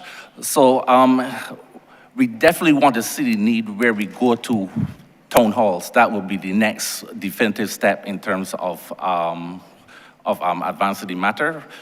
So we're going to have some town halls. We were in the midst late last year of planning these town halls and so on in terms of choosing where they will be located. And then the next thing we're going to do, we're going to look at doing some pilots, which in terms of identifying where should we have some pilots so we could get some best practices. We could see and analyze and assess what are some of the weaknesses, what are some of the strengths and so on, so that before we do a total rollout, we can have these, we could use the lessons learned and experiences to basically inform what we think in terms of where we would go in terms of rolling out the entire People's Assemblies. I can add to what the Deputy Permanent Secretary is saying. Essentially, Honourable Member, the plan going forward for the People's Assemblies, and you know, there are obviously benefits to having a form of local government. Indeed, only a few weeks ago I was discussing this matter with someone and they told me that probably one of the I don't want to say error, but one of the deficiencies in our form of governance, as you alluded to, was the fact that we do not have some form of local government, because the people's assemblies are essentially intended to ensure that community concerns are drawn to the attention of the relevant authorities. And those persons who will be sitting in the people's assemblies obviously are closer to the ground, or will be in a better position to articulate the concerns of the various communities. So we have provided a substantial amount of money in the 23-24 estimates for the people's assemblies. The plan going forward is to have a comprehensive public education program which we wish to roll out early in the new financial year to get the feedback from the public in relation to the report that was submitted by the Thorne Commission. We are also going to investigate and look at the sites for the establishment of the assemblies. We are going to are in the process of formulating an action plan for the rollout of a pilot project, because obviously it will take a significant amount of resources to put in place all of the assemblies. So we want to actually implement a pilot project with 2 or 3 individual assemblies, both in terms of the municipal area as well as in the rural areas as well. And as I said, we are going to look to operationalize that comprehensive public relations program so that the public can make an input in relation to the program going forward. So that essentially is what we plan to do in the next financial year. Honourable Member. Yeah, very quickly, Honourable Member, in the report, there were 21 people's assemblies that we were looking to roll out, each having a minimum of 30 members, of which 25 will be community residents, two will be representatives of persons with disabilities, 2 from youth or students organizations, and we said 1 student who was a male or a woman drawn from the Barbados Community College or a school, just to have youth representation. The People's Assembly summary, we put that out at different points. It was online. We put it at certain post offices. We held several consultations. And the role, I won't go through all of them, but the roles and the functions of the People's Assemblies were given. We wanted it to provide a social safety net for members of the community and to hold government departments accountable. I think the primary difference that people would want to hear, because I had I would say pleasure, and some may say otherwise, but I led the Constituency Empowerment Department and was engaged in the construction of constituency councils, and so I generally don't tend to say anything negative too much. But I think the primary difference, and perhaps where the weakness was in the constituency council, was that those members were picked pretty much by the MP for the area. And in this case, these persons would be elected so that the residents would have a choice in who they want to serve on the People's Assemblies to serve them. So that it wouldn't be a case where you handpick your friends or whatever. People choose who they want to be able to support them. And then we've asked for the People's Assembly, the reps of the assemblies, to also be recognized on boards, to be given that authority, and to make serious input into government's programs and policies, which is also a deficit, I think, in the structure of the Constituency Council. So this offers a much more holistic, more democratic approach to strengthening governance, I think, than the former version. And this year we're going to be spending more time engaging in PR so people know the things that I just said. And then we will start with a pilot, but so far that is where we are.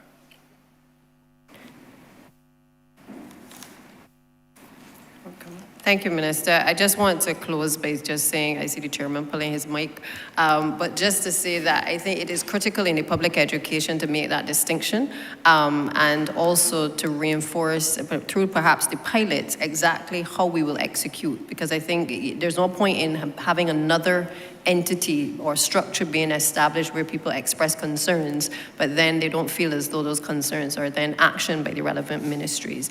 We have done an excellent job, I think, in being able to create various platforms for people to be able to raise their concerns through the rubbing shoulders, these Parish Speaks, and I think the People's Assemblies, once that is able to be given life, I think that will give another opportunity through a very democratic process to be able to allow people to participate in democracy. Thank you, Mr. Chairman. Thank you to Honourable Member. Just to say the monies that are allocated this year are really just for PR, education, to get people to understand what it is that we're doing and the functioning. So we want to spend a whole year educating so that we don't thrust it on the people. And then the following year would be about implementation. Thank you, Honourable Member for St. Michael Southeast and Honourable Minister.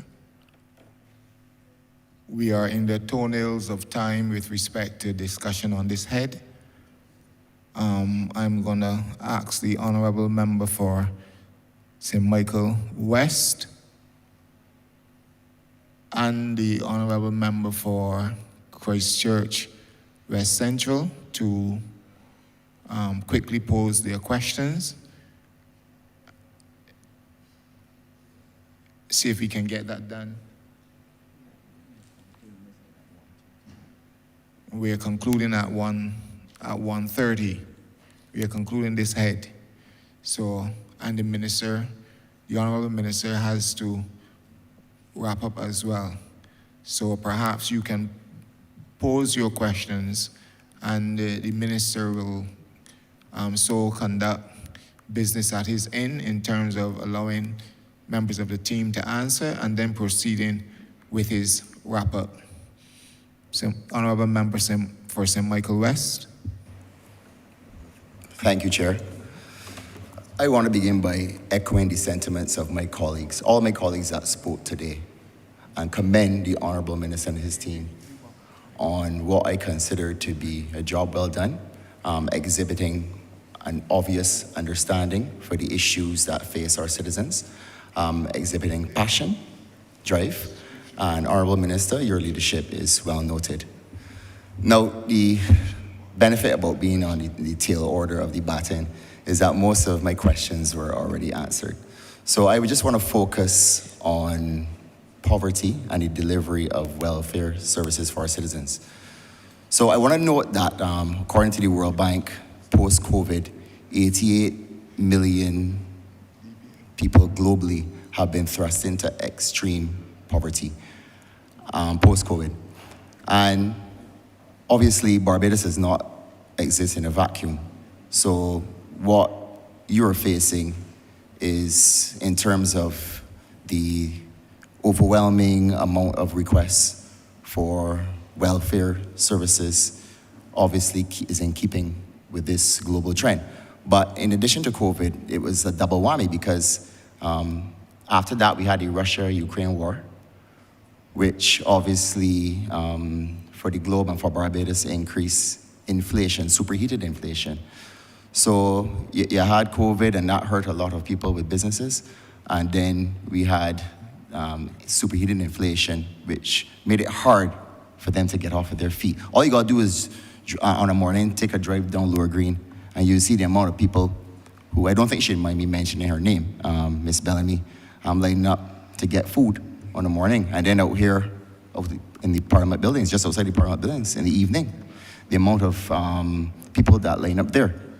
So I want to note that the Honourable Member from St. Michael North had started this line of questioning specifically dealing with speeding up the process of welfare applications.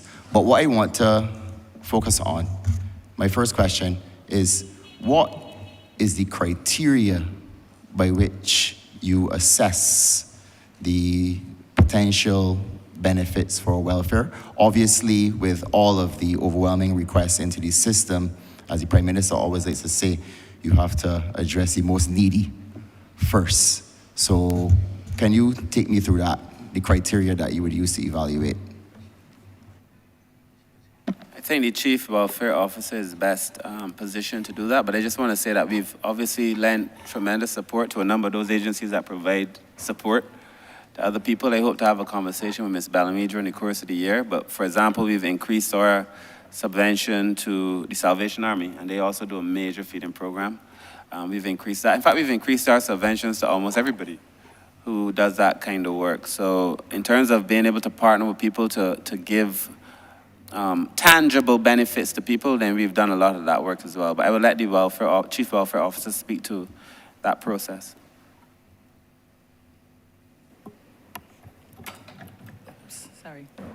Thank you, Minister, for your question.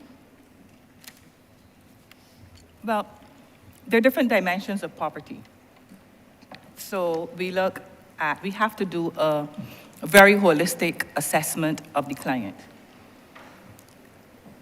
For sure, we're going to do an assessment of their income versus their expenditure.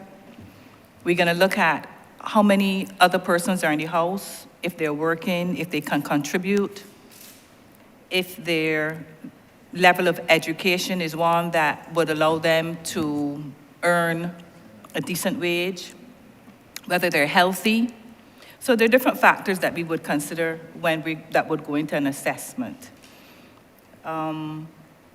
Yes, everything that happens globally comes home to us. And we are, like I said, with COVID, we really weren't prepared. But since then, we've had to put a number of things in place.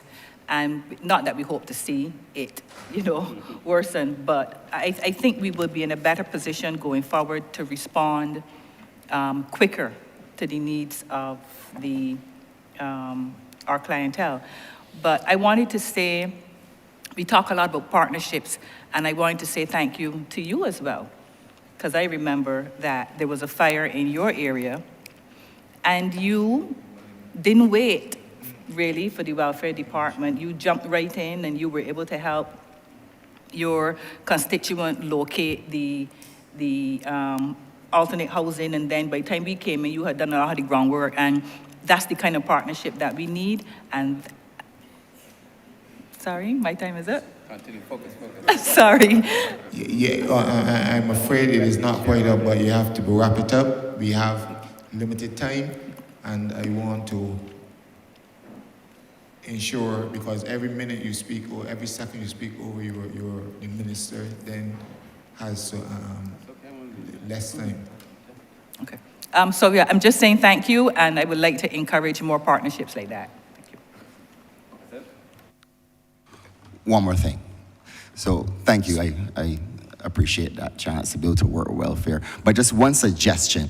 I was reading an article online. Honourable member, if you have another question, please ask the question. Okay, and, we'll do so. I want to give the Honourable member for Christchurch West Central Right. the opportunity to raise his question, Right. and the minister still has to wrap up. Thank you.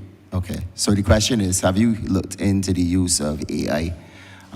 Specifically, an article I read on the University of Exeter in the UK, they use AI to mine databases specifically in mind of identifying poverty, people who were more likely to want to access poverty in the long term. I mean, I don't know that we've used artificial intelligence for much in Barbados, to be honest, but I do know technology is a big part of what we're doing, and I would love to see the report on how they do it. Honourable member. Honourable members, Mike for Christchurch West Central, please ask your question immediately. Thank you. I just want to, I will do that, but just let me commend the minister first. His zest, his zeal, and his on match sincerity. To me, has coined the mantra, people over politics. I can't let that go unnoticed. The moral test of any government is how it treats to its most vulnerable. And that is where I want to base my questions on. The most vulnerable, those in the dawn of their lives, the children, those in the twilight, the elderly, and it will be remiss of me not to speak about those.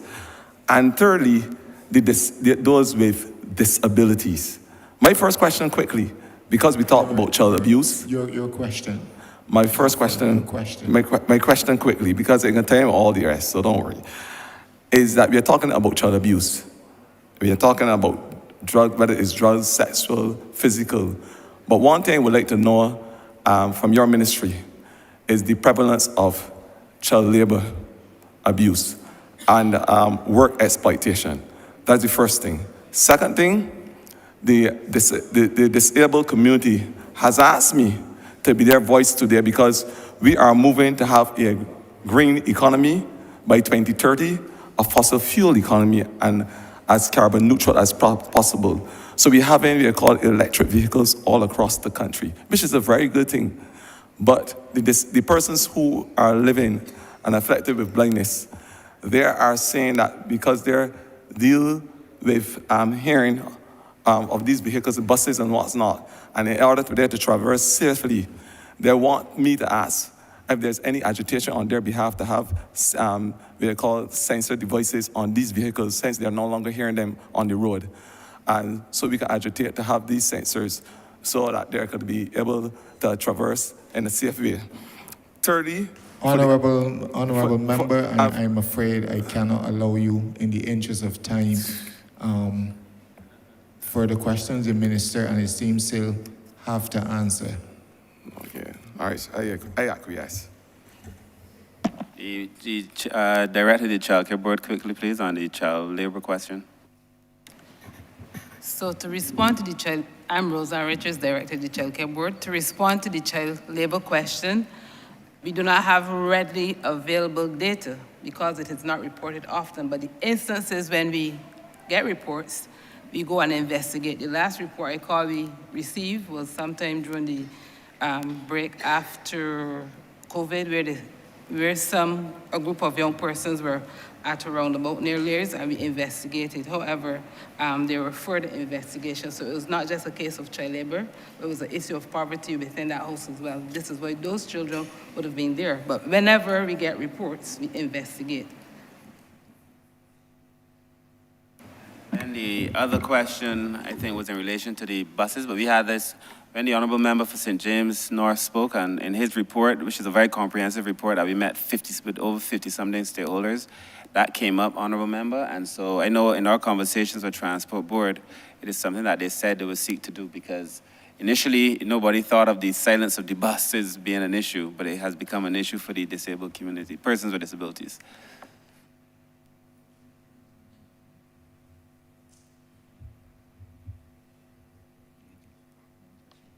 Honourable Member for Christchurch East. Thank you very much, Mr. Chair. Mr. Minister, this is just by way of a statement. I won't press you for an answer.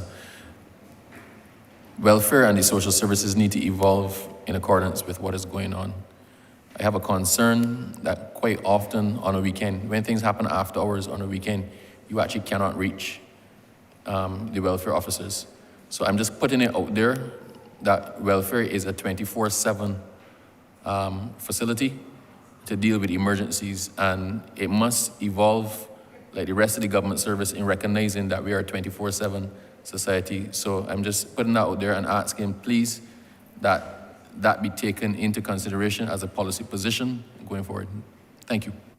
Minister, I agree with you, and in fact, we discussed this yesterday, in which we said we have a 24-hour hotline. We brought on social workers now to be available to respond to people on a 24-hour basis. But I take the point because it has been a concern for all of us, really. Thank you.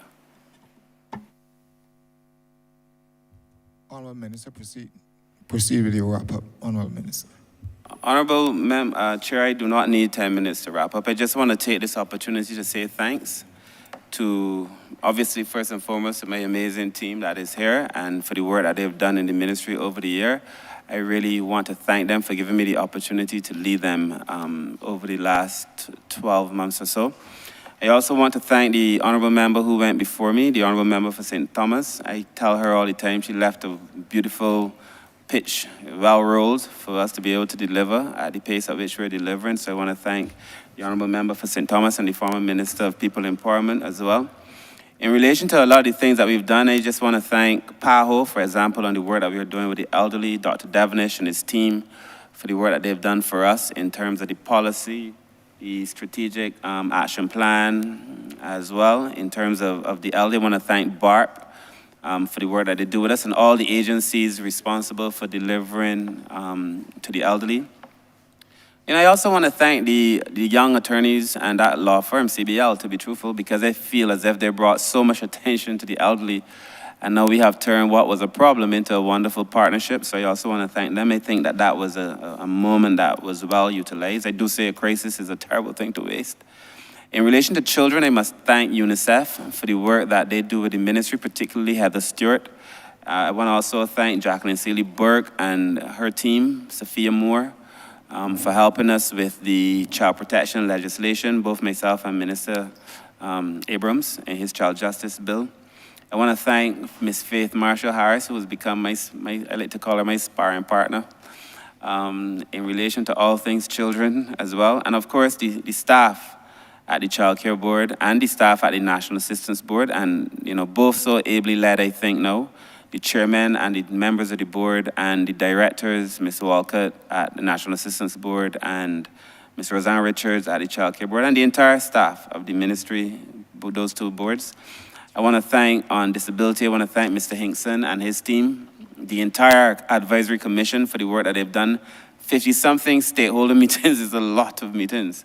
And we've received a lot of reports and 1 million WhatsApp messages from Mr. Hinkson over the course of the last few months, but it's gotten us to a point where I feel we are about to do something transformative. I want to thank the Law Reform Commission for being able to stand by us to draft that, to help us have that legislation drafted, as well as the legislation that is being drafted now for the elderly in Barbados. In terms of the National Disabilities Unit, I obviously would have to thank in terms of persons with disabilities, I have to thank the National Disabilities Unit, but also the Council for the Disabled. I want to thank the entire team, the staff there, as well as the members of the council, who I think are true partners as well. The wider UN system for the support that they've given the ministry, Ms. Tony Brower, particularly at UN Women, but the whole UN Women system, Ms. Limia, I want to try to pronounce Limia's last name, but Limia, who is now the res rep and has done work, Didier Tribuc as well. We have a wonderful relationship with the entire UN system, and it would be remiss of me not to thank them. In terms of the staff, all of my staff, I want to say a very special thanks. I know that the talk of an amalgamation is nerve-wracking because people hear amalgamation and what they interpret is job losses. But we gave the assurance we weren't intending on dismissing anybody, though we may have to repurpose some jobs. I also want to thank the Prime Minister, who has been a very big support for the ministry and given us some additional resources to do the things that we've attempted to do. And her support and driving, really, of the amalgamation exercise. When I was offered this ministry, when the telephone call came and I was offered this ministry, it was with the proviso that I would be able to deliver on all of these things that we were hoping to be able to deliver. In fact, the words were, we spent the first few years focusing on the economy. It's up to you now to lead on the society. So we're driving these measures on the social side. And I think it would help us close the circle of enfranchisement that we keep talking about, to put power back into the hands of people. So as I close, I want to just promise that we will continue to do the work in the ministry to put people first. We will continue to be humble ourselves and to be introspective and to just see where we've gone wrong and to do better as we go forward. And to just use the vibe and the pulse of the people as our conscience, I think, as we attempt to do the work that we are called upon to do. And then lastly, sir, I must confess that this team here and the respective staff in the various agencies, they are my priority. So I want to make sure that they have the resources to do the job. They have the space, because this is a lot of mental pressure, dealing with persons who are under pressure themselves. And I also know that people who are hurting can't help people. It is hurting people who hurt people, and help people can't help people. And so we have to offer the level of support to the staff that they need. And PS and I have been talking about just making arrangements easier for the staff. And so with those few words, sir, again, I want to thank you and the entire chamber for the time. I want to thank all of my colleagues, so I feel as if I can call, honestly, all of them at any time to get the support that I have gotten over the last year. And with those few words, I ask that Head 35 stand part. The question is that Head 35, Head 35 stand part. All honorable members in favor, say aye. Honorable members against, please say nay. Methinks the ayes have it.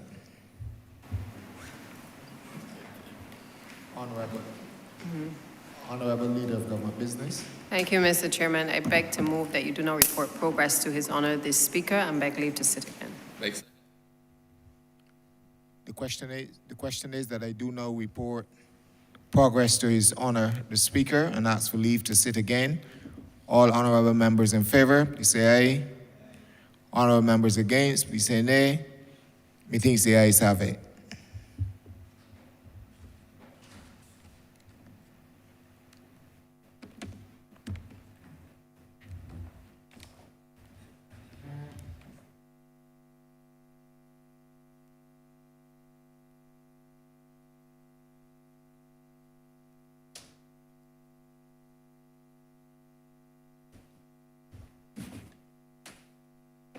The chairman has reported progress and requests leave to sit again. Honourable Leader of Government Business. Thank you, Mr. Speaker. I beg to move that the House be suspended until 2:45 p.m. The question is that this honourable chamber be suspended until 2:45 p.m. All those honourable members in favour, please say aye. Those against, please say no. We think the ayes have it. This honourable chamber stands suspended until 2:45 p.m.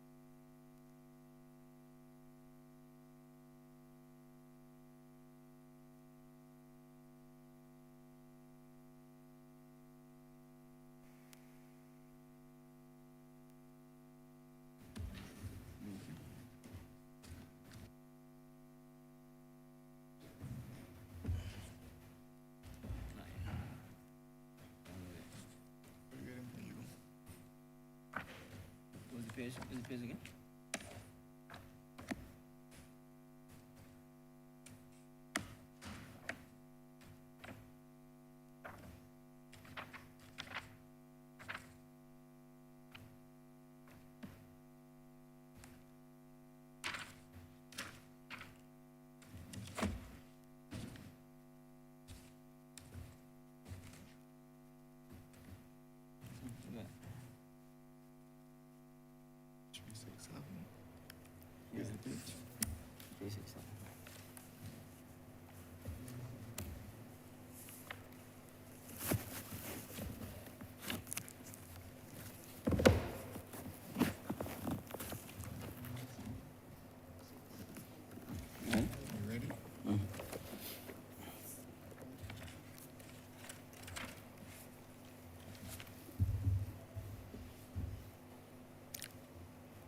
This House is in Standing Finance Committee. Mr. Chairman, Head 92, Ministry of Energy and Business Development, in the amount of $45,907,654.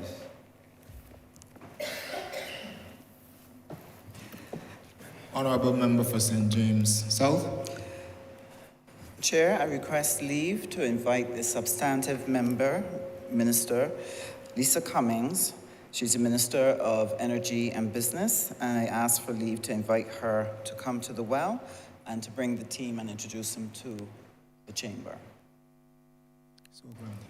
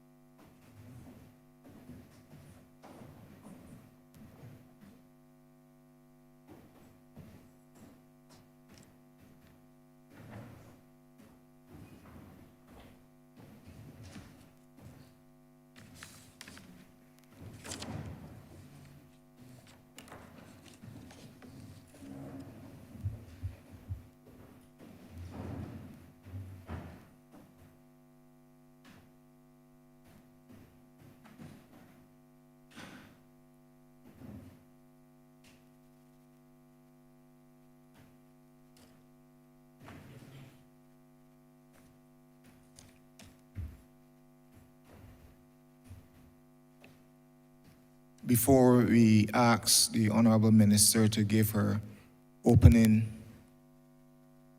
comments, let me advise of the procedure to all members of the team here with us.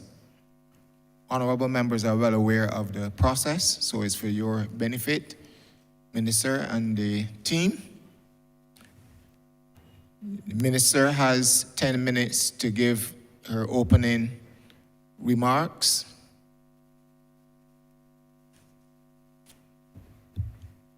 Members of the team will have 3 minutes to respond to any questions that are raised from the floor. We're also asking members of the team, before you speak, especially when you're speaking for the first time, please give your name and your position or your role in order that Hansard may have the recording that may be recorded by Hansard. Thank you, Honourable Minister. You may proceed.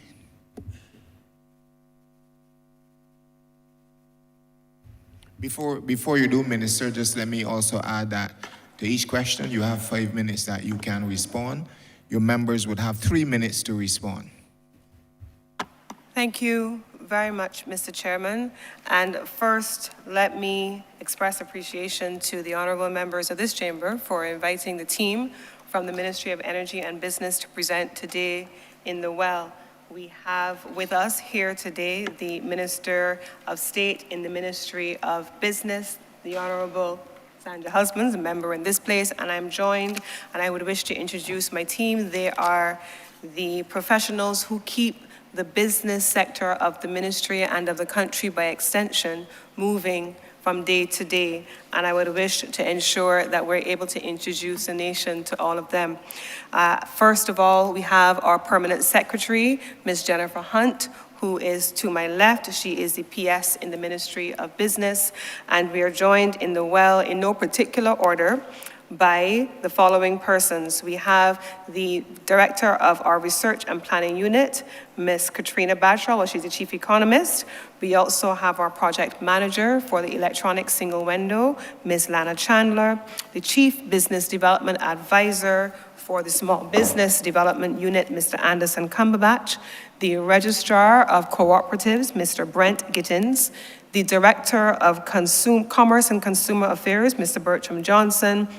We will be joined over the course of the afternoon as well by the director of the Barbados National Standards Institute, Mr. Hayden Rind, who has been delayed, but he is on his way because that is a central part of the work of the ministry.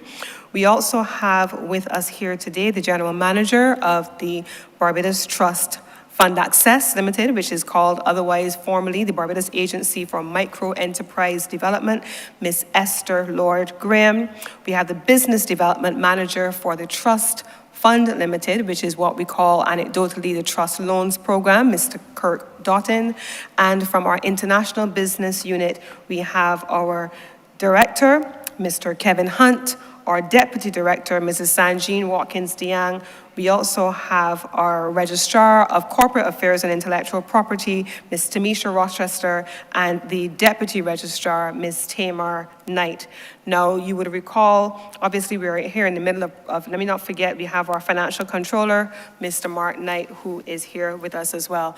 But you would recall in the introduction, it is the Ministry of Energy and Business, but we will begin today's deliberation with the business side of the ministry, and the energy team, which is an entirely different composition of the ministry, they will join us in the next presentation, Mr. Chairman. So we have those persons here in the well today.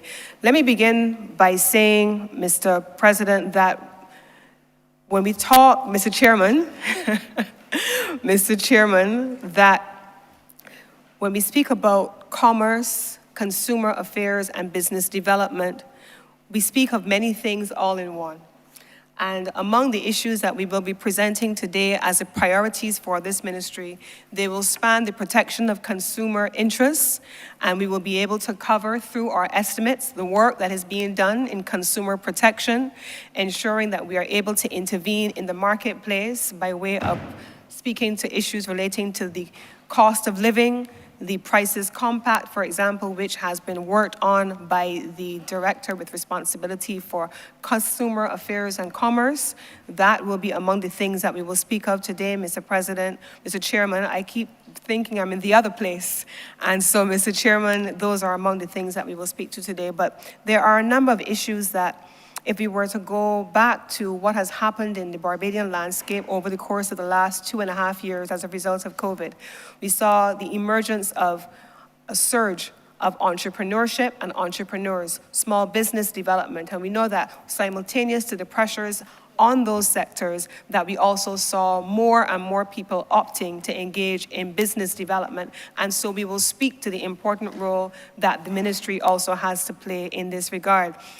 Today, Mr. Chairman, we want to speak also about the role to be played by our trade facilitation agenda. This is the ministry that has responsibility for ensuring that every item that crosses the border and all of the agencies that speak to the clearances of the border, they can be facilitated in accordance with the provisions of the National Trade Facilitation Committee that is guided by the overall World Trade Organization Trade Facilitation Agreement and the tenets contained within that, Mr. President, Mr. Chairman. We have, over the last year, under the leadership of my immediate predecessor, and I want to take just a few moments to recognize the work that was done by the senior minister with responsibility for the productive sectors and now minister with responsibility for foreign affairs and foreign trade, the Honourable Carrie Simmons, who was the minister with responsibility for this ministry in bringing us to this stage. And so quite a bit of the work that we have inherited would have been started by him, and it is being continued by myself and by this team, and I want to acknowledge that work. That includes, Mr. President, the continuation of the work being done under the Barbados National Standards Institution, the introduction of a Barbados Quality Standards Bill, the introduction of metrology legislation, Mr. President, Mr. Chairman, all of those bodies of work started originally and are continuing under our previous minister. Under this ministry as well, we will speak over the course of today about the work of the Fair Trading Commission. Now, each time we hear about the Fair Trading Commission typically is spoken about in terms relating to energy, and so we will be pairing the work of the Fair Trading Commission principally with energy, but we also have a considerable body of work relating to consumer protection and competition policy, which also falls under the Fair Trading Commission. Mr. President, Mr. Chairman, one of the things that we have done a lot of work in over the last 2.5 years, certainly since 2018, starting with the first minister who was responsible for the introduction of the trust loans program, and followed on by Senior Minister Simmons. So we have Minister Dwight Sutherland, followed by Minister Simmons, who would have initiated and pioneered the trust loans program. Today, we will hear about the work that has been done by the trust loans and how many people they have been able to benefit and support all across Barbados.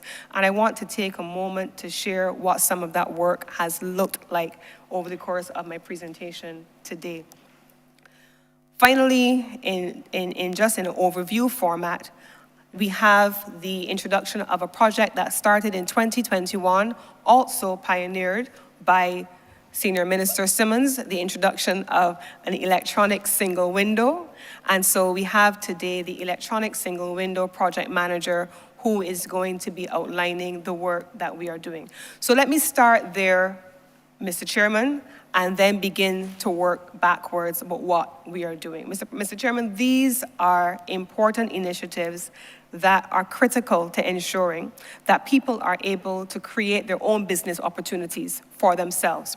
The small business sector, Mr. Chairman, we have the Minister of State in the ministry who is going to be ushering us through the presentation on small business in particular, and I'm going to ask her as well to give a brief overview, so I'm going to cede some of my time to the Minister of State so she can give a brief overview of what constitutes the work being done by the small business community. Thank you very much, Minister Cummings. Chair. The purpose of this ministry, and in particular the Business Development Unit, is to assist in building a Barbados that will allow for the tangible participation of all Barbadians in the economic landscape. And part of the work that this division has to do, we have to undo some of the inequities that have come from the past, but we also have to work to enable and empower participation by all Barbadians. And to do this, there are a number of things that we have to do. One would be changing legislation. Where there are blockages to people having access to participation, you have to change the legislation. Where it criminalizes, we have to decriminalize. We also need new legislation to unshackle and to empower Barbadians. And there are a couple of things that we've done within the section of the Business Development Division that has actually helped us to start the work of accomplishing this. One would be, we've developed, for example, the MSME policy and strategy, which is designed to look at the environment and identify all of the things that we need to address in order to make sure that Barbadians can be part of entrepreneurship, can be part of investment. We have the bankruptcy and insolvency legislation. This legislation has been able to create a different environment for people to be able to deal with their debt and to have an opportunity to see how they can recover. But another piece that is very important to a very important section of the Barbadian community would be the vending legislation and also the vending which will be taking place across Barbados. One of the things that has been important to us as a government is that as we have grown, we need to bring order to things. And vending is one of the areas in which we recognize that we have to take some steps to be able to create a proper platform for vending, that vending can actually shift from just something to make a few dollars to a career.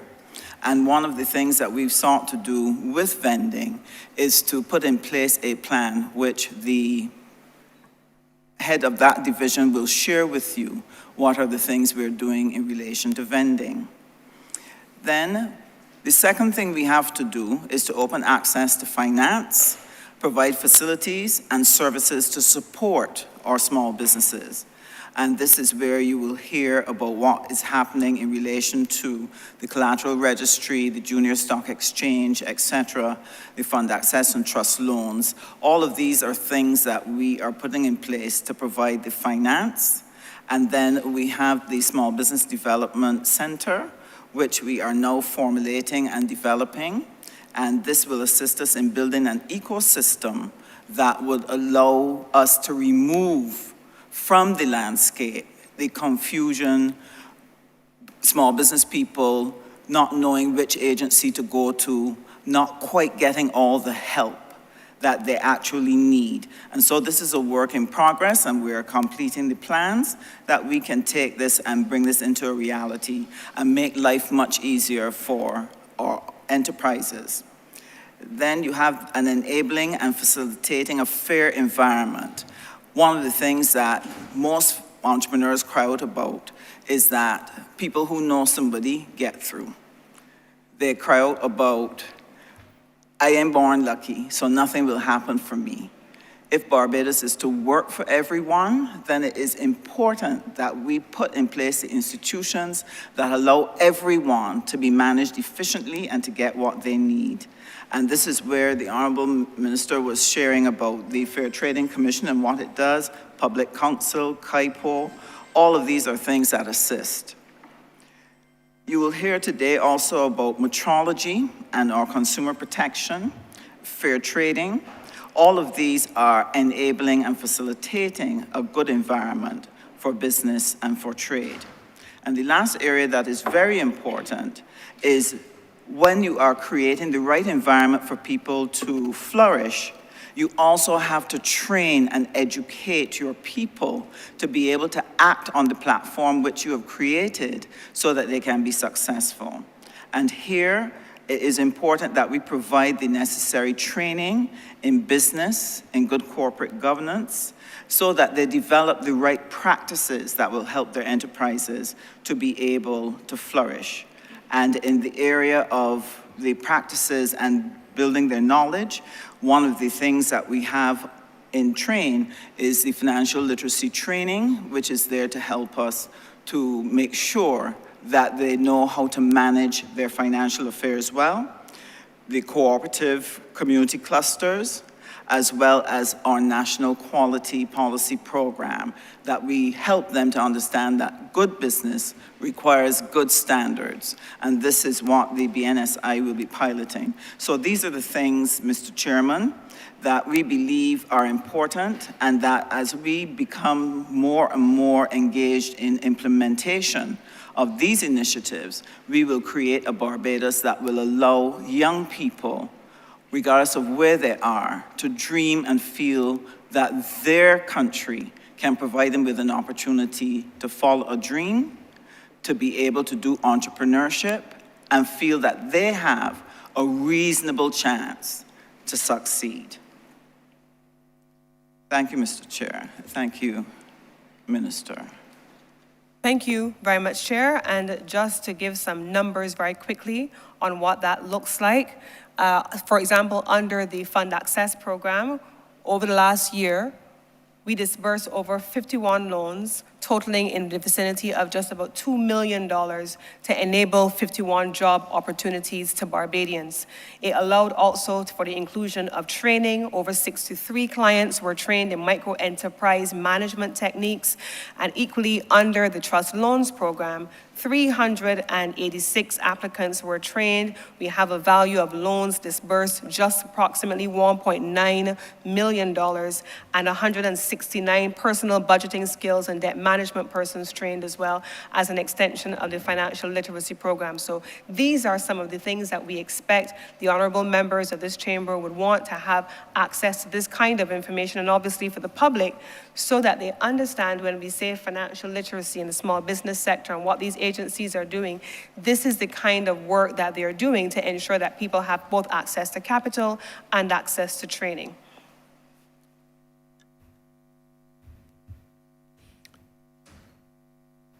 Honourable Minister, you need to move the head.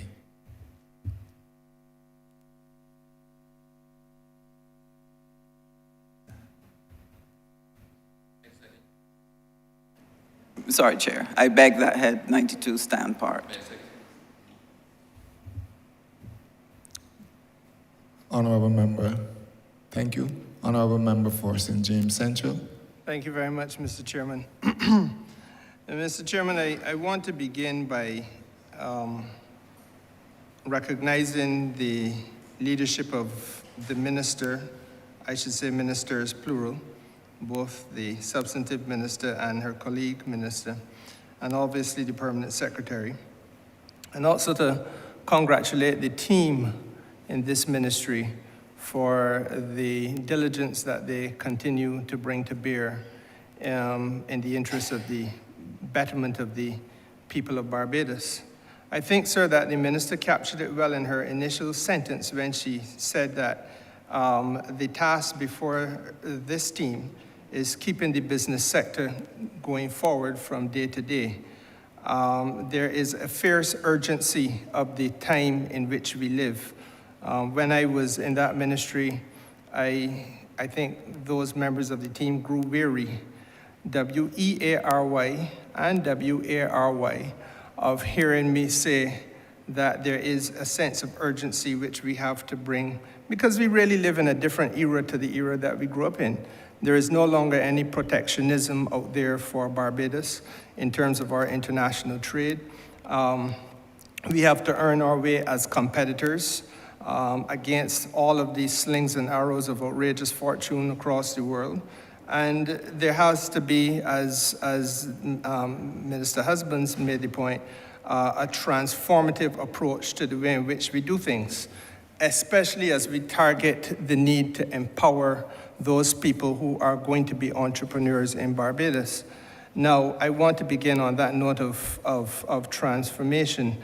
The period during which I have been in this chamber, and that is now in excess of this legislative chamber between the two, in excess of 20 years.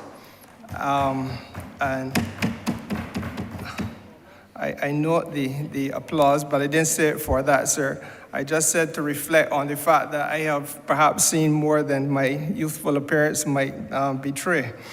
The truth is, sir, that during those last 2 decades, if there's one thing about the business sector that I would say has been consistent, there has been a requirement for us to respond to the issue of business facilitation. There was a period of time when people would come in here and have extensive debates, especially in this estimates exercise, about World Bank ratings with respect to ease of doing business, et cetera, et cetera, et cetera. That time perhaps has passed because everyone around the world now is moving in the direction of facilitating business in a better way, and we are doing it here.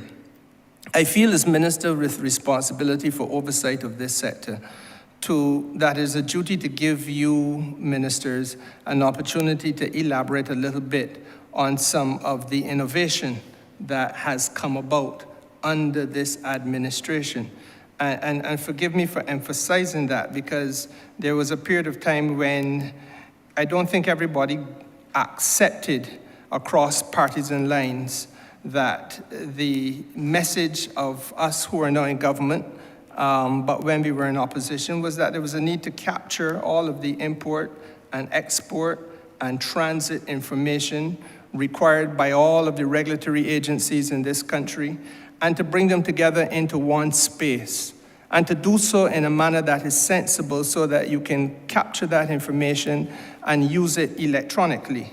The lived reality of our people prior to this administration, sir, was that you had people who, for example, may be makers or producers of product in Barbados, whatever that product may be, but they have to have their inputs into it brought into the country. And those folks live a day by day, week by week, month by month reality of moving numerous times to numerous places, plant, quarantine, Port Authority, the Division of Commerce, all around Barbados, sir. I can't even remember how many stops you have with the regulatory agencies, but in an effort to respond to every requirement by every regulatory agency. And these people still have to be vendors. These people are still the vendors that Minister Husbands talked about. Yes, you ask people to be in business and you want them to be entrepreneurial, but they have to be facilitated.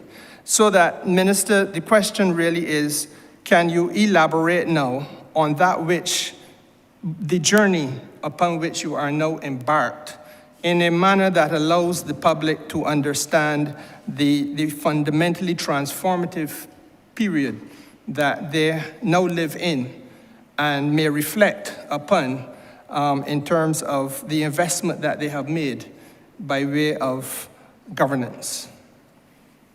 Thank you very much, Senior Minister. I think you have very much laid the foundation for the answer to this question, which is that we have, on the one hand, a historical metric, which was the doing business indicators, which was being monitored at the time by the World Bank. And we looked within those metrics at things relating to trading across borders, how long it took for you to open a business, how long it took for you to open a bank account, things like land registration. All of those things were captured within the metric of doing business. And so while the metric itself may no longer exist in that fashion, the things that it measured still remain critical and important to Barbadians, because if I am attempting to do business and it takes me more than the average economy elsewhere to open a bank account, if I can't open a bank account simply in a day or in a couple of hours and it takes me multiple trips back to the bank, it becomes an expense and it becomes an inconvenience, and then it becomes a bother,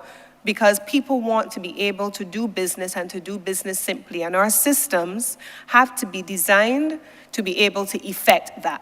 And so what has been done over the last few years? First of all, we have been able to invest in a complete refashioning of what KIPO is supposed to look like. And that is where we engage in business registration. The first phase and part 2A of the reform of KIPO, the digitalization platform for KIPO, has been underway and has been completed up to phase 2A.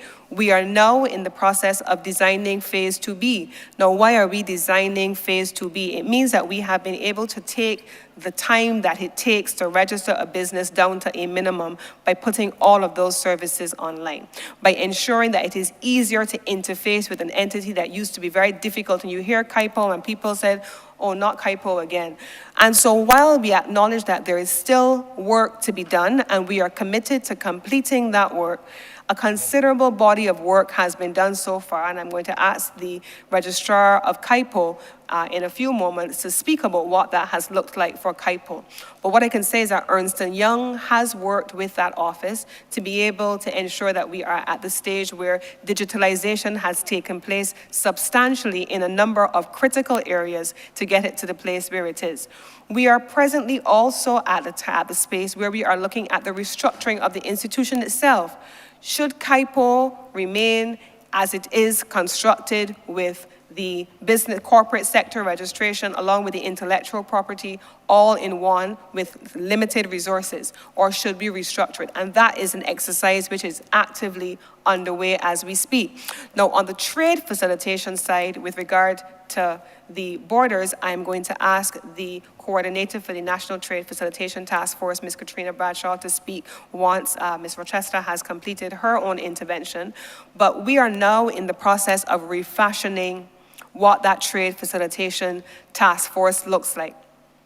When this committee was first established, Mr. Chairman, I remember at the time it was under a previous administration, and I remember functioning in a different incarnation at the time and speaking to say, this is not fit for purpose.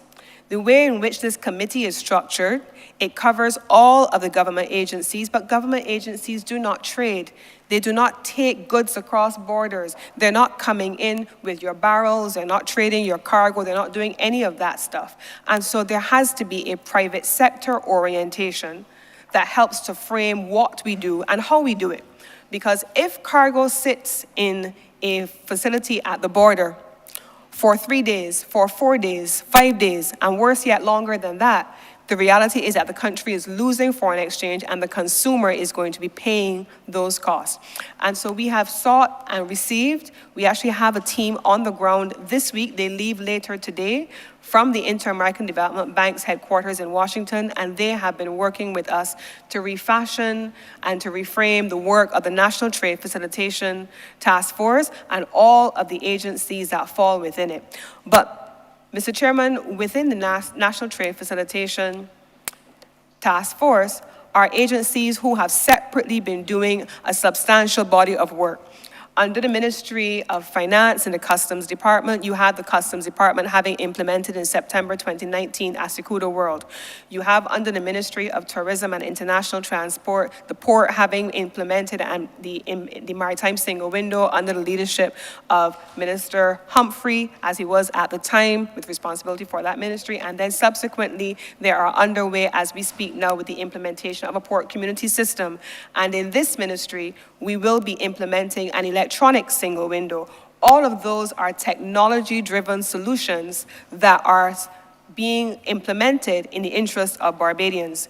One of the projects that we are actively now exploring in this ministry is looking at regulatory technology so that we're able to deal with all of the regulatory agencies and ensure that technology platforms will be paired with our entrepreneurial capacity.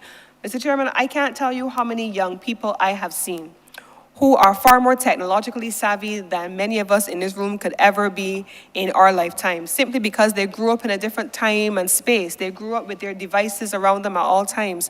And so if we as a ministry with responsibility for entrepreneurship cannot engage the work of our young people in technology and with their orientation to help solve some of our business facilitation problems, in addition, of course, to the investments which have already been made in platforms like Asikuda, like PCS, like IMO single window, like the electronic single window, but to have also solutions which are homegrown to resolve Barbadian problems, then we're not using entrepreneurship effectively to be able to resolve Barbadian challenges. And so those are among the things that we are navigating successfully and have started over 3 ministers now in this ministry. And I'm going to ask Katrina Bradshaw and Ms. Tamisha Rochester to give their interventions on the work being done by KIPO first, followed by the National Trade Facilitation Task Force.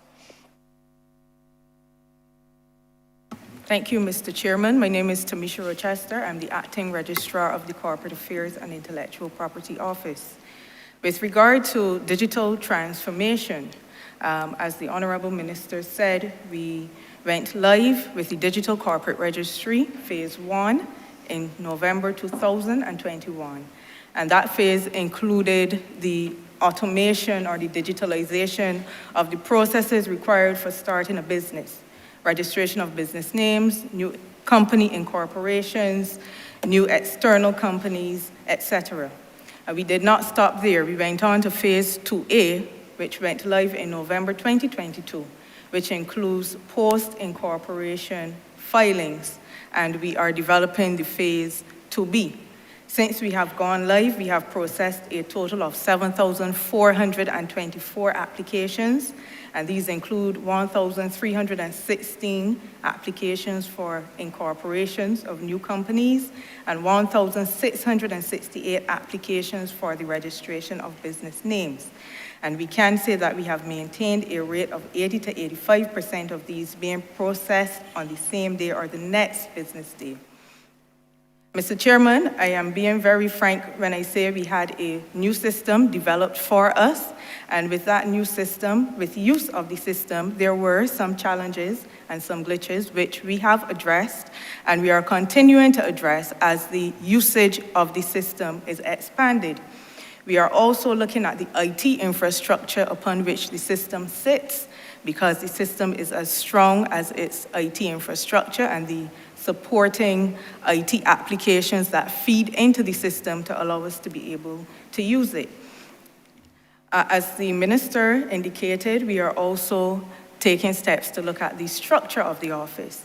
A 1985 structured registry is not the structure for 2023 business. Far less business that now requires us to have an active monitoring and regulatory program. And I find what a lot of persons do not know is that KIPO has had to evolve from being just a registry to become a registry and a regulator. What does this mean? It means that as a result of the international obligations and standards, KIPO is now tasked with monitoring and regulating companies with revenue under $1 million. It means that in a very short period of time, KIPO had to become a regulator for a population of 31,000 companies, including ensuring the legislation was in place with regard to regulation, that it met the international standards, and also establishing effectiveness, showing that this regulation is effectively applied. Having started with a population of 31,000, and with a very short time within which to report on these efforts, to date, approximately 25,500 of these entities have been reviewed and assessed in a monitoring cycle. And with a population of this size, we have also embarked on a register cleanup exercise, carried on simultaneously with the monitoring and the risk rating of these entities. So from a jurisdiction that had a reputation and statements and reports that we had never struck a company from the register, nor that we had no mechanism in place to monitor their requirements, and also that we had sanctions in place legislatively but were not applied. We have now been to a place where 82% of the register has passed through a regulatory cycle.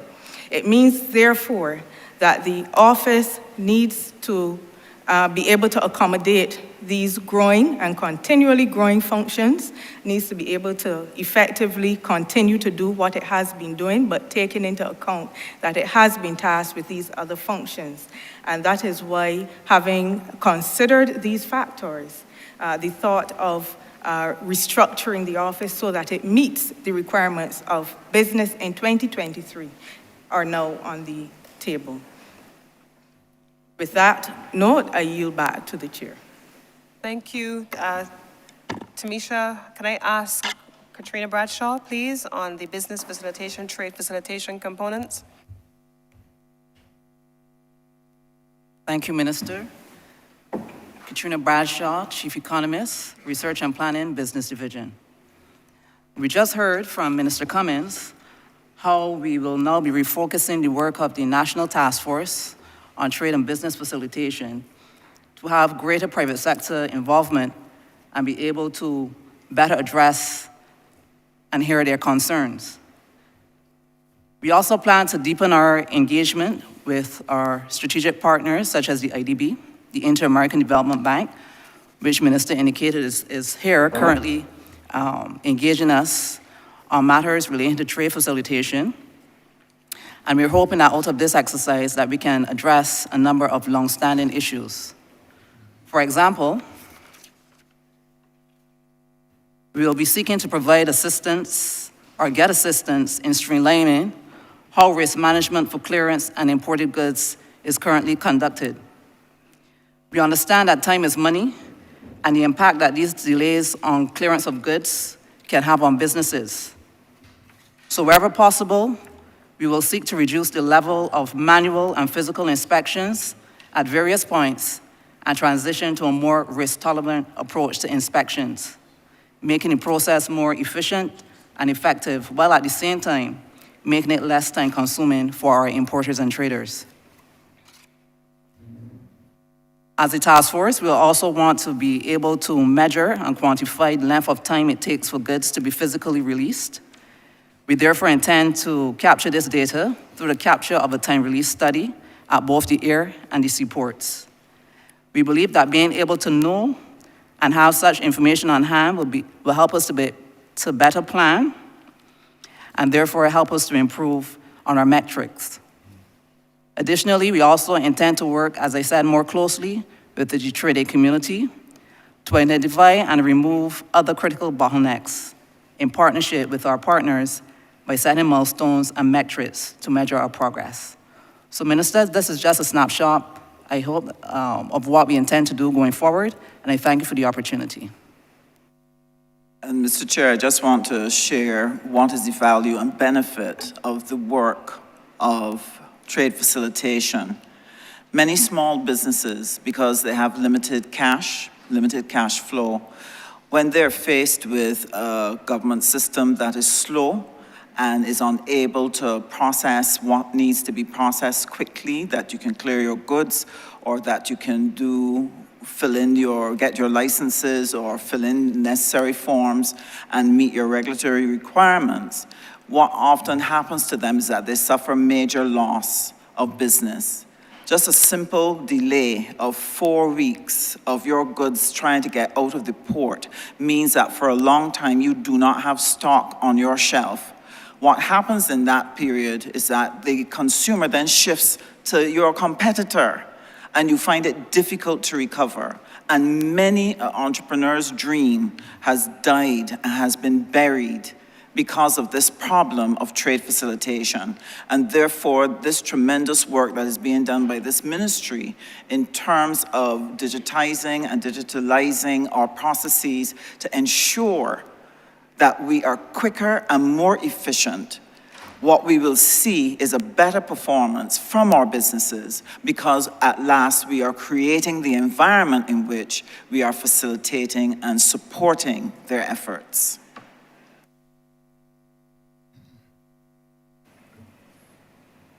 May I ask my, Yes, not my Honourable. second question, but a follow-up to this, sir? Because there's coming out of the answers, plural, given to me, there's a clear appreciation that I'm forming that we are talking about transformational initiatives, for example, legislation, or in the case of the electronic single window project, business facilitation, and the use of the technological platforms which are available to us. And that immediately triggers in my mind the question about the totality of our business landscape. And I want to apply that same trilogy to the vending community, who for some perverse reason in Barbados are always treated as lesser lights and lesser mortals amongst us. Now, we passed a piece of legislation in this parliament, and I'm indebted to the support given by my colleagues because I had the privilege of piloting that bill, sir. It was a piece of legislation that did 4 things. One, it created, put an end to criminalization of vendors in Barbados. That's perhaps the most important thing it did. Then the second thing it did was to create a body of rights for those people who are in the vending community. They now have rights as the same way any other entity in Barbados has commercial rights. The third thing it did was to create a national vending committee, which if memory serves me correctly, was intended to guide the transformation process from the old order to the new. And then the last thing it did was to create a technological platform for ease of business, for example, sourcing licenses and the application being processed. I would love to have an update as to where we are, because what cannot and should not be communicated to the public is that after all the labor of creating a new legislative environment, that does not translate into a change in the day-to-day lived reality by the people who are part of that community and who must benefit from the legislative environment. Thank you, Chair. I'm going to ask the Minister Husbands, who leads on issues relating to vending, and Mr. Anderson Cumberbatch, who is going to be supporting in a supplementary answer. I'm going to let Mr. Cumberbatch speak about the actual specifics, but what I want to share is this. The aim in relation to vending is really to turn vending into a profession that people seek after, that they see it as something that they want to do, and not something that you use as a stopgap to get income, but as soon as you can get something better, you move off.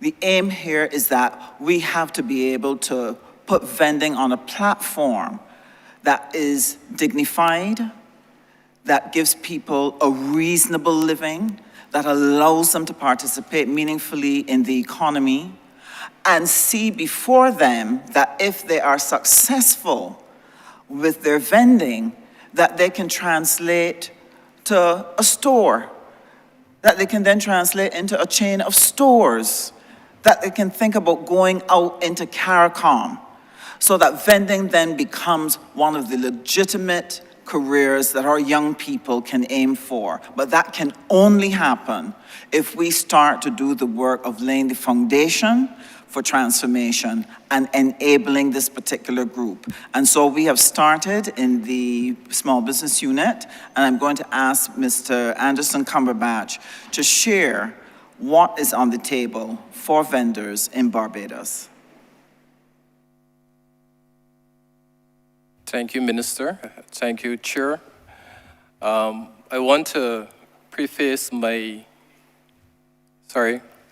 name is Anderson Cumberbatch, and I'm the Chief Business Development Advisor, responsibility for the small business unit of the Ministry of Energy and Business. I would want to preface my response by referencing no less a person than Professor Hilary Beckles, who said that vending is the mother of all Black economic enfranchisement in Barbados. And so therefore, vending tells a story of not only what was, but what can be for a modern Barbados. Critical to the building out of this national vending policy and the legislation is the whole issue of the national vending zones. And we want to position the vending zones as not only spaces of commerce, but also symbols of hope and opportunity for the disenfranchised. We want to position them as inclusive for all persons, including our senior members of the community and persons living with disabilities, to create family wealth and intergenerational wealth, to provide spaces where decent work can be conducted in a safe and healthy environment for the vendors, for patrons, and for our surrounding communities. And just as important, spaces where vendors will no longer feel ostracized, stigmatized, nor harassed, but have a sense of acceptance by all. So therefore, we are looking to establish 7 vending facilities. These will be located in Redmonds Village, St. Thomas, Warren, St. Michael, Top Rock, Christchurch, Fitzvillage, St. James, Kingsland in Christchurch, in the vicinity of the Life of Barbados Roundabout, and Haggett Hall, St. Michael. A critical part of the legislation as well, as Minister Simmons would have indicated, was the National Vending Committee, and the members of this committee have been constituted. We have also developed the technological platform for the registration of vendors, and this registration facility is going to allow us to both issue the vending licenses and permits, as well as to capture all of the relevant information on the vending sector so that we can properly plan for this sector.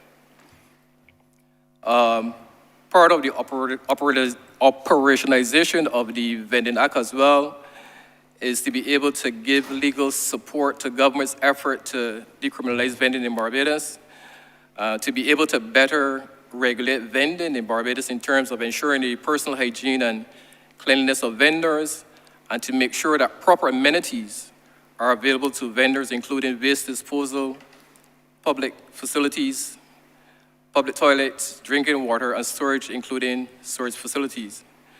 And as you would have indicated, it also addresses the rights and obligations of vendors, as well as those authorities that will administer vending in Barbados. We will also be looking at vending within the city, and it is our intention to facilitate establish a number of vending kiosks within the city as part of the wider revitalization plan for the city. And it is our view that vending must have its rightful place as part of any future development of Bridgetown. And so in this regard, we are working with our stakeholders, including Barvin, and we will be liaising with the Barbados Tourism and Investment, Inc. to ensure that these vending kiosks will be fit for purpose and to align with the historic significance of what a revitalized future Bridgetown must represent. So in summary, the Ministry of Energy and Business, and by extension, the small business unit of the ministry, we remain committed to assisting vendors in Barbados in terms of their personal and professional development to help them to grow, to thrive, to create wealth, while giving them the opportunity to contribute to national development. So the vending community, as I would conclude, is in good hands, and we are committed to helping them to grow and to develop. And so I want to yield back to the chairman. Thank you very much, Chairman. Just to put into context, though, if I were to go back to the Committee on Vending, which was chaired by Senior Minister Simmons in 2021, we spent a lot of time talking about not only about where the zones would be, but we also looked at the rationale for the zones and ensuring that it was able to expedite the process of applying for a license, for example. We've gone through in this country incarnations where on a given annual basis, we could see people in the newspaper or on the television protesting against the fact that they were being removed by the law. This legislation simply removes all of that from happening. And in the course of the legislation, it says, even if there is a challenge with where you are located outside of a vending zone, there is a mechanism by which you can treat to that, and it is not to criminalize people. It is not to cause people to lose their wares. It is not to be able to have people in a position where money that they have spent to acquire goods, especially perishable goods, that they are lost to them. All of those are elements which are contained within the legislation, and the expectation is that with this ministry, in these estimates, in this financial year, that we will begin the construction of several of those vending zones, 3 in the first instance, or rather we will be doing 3 vending zones at a time, and then simultaneously engaging in a communications campaign, a sensitization campaign that brings people alongside and keeps them up to date with what is happening. So those are among the things that we are going to be doing as it pertains to vending. But if I can circle back very quickly to the previous question by Senior Minister Simmons on elements relating to business facilitation, I'm realizing that I neglected earlier to allow one of the other colleagues, Mr. Bertram Johnson, to speak to the simplification of the liquor license regime, because that is one of the areas that many people all across Barbados, shopkeepers and so on, they have had a very difficult time going from place to place, pillar to post, to get their licenses for their liquor approved as part of their operations in their shops. And I'm going to ask Mr. Bertram Johnson to speak about what has been done in the reform of the liquor license regime. Thank you, Minister. Good afternoon, Chair, colleagues, ministers. My name is Bertram Johnson, Director of Commerce and Consumer Affairs. And thank you for the question, Minister. Part of the Department of Commerce and Consumers remit is basically to usher in the business transformation agenda that we spoke here about today. And part of that is through the digitization of services. And one of the modalities that we have executed so far is the Liquor License Act. We can appreciate that this act was a 1951 act, if my memory serves me correct. It was kind of outdated, and we sought to make it fit for purpose. And hence, in January 2022, the old act was repealed and replaced with a modern and a comprehensive Liquor License Act. Part of the digitization process of the Liquor License Act was to move it from a mandatory system where you had to go into basically the districts of the police departments to register for liquor license. And we thought that that was kind of antiquated, and we needed to bring it up to 21st century business facilitation efforts. And in that regard, we conceptualized the digitization of liquor license, moving it from a mandatory process to a digitized process through an e-service platform. On April the 1st of 2022, we successfully launched the new liquor license portal, which is an online portal, which was an e-service portal, and it allowed clients to, at the comfort of their home, at the comfort of their business, at the comfort of wherever they are located, to apply seamlessly for a liquor license application. And what does that redound to, Chair? That redounds to business efficiency in real term. And in that regard, we had persons now applying for license online through the liquorlicense.gov.bb, which is processed through the system, approved through the system. But beyond that, the applicant received that their liquor license has been approved pending payment, and that payment can be paid via varying modalities. One of them are through Easy Pay. So the client or the applicant can pay for their license via their debit Visa card or their credit card. But moreover, they can go to any post office in Barbados, and once the QR code for which their license has been approved pending payment is scanned, and in the QR code, it has all the information required for that license, whether it's a retail license, a seasonal license, export license. And that information is captured when the payment is made. It runs through the Easy Pay system overnight, and within the next day, the client gets a certificate, an e-certificate with their license. That has been revolutionary in terms of doing business in Barbados, in terms of cutting down the transaction costs of a person moving from going to the magistrate courts, then having to make the payment, then having to go to collect back the certificate. All of that has now been encapsulated into a digitized process, which can at best take 1 to 2 days in order for a person to get the license. And if I really bring it home, Mr. Chair, to the reality, just before I came here today, we have AgroFest. And the power of digitizing the services is that I was able to approve applications seamlessly before coming to this chamber. And persons can, as I speak, make a payment through Easy Pay so that they can apply the liquor license trade in case they want to sell liquor or anything at AgroFest, that they can do that and be an applicant that is not only compliant, but allows them to play trade and broaden the entrepreneurship. And I think that should be credited because it speaks to the ease of doing business. It speaks to building out entrepreneurship in a real and a positive way. And I think that that process has redounded to tremendous successes in how we do business in Barbados. And I believe it is a flagship model in terms of how we should go forward in terms of digitizing our services between government to all our clients or even from government to government.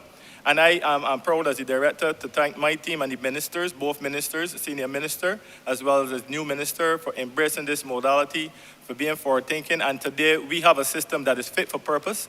And I believe it's one of the differentiators of the ways of we do business in Barbados. So with that, I yield, Chair. I thank you for your indulgence. I just want to add that you would have completed a total of 1,870 applications. Those were approved. And while that is just a number, and a license looks like just a piece of paper, in truth and in fact, what that does in all of our constituencies, we have people who are looking for ways to make a dollar.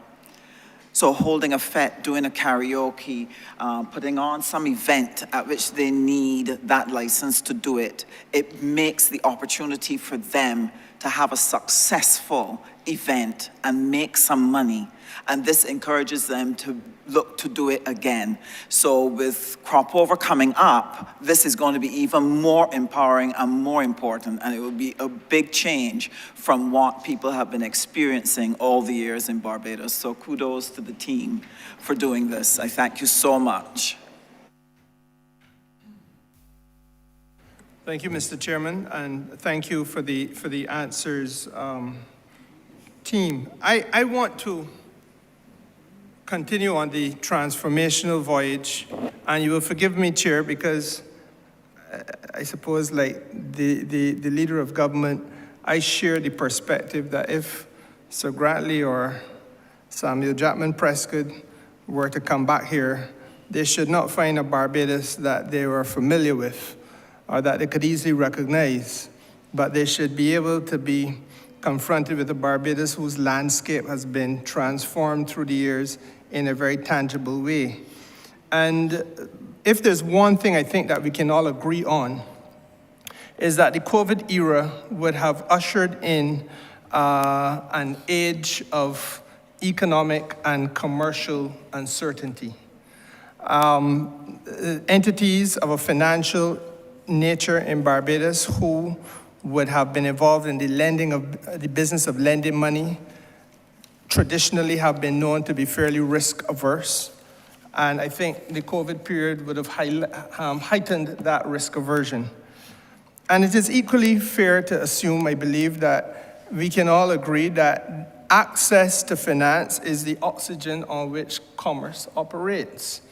The small businesses whom we are thinking and discussing, we're thinking about and we're discussing the fortunes of here today, tend to operate on very slender profit margins, if profit margins at all. They would have been hard hit by COVID.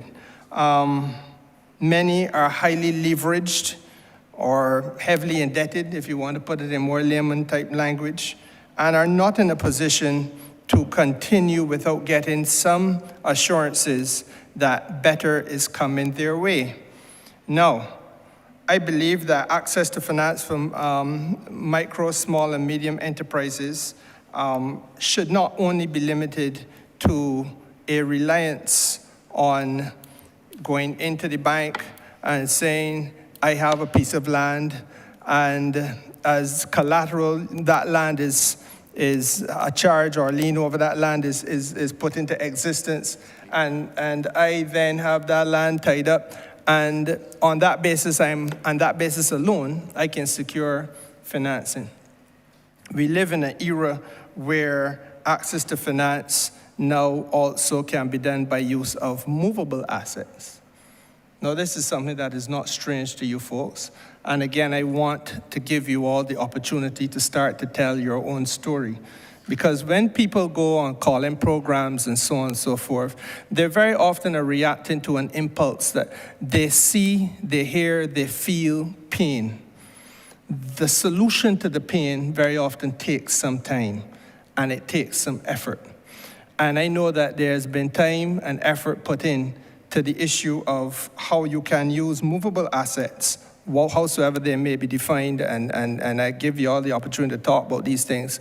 But I want you now to let the country come to understand what is being, the course that is being plotted by the Division of Commerce and the Ministry of Business with a view to us being able to transform the painful reality on the ground for many people in Barbados who are involved in business.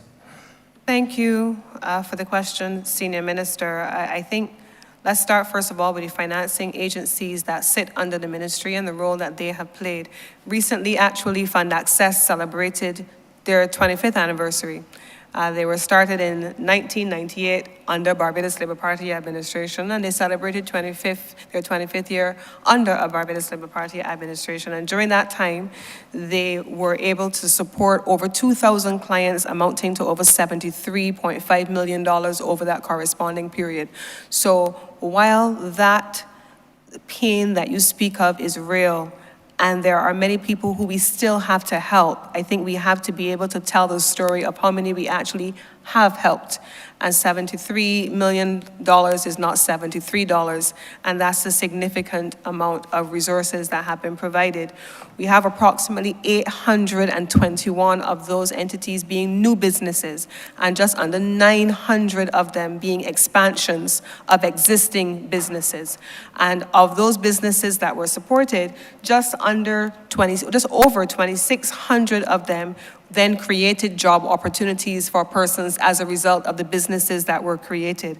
So if we were to annualize that over a year, in the small business sector alone, we have seen these small businesses, through financing provided by the government of Barbados, creating just over 100 jobs in the small business sector alone. And so this is no small thing. The minister who is going to be, Minister Husbands is going to be speaking in a few moments about the role to be played by the movable assets. But before we get there either, we have to talk also about what has happened during this COVID period. For instance, during COVID and in the last 2.5 years, we also saw the role being played by the Fund Access as an entity in supporting the transport augmentation program for those persons who then, from the transport board, needed to be able to go into the transport sector, buying buses, driving buses, creating opportunities for public transportation. And the Fund Access entity would have expended over $2.5 million for the TAP program in principle, but in actual terms, they have spent about $3.2 million to ensure that the operators can manage their activities in the transport augmentation program. Now, on the energy side of the ministry, which will come in our next presentation, they have also been the executing agency to ensure that the smart energy program, which also has a small business component, that they can also benefit. So the ministry has done a significant body of work, this ministry, over the last 2.5 years and more, to ensure that there is that access to financing. But that access to financing hasn't been easy, because many of these persons would not ordinarily be able to qualify for credit. They don't have a credit history. And if they didn't have a credit history, they can't qualify for a loan from a commercial bank. And it is on that basis that this administration created the Trust Loans Program. And the Trust Loans Program then allowed people to begin to build a credit history. So under that program, enabling persons to access capital to build a credit history, first of all, with $5,000. You pay that back, you come back, you get $10,000. And in these estimates, the Trust Loans Program, you will see, has been recapitalized to ensure that we can continue that lending to people who are seeking access to capital and who want to be able to build a credit history. I'm going to ask Mr. Esther Graham to speak specifically on the work of Fund Access, but I'm also going to ask Minister Husbands to speak on the work being done by the Collateral Registry, on which she leads as well. Good afternoon, Esther Laura Graham, General Manager of Fund Access. As the Minister alluded to, over the past 25 years, Fund Access has pumped some $73.5 million into the Barbadian economy, and we have created 2,605 jobs. If you were to summarize that, it works out to approximately 2 jobs every week for every year we were in existence. Fund Access is now on the path. You will notice that in the estimates there is no allocation for Fund Access, because we are moving towards being a self-sufficient organization. We are engaging with entities such as the AIB and other commercial entities throughout the Caribbean to get funding. And once that funding is in place, we'll move towards a program that we're calling, through our Minister Scale Up Barbados, in which we'll be moving our clients through the various levels, from micro to small to medium. And this will involve some of them moving to export. What the program would look like is that we will provide, either via grant financing or a combination of grant and loan financing, to enable these enterprises to get the relevant things needed for export. This is the correct packaging, the correct labeling, the ISO 9000 certification so that they can export, and will actually be a pipeline for Export Barbados.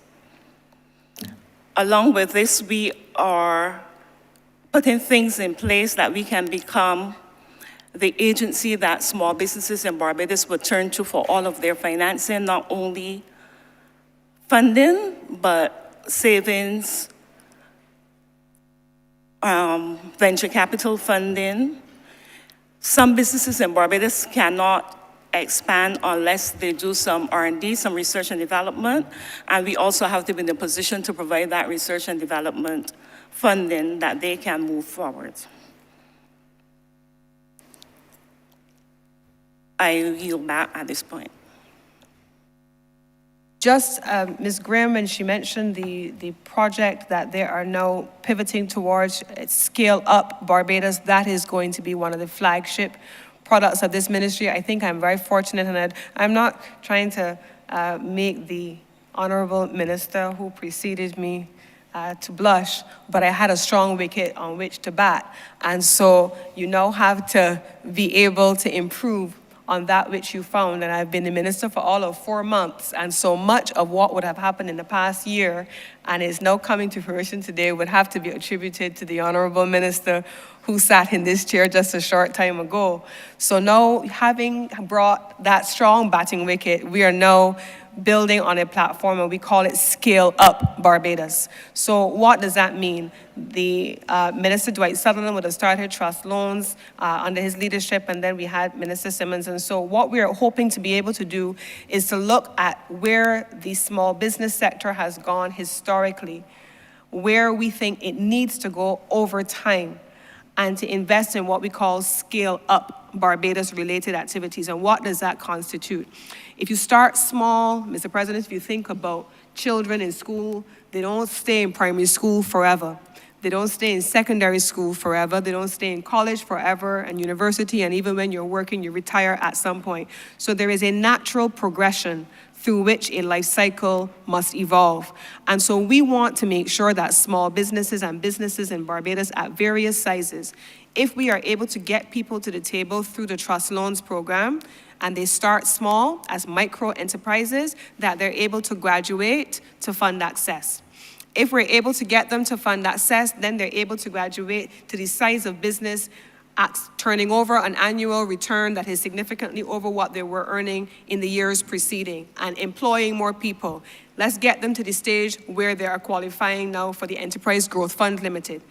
If they're able to qualify for the Enterprise Growth Fund Limited, we hope that we should be able to work with entities like the commercial banks as intermediary banks and the facilities like the Export Guarantee Scheme of the Central Bank, because then they are exporting and they're functioning in other markets. And so we have to be able to build skill over time, and the agencies of this ministry are now being positioned to build out what that should look like over the next 5 years. And that's what we call Scale Up Barbados. We have an ambition to have Barbados evolve as the commercial capital of this region and of all small island developing states, small economies such as ours, with a growing, thriving business sector.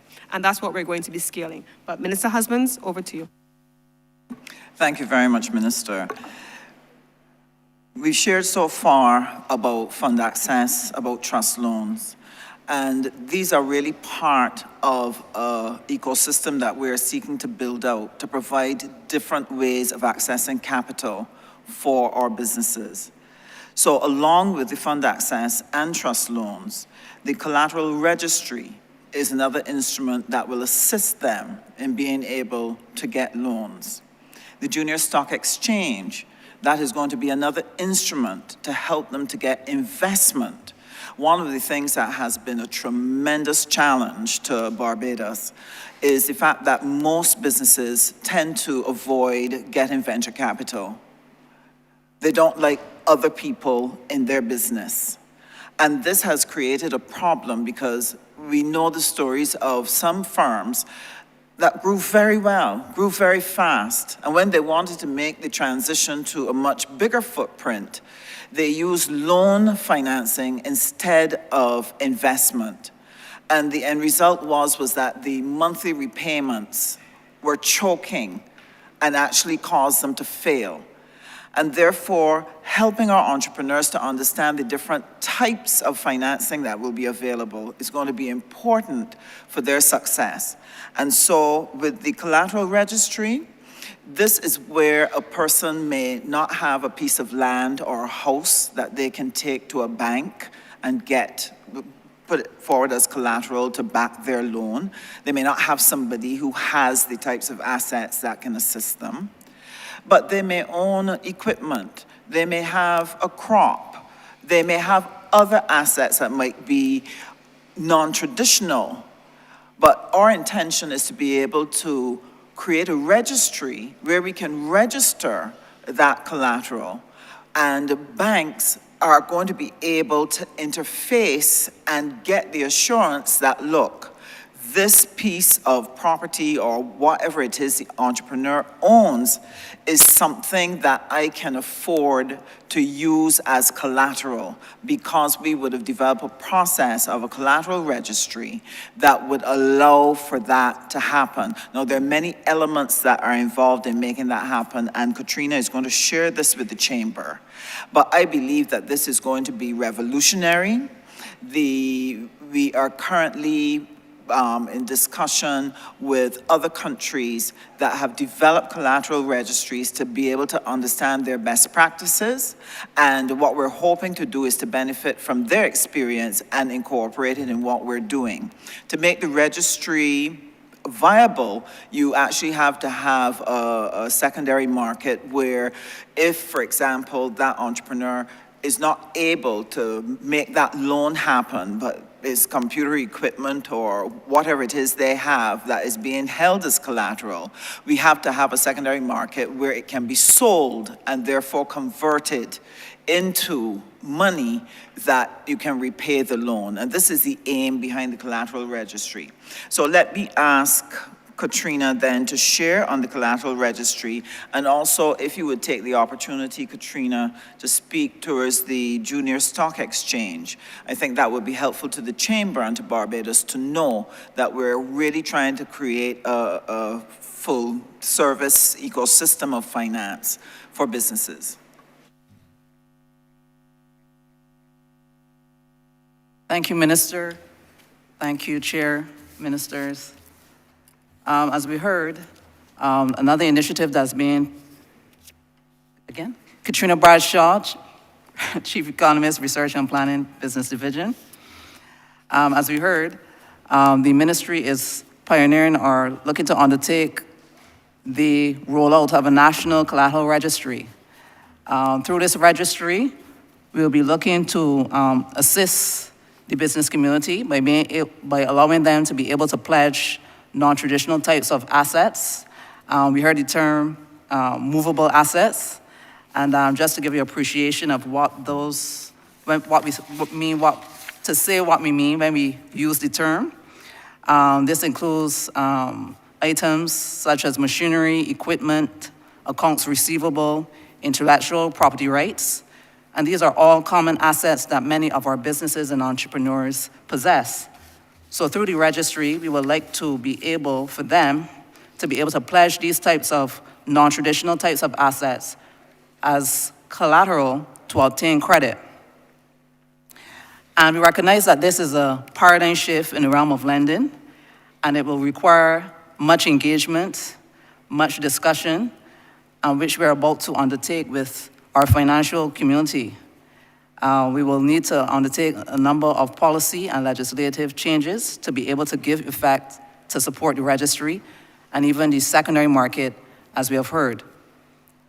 We are actively engaging, as Minister Husbands indicated, with persons that have gone this road before. We are looking to countries who have pioneered this work and are well advanced, 15 years in the working in this, like partners such as Ghana and Nigeria, who are willing to assist us as we roll out and take this bold step. In terms now of another initiative that the ministry is looking to pioneer as well, this is a collaborative effort once again. We are working with key partners. We are working with the Caribbean Development Bank, the Barbados Stock Exchange, as well as partners such as the Small Business Association. And the project I'd like to highlight is being able to promote access to equity financing for our small and medium-sized enterprises through the innovation and growth market of the Barbados Stock Exchange. So I know it's a big term, innovation and growth market, but it is, we can linken it to a junior market where we will be seeking to hold, again, the hands of our business community, businesses to be able to understand and take full advantage of using equity to be able to capitalize their businesses. So persons might ask, but why a junior stock exchange when we have a big stock exchange? This junior stock exchange, as we work towards getting persons or the business community to be able to list, it is intended to help SMEs to explore and utilize other cost-effective measures for raising capital. And so we gave very much careful thought into the designing of the project. And we are hoping that at the end of it, that we'll be able to see small businesses grow by being able to access capital and be able to expand their businesses, while at the same time seeing them able to be able to graduate from the innovative and growth market onto the larger market of the stock exchange. So, as I said, the project has a number of steps. A critical step will be seeking to sensitize and educate our community on the benefits of equity financing by taking a very in-depth look at how the stock exchange functions and its requirements. And we have a component, very practical, very hands-on experience in sharing and hearing from others how this is done. And once we've met the appetite and get our businesses interested, then we'll be working with consultants to be able to diagnose and identify the gaps, which will enable our businesses then to be able to meet the requirements and be able to participate on a stock market. So we are anticipating that with these interventions, we will see a number of firms being able to offer shares and be able to raise capital through such a mechanism. The project is approximately 2 years, but we will be working, as I said, with our stakeholders and ensuring that we can be able to primarily see a change or shift in the attitude of our businesses towards equity and see them moving away from debt financing as a primary source of financing to using this as an alternative approach. Thank you, Chair. Thank you, Ministers. Supporting the junior stock exchange would be the work that we're going to be doing in financial literacy, because you have to help the Barbadian population to get comfortable with investment. Most Barbadians are perfectly happy just to keep their money on the bank. And even though right now they're getting a saving, you don't hear a cry out among Barbadians that, listen, I have to find something to put my money into. And this is a problem because it means that we have millions and millions of dollars savings by Barbadians that are not being put to good use. And the end result of that is that it limits the growth of the Barbadian economy. So part of what we have to do if we're going to release the Barbadian economy is to help bring along the average Barbadian and help them to develop that comfort level with understanding shares, understanding investment, understanding how to manage an investment portfolio, because this is all new to them. I think one of the most telling things about the Barbadian experience has been that in the past, where a person wanted to start a business, sometimes parents, relatives with funds are reluctant to give them that money. But if they run into trouble and they end up before the court in debt, they will run and bring that same money to get them out of trouble when they could have lent them that money in the beginning so that the business could have been a success. And all that has to do with not knowing and not understanding the issue of investment. And that is going to be critical to go hand in hand with what we're doing in terms of the stock exchange, in terms of the collateral registry. The other benefit of that, government is embarking on a number of massive programs. You have the renewable energy program. You have the transformation that will be taking place on Bay Street. You have, for example, government being interested in doing things in agriculture. They want people to go to Guyana, etc. None of that will materialize unless you have investors, unless you have people who want to engage that space. And part of the work that the ministry will need to be doing is identifying all different types and levels of opportunity for investment and making money, from the big to the small, and explaining it to the population so that they will want to engage in building out Barbados using Barbadian capital, and therefore creating benefits for themselves and assets that they can pass to their children, so that each generation of Barbadians don't start from scratch, but rather each level is able to create wealth to pass to the next generation. And this is the goal and vision for helping to build this out. Thank you, Mr. Chairman. I believe I have my last question now. And I want, Minister, to invite you to just mentally reflect a little bit on, well, okay, behind you, there are 3 rows of people on your team. And if all of them were to join you in a voluntary meeting, yeah? And that the purpose of your meetings, or a series of voluntary meetings, and the purpose of your meetings were to discuss common interests in terms of economic and social needs. And as you did that, you created a democratic structure so as to better advance those needs and interests. Effectively, you've created a cooperative structure. You haven't formalized it, but effectively that is what you have done. Now, to my way of thinking, as I listened to Minister Husbands just now, the uncertainty at the level of the individual in any village, in any district across Barbados' landscape, can that uncertainty and that tendency to be a little inward-looking and, yes, risk-averse, can only be overcome by building confidence among peers. I strongly believe that. I might be wrong, but I am now beginning to invite from your ministry its thoughts on these matters. And I feel that if we are going to seriously look at transforming employees into becoming small business people, then that cooperative spirit and cooperative approach should be part of the journey.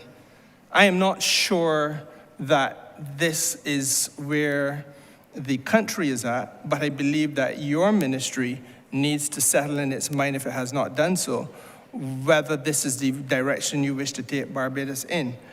I give you an example of where I am at.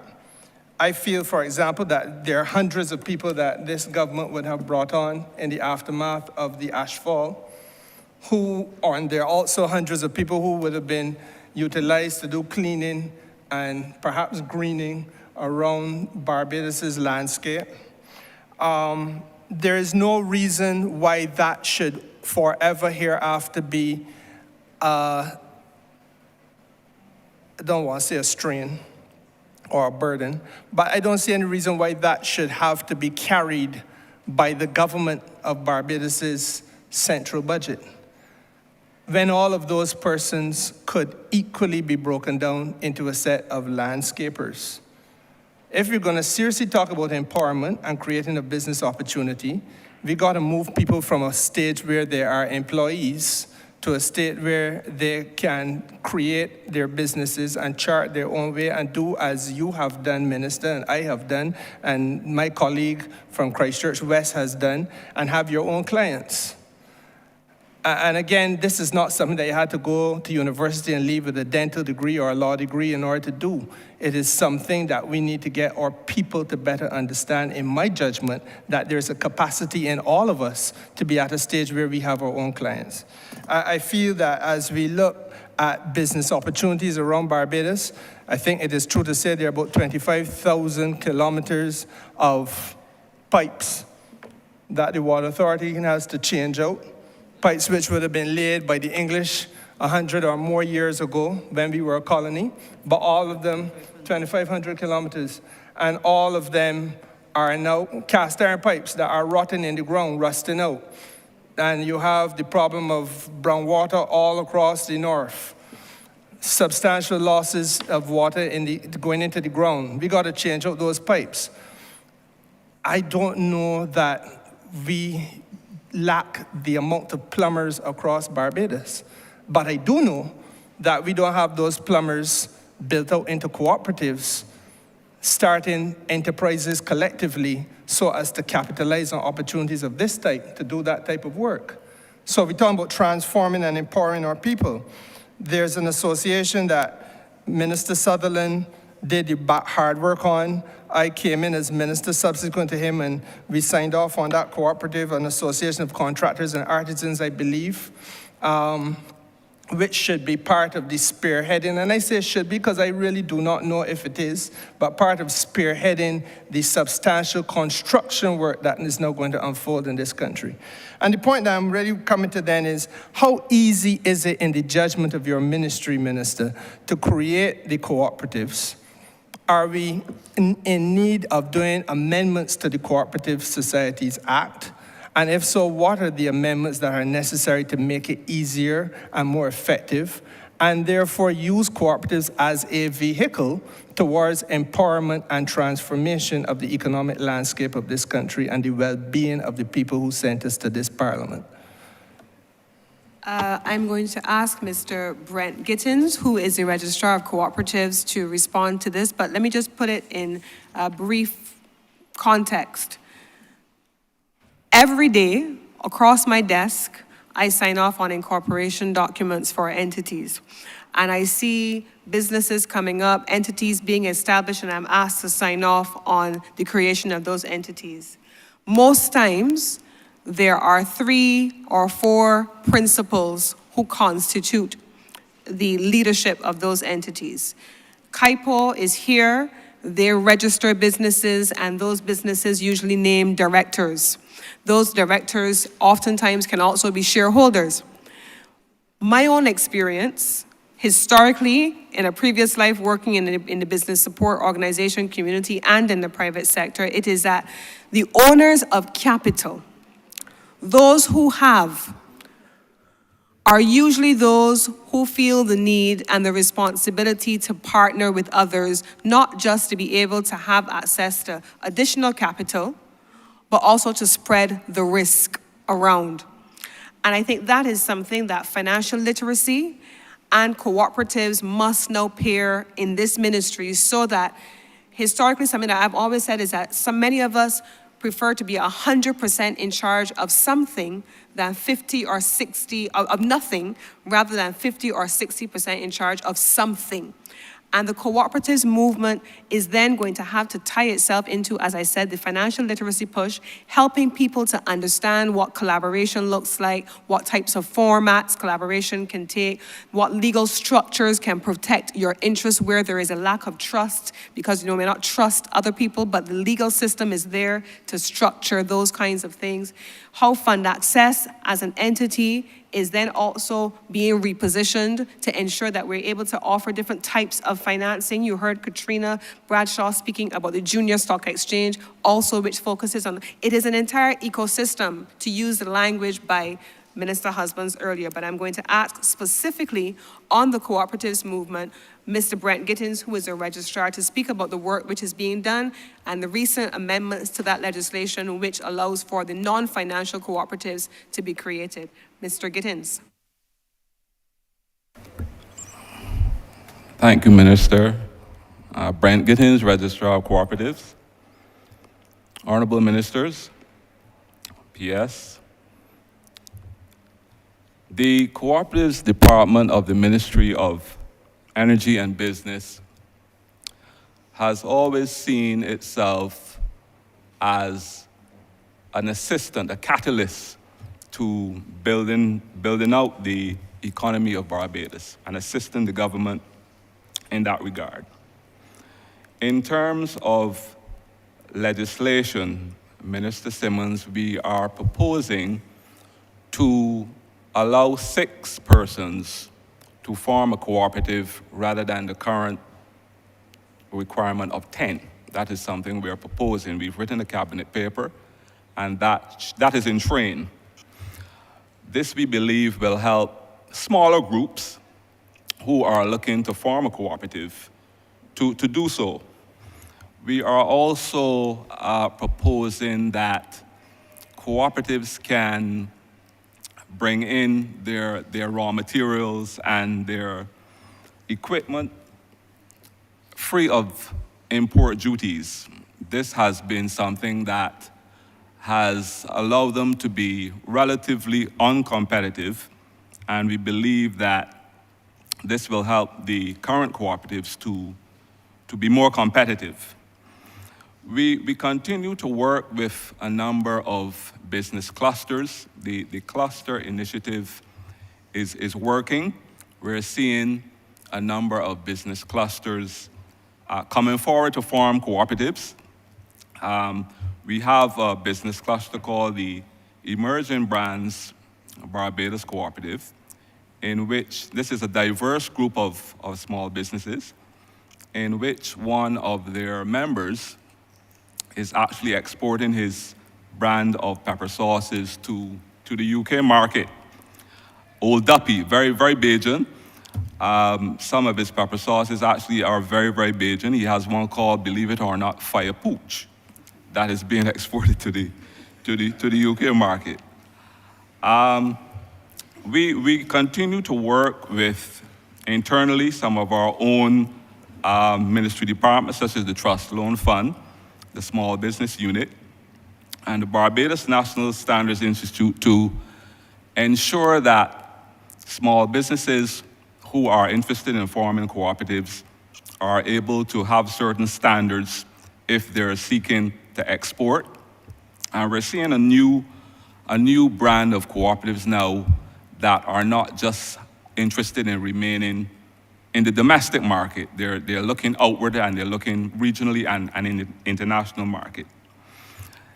In terms of the construction sector, we do have a construction and artisans cooperative that is part of the HOPE project, and they're continuing to work with HOPE. We are also looking at working with some of our sister cooperatives in the UK market, sister cooperative shops. They're small relatively small cooperatives, and we're looking to work with them to create export opportunities for some of our cooperatives on a relatively small scale. We want to start off on a relatively small scale. We think that there's more public awareness now of the cooperative business model.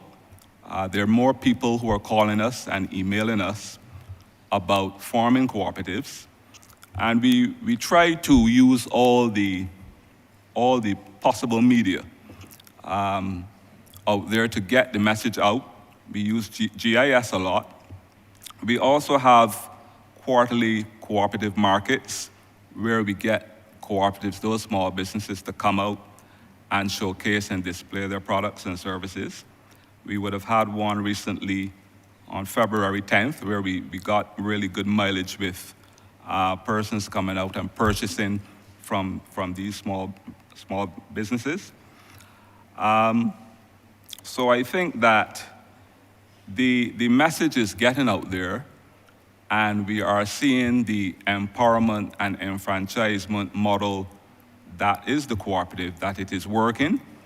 We will continue to work with any groups that want to form a cooperative. The ASH workers, I've been made aware that they're involved in a number of training initiatives with various stakeholders, the Samuel Jackman Prescott Polytechnic, the Barbados Community College, TVET Council.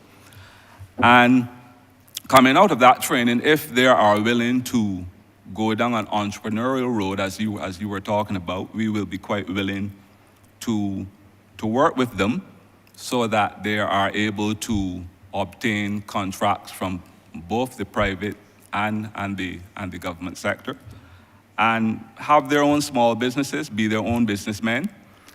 So we continue to work with ministry stakeholders, external stakeholders.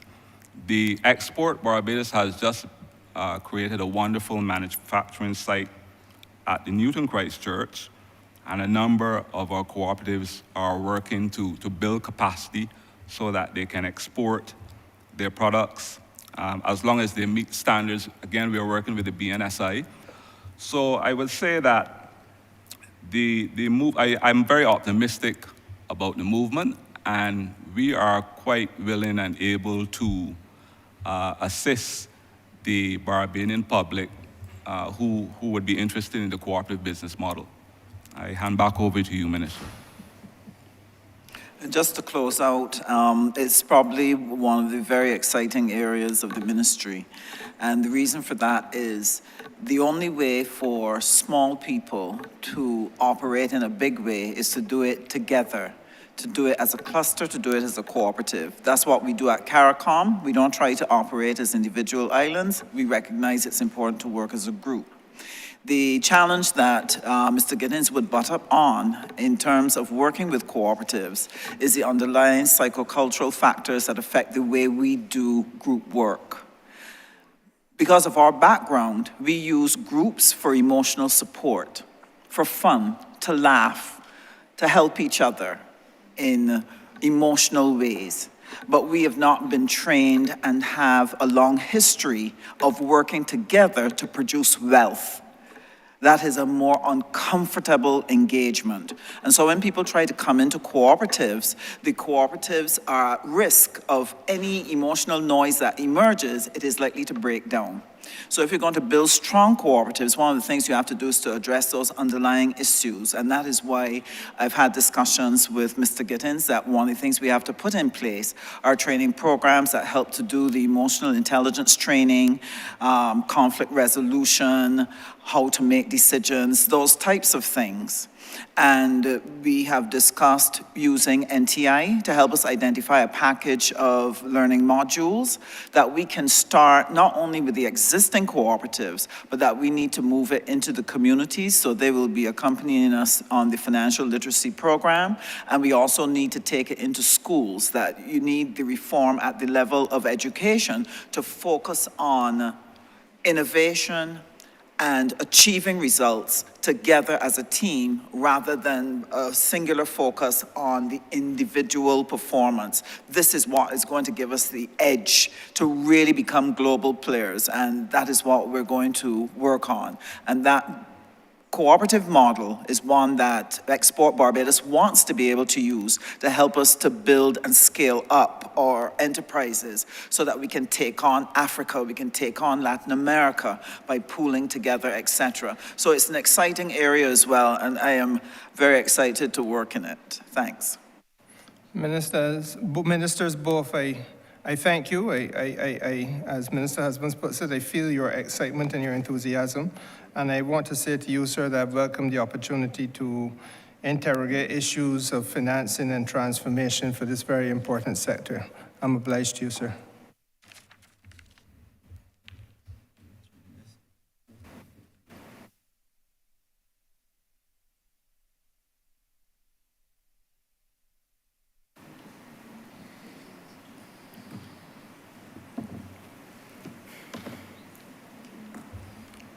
Thank you, Honourable Minister and team. Thank you, Honourable Senior Minister. I just want to let you know that we will be bringing today's proceedings and this aspect to an end at this time, and we will continue on Monday. Honourable Leader of Government Business. Thank you, Mr. Chairman. I therefore beg to move that you do now report progress to His Honor the Speaker and beg leave to speak again, to sit again. The question is that I do now report progress to His Honor the Speaker and ask for leave to sit again. All honorable members in favor, please say aye. Honorable members against, please say no. Methinks the ayes have it.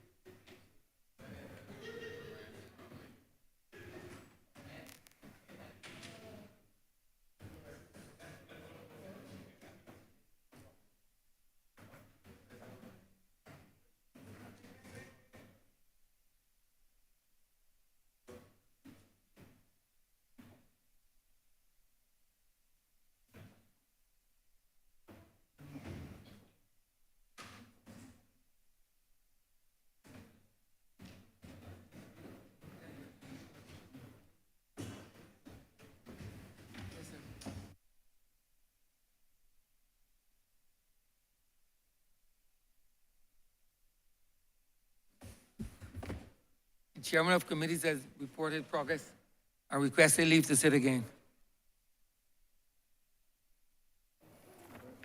Mr. Speaker, revert to government notices. Honorable Leader, Government Business. Thank you, Mr. Speaker. I beg to give notice of a resolution to grant the sum of $42,141,080 from the Consolidated Fund and to place it at the disposal of the government to supplement the estimates 2022 to 2023 as shown in supplementary estimates number 5, 2022-2023. Revert to government business, sir. Order number 10, in the name of the Honourable Leader of the House, to move that the House resolve itself into Standing Finance Committee to consider the grant of sums of money for the service of this island. Honourable Leader, Government Business. Thank you, Mr. Speaker. I beg to move that you do now leave the chair and that the House resolve itself into Standing Finance Committee. Question is that the Speaker do not leave the chair and the House resolve itself into Standing Finance Committee. All those honourable members in favour, please say aye. Those against, please say no. Meeting the ayes have it.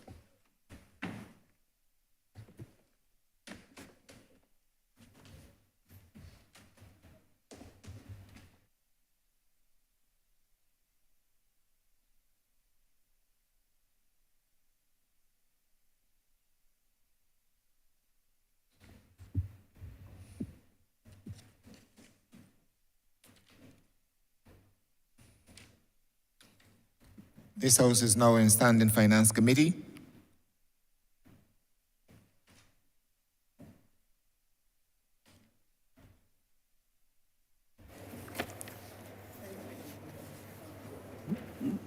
Mr. Chairman, order number 10, 10A,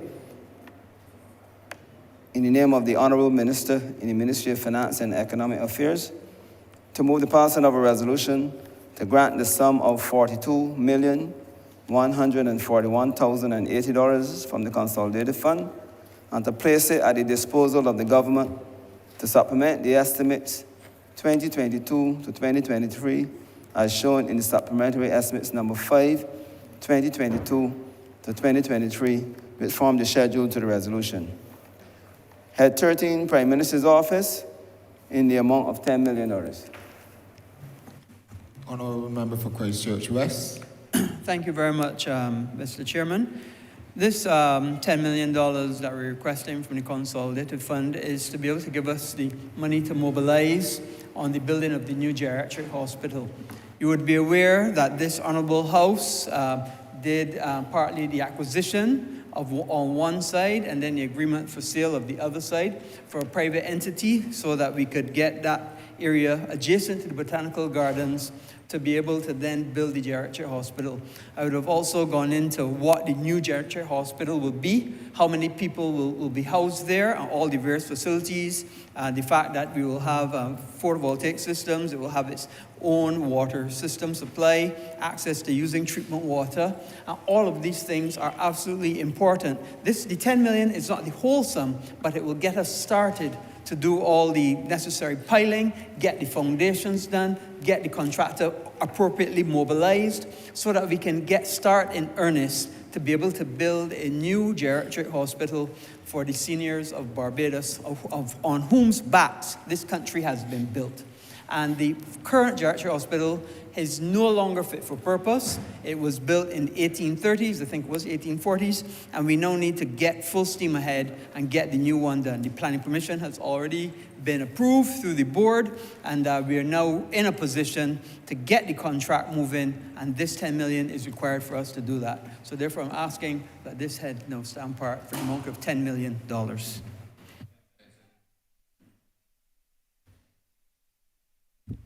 The question is that head 13 stand part. All honourable members in favour, say aye. All members against, say nay.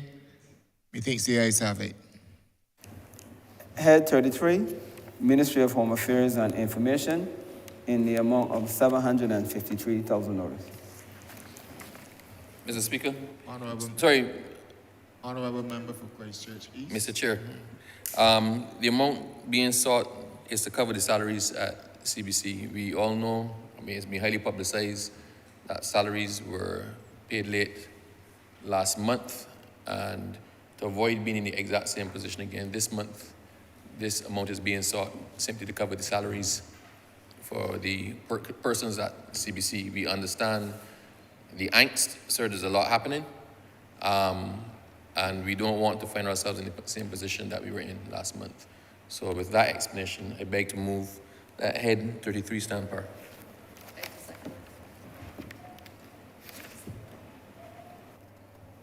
The question is that head 33 stand part. All honourable members in favour, say aye. All members against, say no. Methinks the ayes have it. Head 35, Ministry of People, Empowerment and Elder Affairs, in the amount of $12,609,867. Honourable Member for St. Michael South. Thank you, sir, very much, Mr. Chair. So, over the last few days, I would have spoken to the work we're doing in the ministry, and therefore there is no need to prolong this conversation. We have received funds to be able to support the grants to individuals in the welfare department. We average about $3 million a month to be able to do this, to make sure that people are able to pay rent and food support. And the additional funds here, the $4 million plus, is for the National Assistance Board to be able to support the payment of the NAS and a few salaries that were outstanding. So with those few words, I ask the head 35 stand part. Second that. The question is that head 35 stand part. All honourable members in favour, we say aye. Aye. All members against, we say no. Methinks the ayes have it. Head 81, Ministry of Transport, Works and Water Resources, in the amount of $5,500,000. Thank you, Mr. Chairman. I beg to move that this head do now stand part as it relates to particularly the operational expenses that are required for the Ministry of Transport Works and Water Resources in the sum of 5.5 million. We've already received our quota for this financial year in the sum of just over 12 million. But as you can appreciate, it is very expensive to run the transport board. We want to make sure, as others do, that we meet the salaries and expenditure for the end of this financial year, and therefore the request is to allow us to facilitate those operating expenses and salaries. I therefore move that this head 81 do now stand part. The question is that head 81 stand part. All honorable members in favor, please say aye. Honorable members against, please say no. Methinks the ayes have it. Head 82, Ministry of Environment and National Beautification, in the amount of $2,063,350.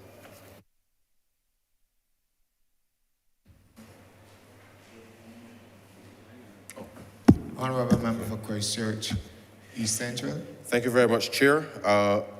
The sums being appropriate here relates to the provision to cover retirement benefits for the most part for the NCC, as well as to top up with respect to some operational needs of the institution. And so with those few words, Chair, I beg to move to head 82 stand part. Second. The question is that head 82 stand part. All honorable members in favor, please say aye. Honorable members against, please say no. Methinks the ayes have it. Head 83, Ministry of Agriculture, Food and Nutritional Security, in the amount of $9,888,187.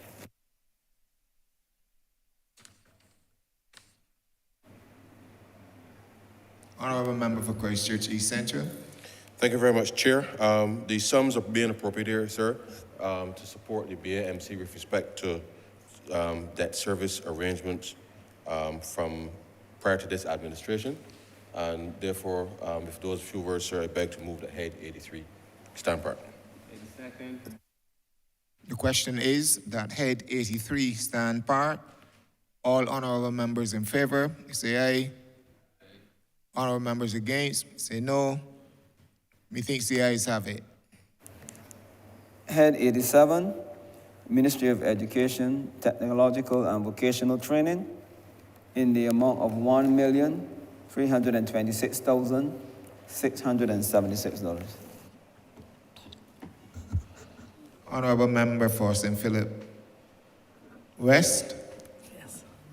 Thank you, Mr. Chairman. The amount being requested is for the payment of national insurance for a number of the monitors who have been part of the nursery and primary schools, and to assist in some of the additional requirements that will be required to meet their terms and conditions service. With these few words, I beg to move that head 87 stand part. The question is that head 87 stand part. All honorable members in favor, say aye. Honorable members against, say no. Methinks the ayes have it. Honorable Leader of Government Business. Thank you, Mr. Chairman. I beg to move that you do now report to His Honor the Speaker the passing of one money resolution in Standing Finance Committee. The question is that I do now report to His Honor the Speaker the passing of one money resolution in Standing Finance Committee. All honorable members in favor, say aye. Honorable members against, please say no. Methinks the ayes have it.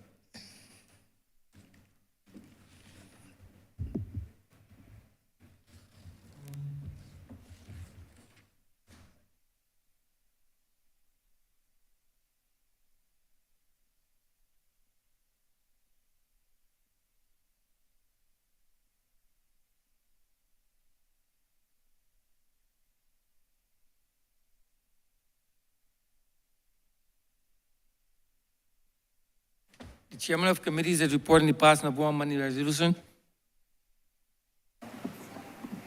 Honourable Leader of Government Business. Mr. Speaker, I beg to move that this resolution be read a first time. Question is that the aforementioned resolution be read the first time. All those honourable members in favor, please say aye.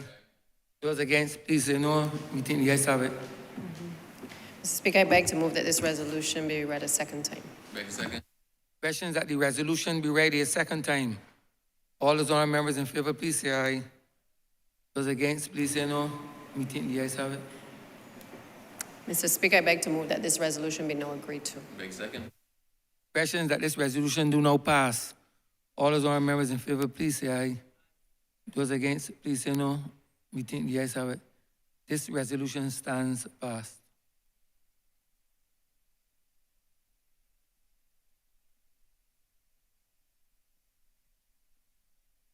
Honorable Leader, Government Business.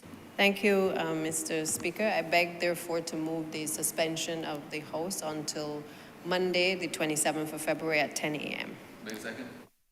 Questions that this honorable chamber be suspended until Monday, the 27th day of February at 10 a.m. in the forenoon. All those honorable members in favor, please say aye. Those against, please say no. We think the ayes have it. This House stands suspended until Monday, the 27th day of February at 10 a.m. No.